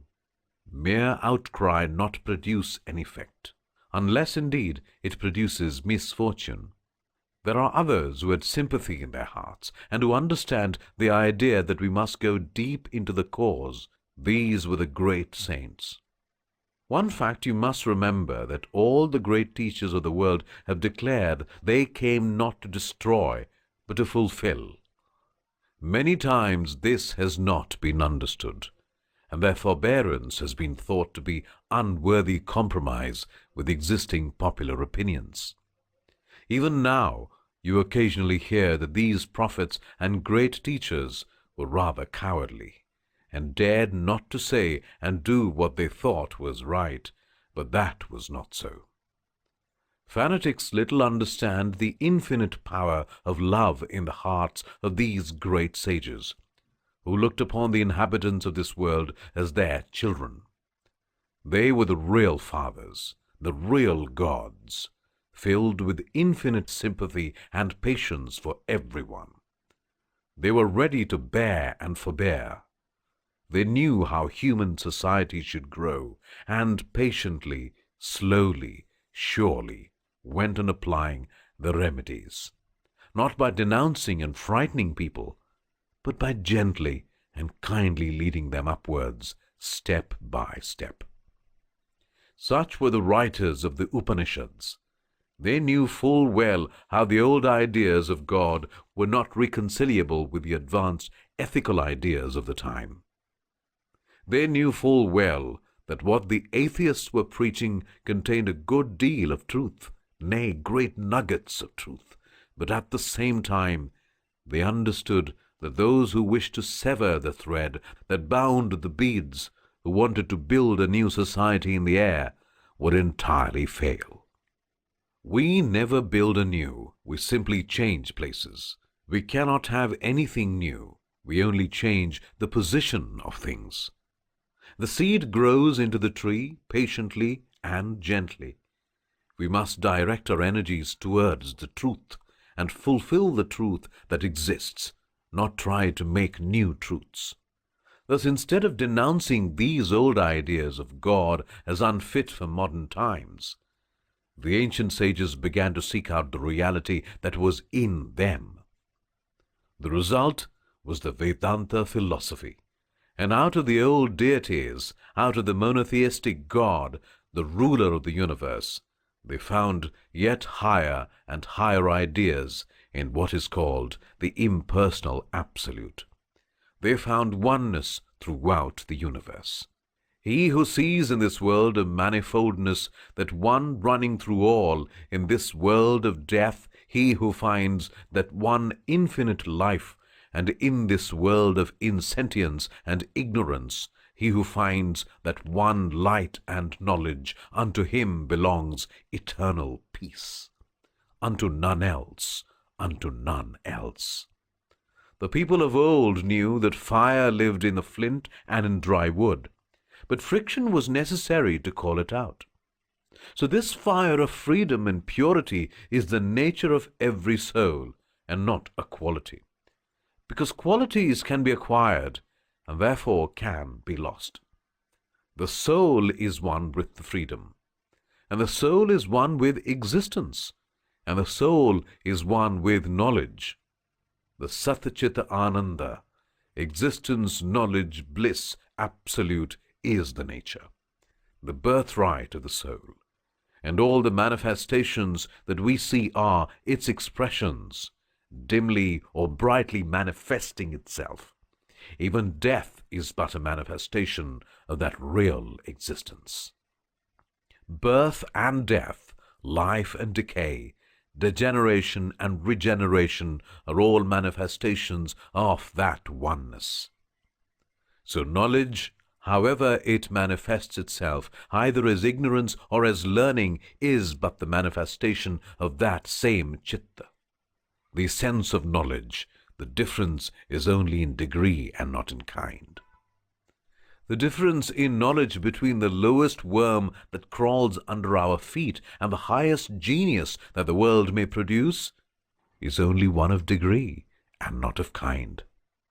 The Vedantin thinker boldly says that the enjoyments in this life, even the most degraded joys, are but manifestations of that one divine bliss, the essence of the soul.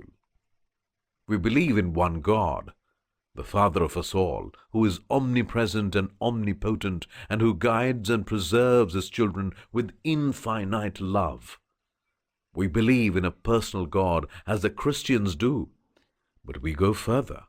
We believe that we are He, that His personality is manifested in us, that God is in us, and that we are in God. We believe there is a germ of truth in all religions, and the Hindu bows down to them all. For in this world, the truth is to be found not in subtraction, but in addition. We would offer God a bouquet of the most beautiful flowers of all the diverse faiths. We must love God for love's sake, not for the hope of reward. We must do our duty for duty's sake, not for the hope of reward. We must worship the beautiful for beauty's sake, not for the hope of reward. Thus, in the purity of our hearts, shall we see God. Sacrifices, genuflections, mumblings, and mutterings are not religion. They're only good if they stimulate us to the brave performance of beautiful and heroic deeds and lift our thoughts to the apprehension of the divine perfection.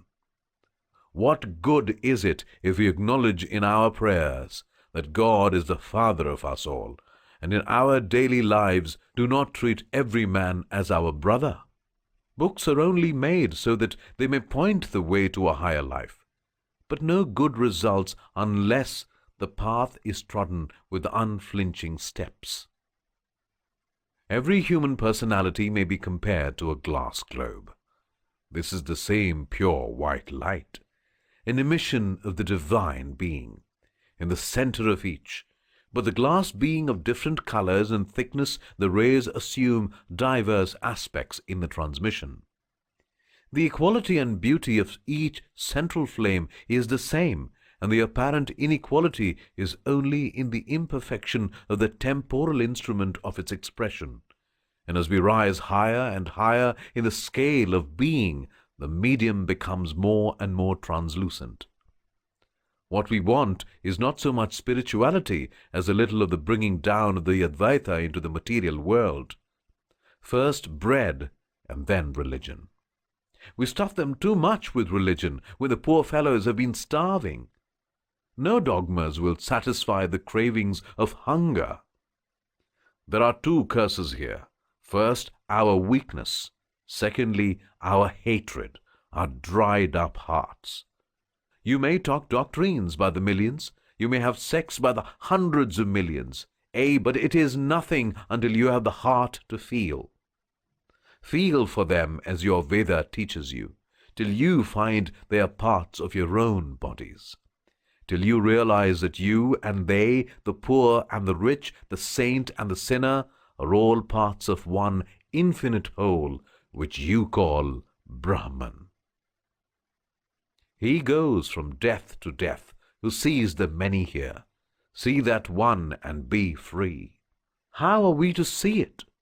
This mind so deluded, so weak, so easily led, even this mind can be strong and may catch a glimpse of that knowledge, that oneness which saves us from dying again and again. As rain falling upon a mountain flows in various streams down the sides of the mountain, so all the energies which you see here are from that one unit. It has become manifold, falling upon Maya. Do not run after the manifold. Go towards the one. He is in all that moves. He is in all that is pure. He fills the universe. He is in the sacrifice. He is the guest in the house. He is in man, in water, in animals, in truth. He is the Great One.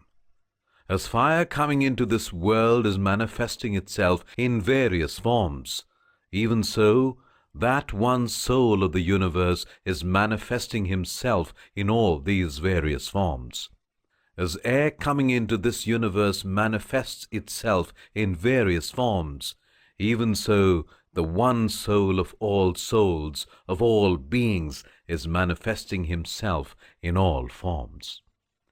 This is true for you when you have understood this unity and not before. Then is all optimism, because he is seen everywhere. The question is that if all this be true, that pure one, the self, the infinite, has entered all this, how is it that he suffers? How is it that he becomes miserable, impure? He does not, says the Upanishad. As the sun is the cause of the eyesight of every being, yet is not made defective by the defect in any eye, even so the self of all is not affected by the miseries of the body, or by any misery that is around you. I may have some disease and see everything yellow, but the sun is not affected by it. He is the one, the creator of all, the ruler of all, the internal soul of every being, he who makes his oneness manifold. Thus sages who realize him as the soul of their souls, unto them belongs eternal peace, unto none else. unto none else.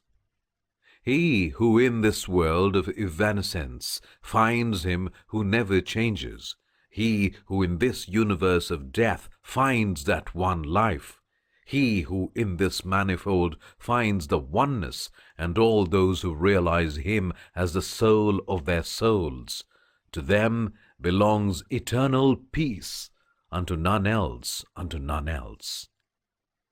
Where to find him in the external world? Where to find him in the suns and moons and stars? There the sun cannot illumine, nor the moon, nor the stars. The flash of lightning cannot illumine the place. What to speak of this mortal fire? He shining, everything else shines. It is his light that they have borrowed, and he is shining through them. Here is another beautiful simile. Those of you who have been in India and have seen how the banyan tree comes from one root and spreads itself far around will understand this. He is that banyan tree.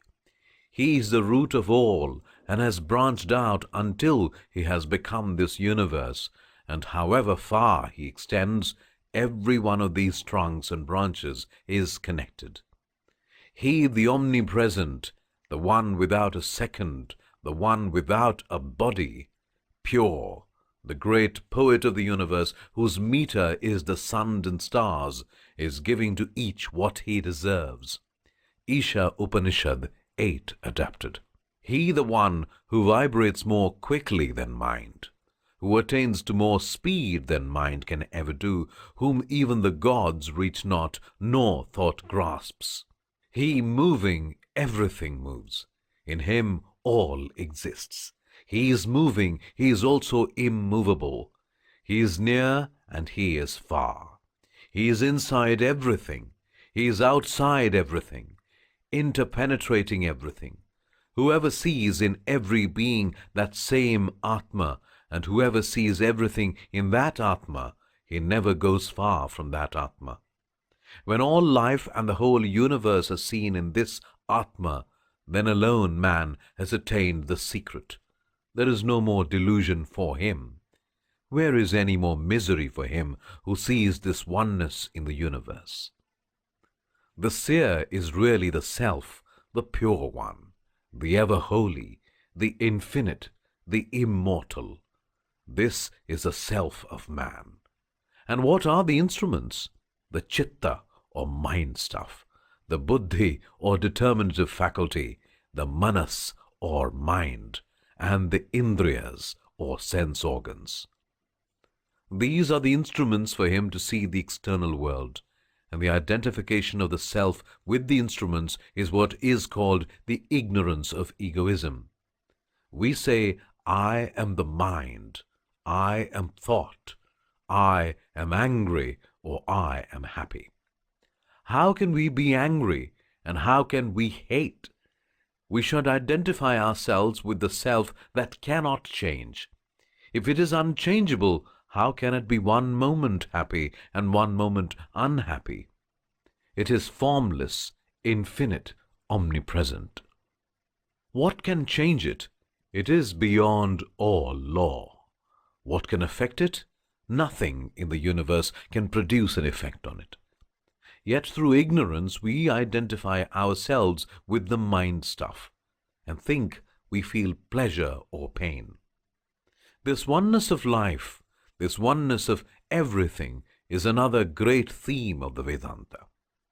We shall see how it demonstrates that all our misery comes through ignorance, and this ignorance is the idea of manifoldness, this separation between man and man, between nation and nation, between earth and moon, between moon and sun. Out of this idea of separation between atom and atom comes all misery. But the Vedanta says this separation does not exist. It is not real. It is merely apparent on the surface. In the heart of things, there is unity still. If you go below the surface, You find that unity between man and man, between races and races, high and low, rich and poor, gods and men and animals. If you go deep enough, all will be seen as only variations of the One. And he who has attained to this conception of oneness has no more delusion. What can delude him? He knows the reality of everything, the secret of everything. Where is there any more misery for him? What does he desire? He has traced the reality of everything to the Lord, the center, the unity of everything. And that is eternal existence, eternal knowledge, eternal bliss. Neither death, nor disease, nor sorrow, nor misery, nor discontent is there. All is perfect union and perfect bliss. For whom should he mourn then? In the reality there is no death, there is no misery. In the reality there is no one to mourn for, no one to be sorry for. He has penetrated everything, the pure one, the formless, the bodiless, the stainless. He the knower, he the great poet, the self-existent, he who is giving to everyone what he deserves. They grope in darkness who worship this ignorant world, the world that is produced out of ignorance, thinking of it as existence, and those who live their whole lives in this world and never find anything better or higher are groping in still greater darkness. But he who knows the secret of nature, seeing that which is beyond nature, through the help of nature, he crosses death, and through the help of that which is beyond nature, he enjoys eternal bliss. Thou sun who hast covered the truth with thy golden disk, do thou remove the veil, so that I may see the truth that is within thee. I have known the truth that is within thee. I have known what is the real meaning of thy rays and thy glory, and have seen that which shines in thee. The truth in thee I see, and that which is within thee is within me, and I am that. If then we are beyond all law, we must be omniscient, ever blessed. All knowledge must be in us, and all power and blessedness, certainly. You are the omniscient, omnipresent being of the universe. But of such beings can there be many? Can there be 100,000 millions of omnipresent beings? Certainly not. Then what becomes of us all? You are only one.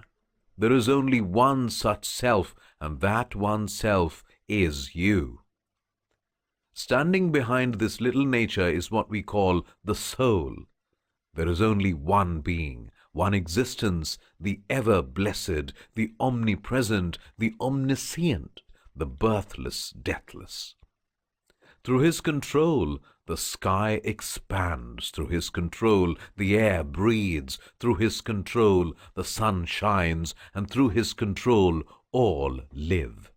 He is the reality in nature. He is the soul of your soul. Nay, more you are. You are one with him. Wherever there are two, there is fear. There is danger. There is conflict. There is strife. When it is all but one, when it is all one, who is there to hate? Who is there to struggle with? When it is all he with whom you can fight? This explains the true nature of life. This explains the true nature of being. This is perfection, and this is God. As long as you see the many, you are under delusion. In this world of many, he who sees the one, in this ever-changing world, he who sees him who never changes, as the soul of his own soul, as his own self, he is free, he is blessed, and he has reached the goal. Therefore know that thou art the God of this universe, tat tvam asi, that thou art. All these various ideas that I am a man or a woman, or sick or healthy, or strong or weak, or that I hate or I love, or have little power, are but hallucinations. Away with them. What makes you weak? What makes you fear? You are the one being in the universe. What frightens you? Stand up, then, and be free. Know that every thought and word that weakens you in this world is the only evil that exists. Whatever makes men weak and fear is the only evil that should be shunned. What can frighten you? If the sun comes down and the moons crumble into dust, and systems after systems are hurled into annihilation, what is that to you? Stand as a rock. You are indestructible. You are the Self, the God of the universe. Say, I am existence absolute, bliss absolute, knowledge absolute. I am He. And like a lion breaking its cage, break your chain and be free forever. What frightens you? What holds you down? Only ignorance and delusion. Nothing else can bind you. You are the pure one, the ever-blessed. Faith in God and one's own self is virtue. Doubt is sin. Knowledge of oneness is virtue. Seeing diversity is sin. The different scriptures only show the means of attaining virtue. Two forces seem to be working throughout nature. One of these is constantly differentiating, and the other is constantly unifying, the one making more and more for separate individuals, the other, as it were, bringing the individuals into a mass, bringing out sameness in the midst of all this differentiation.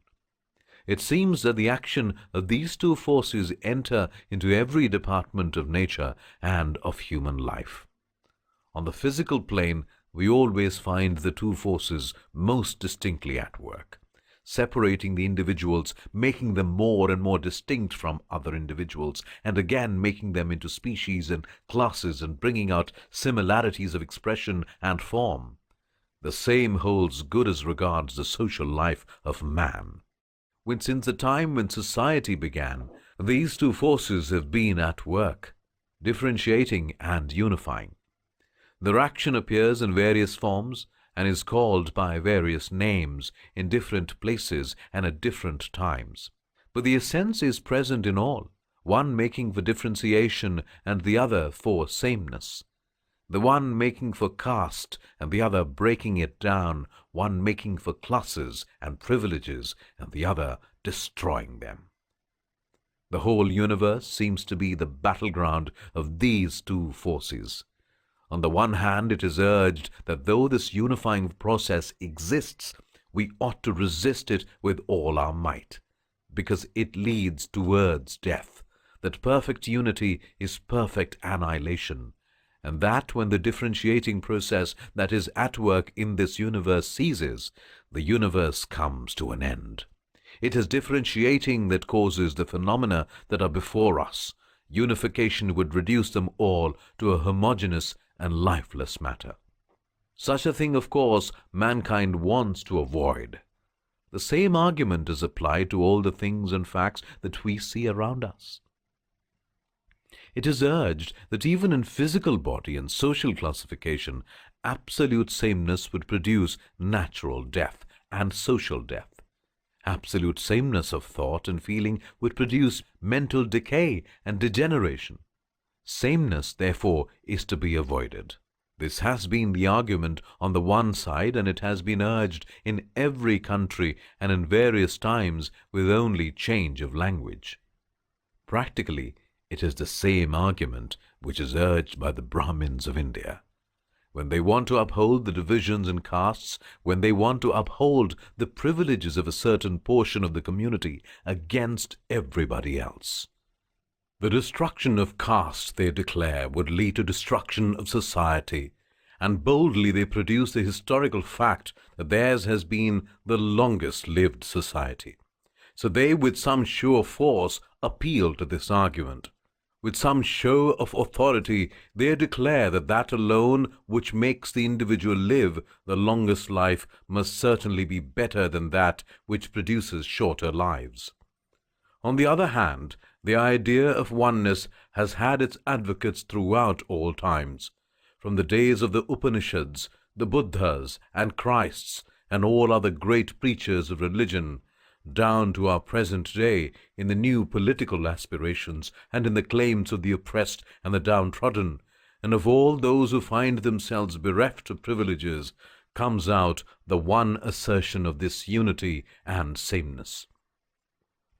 The rational West is earnestly bent upon seeking out the rationality, the raison d'être of all its philosophy and its ethics. And you all know well that ethics cannot be derived from the mere sanction of any personage, however great and divine he may have been. Such an explanation of the authority of ethics appeals no more to the highest of the world's thinkers.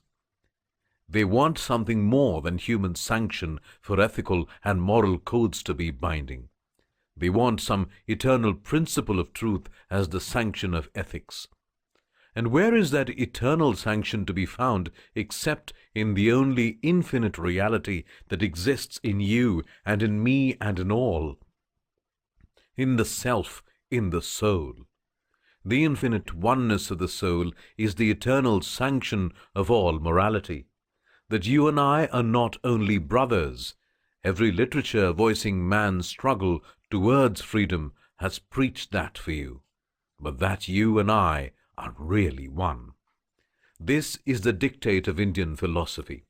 This oneness is the rationale of all ethics and all spirituality. Europe wants it today just as much as our downtrodden masses do, and this great principle is even now unconsciously forming the basis of all the latest political and social aspirations that are coming up in England, in Germany, in France, and in America. And mark it, my friends, that in and through all the literature voicing man's struggle towards freedom, towards universal freedom, again and again you find the Indian Vedantic ideals coming out prominently. In some cases, the writers do not know the source of their inspiration.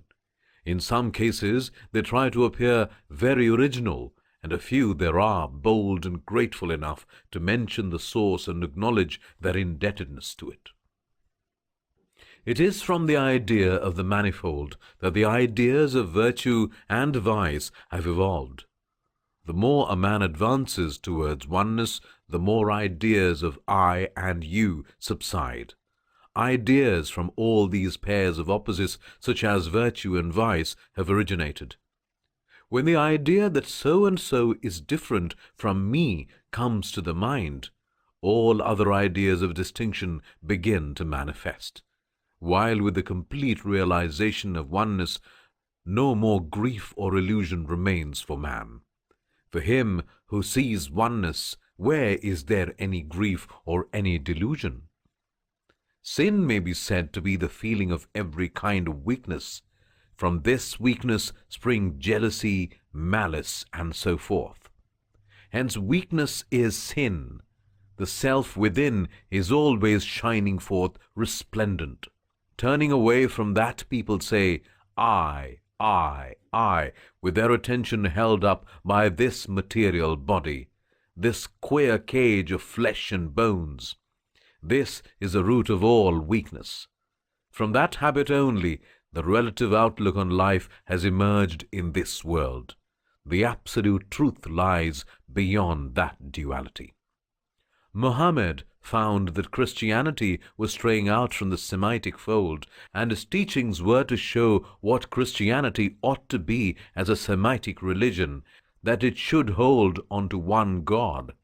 The Aryan idea that I and my Father are one disgusted and terrified him.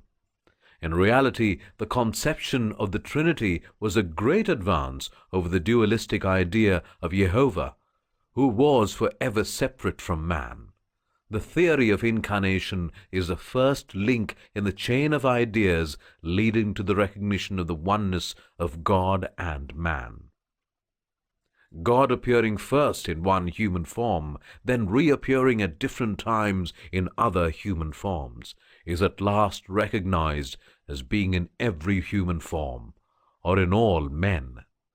Monistic is the highest stage, monotheistic is a lower stage. Imagination will lead you to the highest even more rapidly and easily than reasoning. In all religions we travel from a lesser to a higher truth, never from error to truth. There is a oneness behind all creation, but minds are very various. That which exists is one. Sages call it variously. What I mean is that one progresses from a smaller to a greater truth. The worst religions are only bad readings of the froth. One gets to understand bit by bit. Even devil worship is but a perverted reading of the ever-true and immutable Brahman. Other phases have more or less of the truth in them. No form of religion possesses it entirely. All that is meant by dying or being born is simply changes in the plane of vision. Neither do you move, nor does that move upon which you project your vision. You are the permanent, the unchangeable. How can you come and go? It is impossible. You are omnipresent. The sky never moves, but the clouds move over the surface of the sky, and we may think that the sky itself moves, just as when you are in a railway train, you think the land is moving. It is not so, but it is the train which is moving. You are where you are. These dreams, these various clouds move. One dream follows another without connection. There is no such thing as law or connection in this world, but we are thinking that there is a great deal of connection. When this dream changes, another dream will seem quite as connected as this. When we dream, the things we see all seem to be connected. During the dream, we never think they are incongruous. It is only when we wake that we see the want of connection. When we wake from this dream of the world and compare it with the reality, it will be found all incongruous nonsense, a mass of incongruity passing before us. We do not know whence or whither, but we know it will end, and this is called Maya, and is like masses of fleeting, fleecy clouds. They represent all this changing existence and the sun itself. The unchanging is you. When you look at that unchanging existence from the outside, you call it God, and when you look at it from the inside, you call it yourself. It is but one. There is no God separate from you, no God higher than you, the real you. All the gods are little beings to you. All the ideas of God and Father in heaven are but your own reflection. God himself is your image. God created man after his own image. That is wrong. Man creates God after his own image. That is right. Throughout the universe, we're creating gods after our own image. We create the God and fall down at his feet and worship him. And when this dream comes, we love it. This is a good point to understand, that the sum and substance of this lecture is that there is but one existence, and that one existence seen through different constitutions appears either as the earth, or heaven, or hell, or gods, or ghosts, or men, or demons, or world, or all these things. But among these many, he who sees that one in this ocean of death, he who sees that one life in this floating universe, who realizes that one who never changes, unto him belongs eternal peace, unto none else, unto none else. This earth is blissful, sweet, is the literal translation to all beings, and all beings are sweet to this earth. They all help each other. And all the sweetness is the Atma, the effulgent, immortal one who is inside this earth. Whose is this sweetness? How can there be any sweetness but He? That one sweetness is manifesting itself in various ways.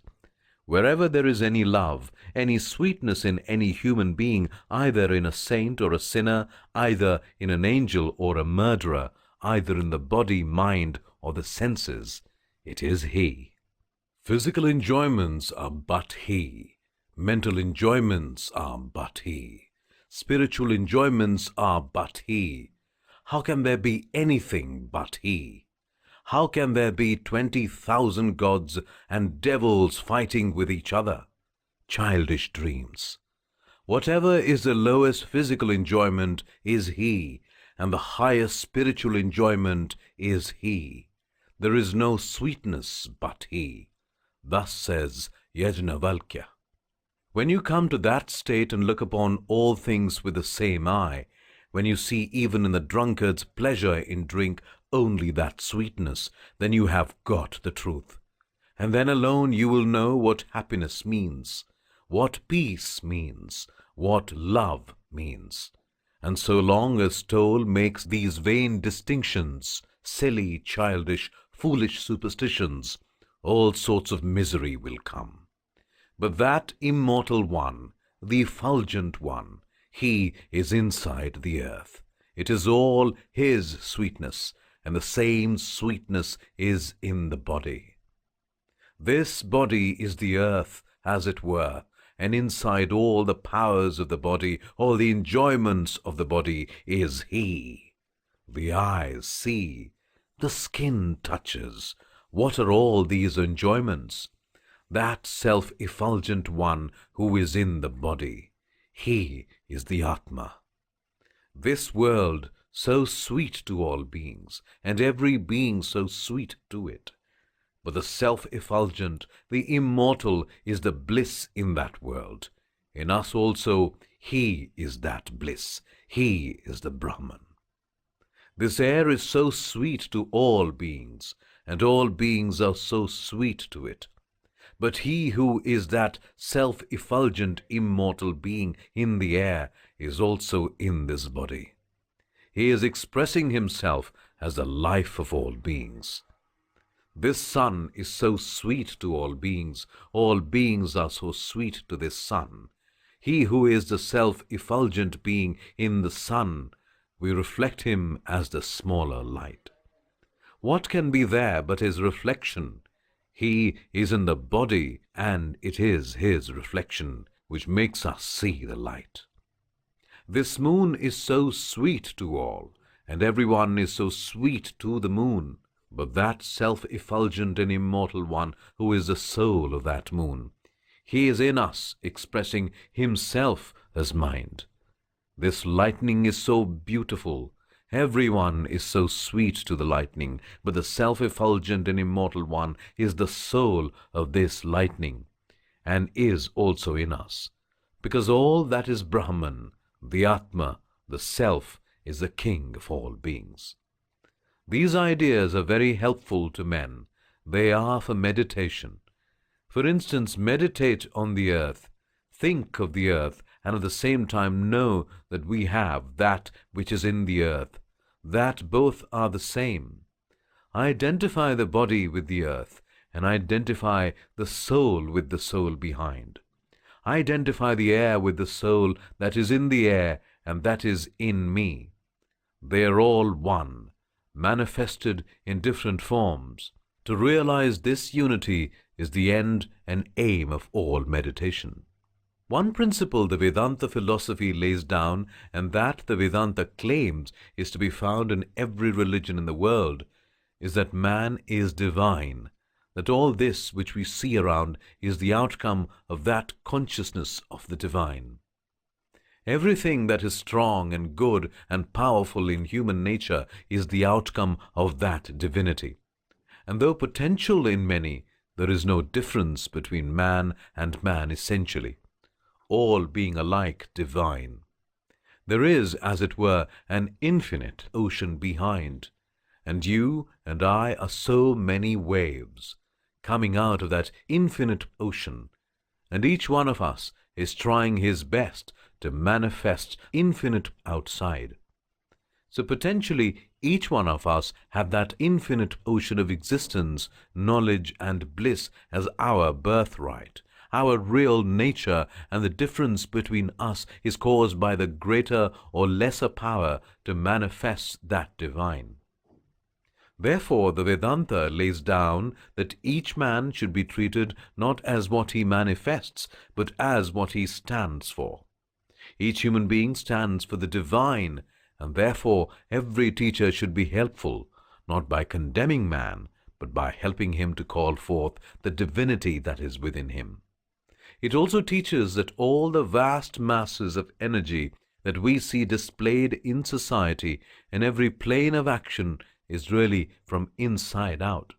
And therefore, what is called inspiration by other sects, the Vedanta begs the liberty to call the expiration of man. Consciously or unconsciously, every man is trying to unfold that divinity. At the same time, it does not quarrel with other sects. The Vedanta has no quarrel with those who do not understand this divinity of man. Now, this idea, claims the Vedanta, is to be found in all religions, whether in India or outside of it. Only in some of them, the idea is expressed through mythology, and in others through symbology.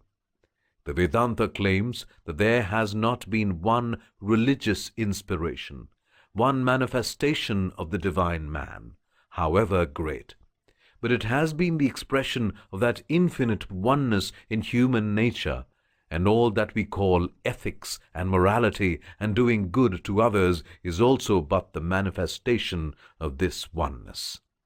There are moments when every man feels that he is one with the universe, and he rushes forth to express it, whether he knows it or not. This expression of oneness is what we call love and sympathy, and it is the basis of all our ethics and morality. This is summed up in the Vedanta philosophy by the celebrated aphorism, Tat Tvam Asi. Thou art that. To every man that is taught, thou art one with this universal being, and as such every soul that exists is your soul, and every body that exists is your body. And in hurting anyone, you hurt yourself. In loving anyone, you love yourself. And as soon as a current of hatred is thrown outside, whomsoever else it hurts, it also hurts yourself. And if love comes out from you, it is bound to come back to you. For I am the universe. This universe is my body. I am the infinite. Only I am not conscious of it now. But I'm struggling to get this consciousness of the infinite, and perfection will be reached when full consciousness of this infinite comes. The End. Meditation and Its Methods by Swami Vivekananda. Read by Mayur Suvarna. That was an audible presentation. There are many more. Select, listen, enjoy.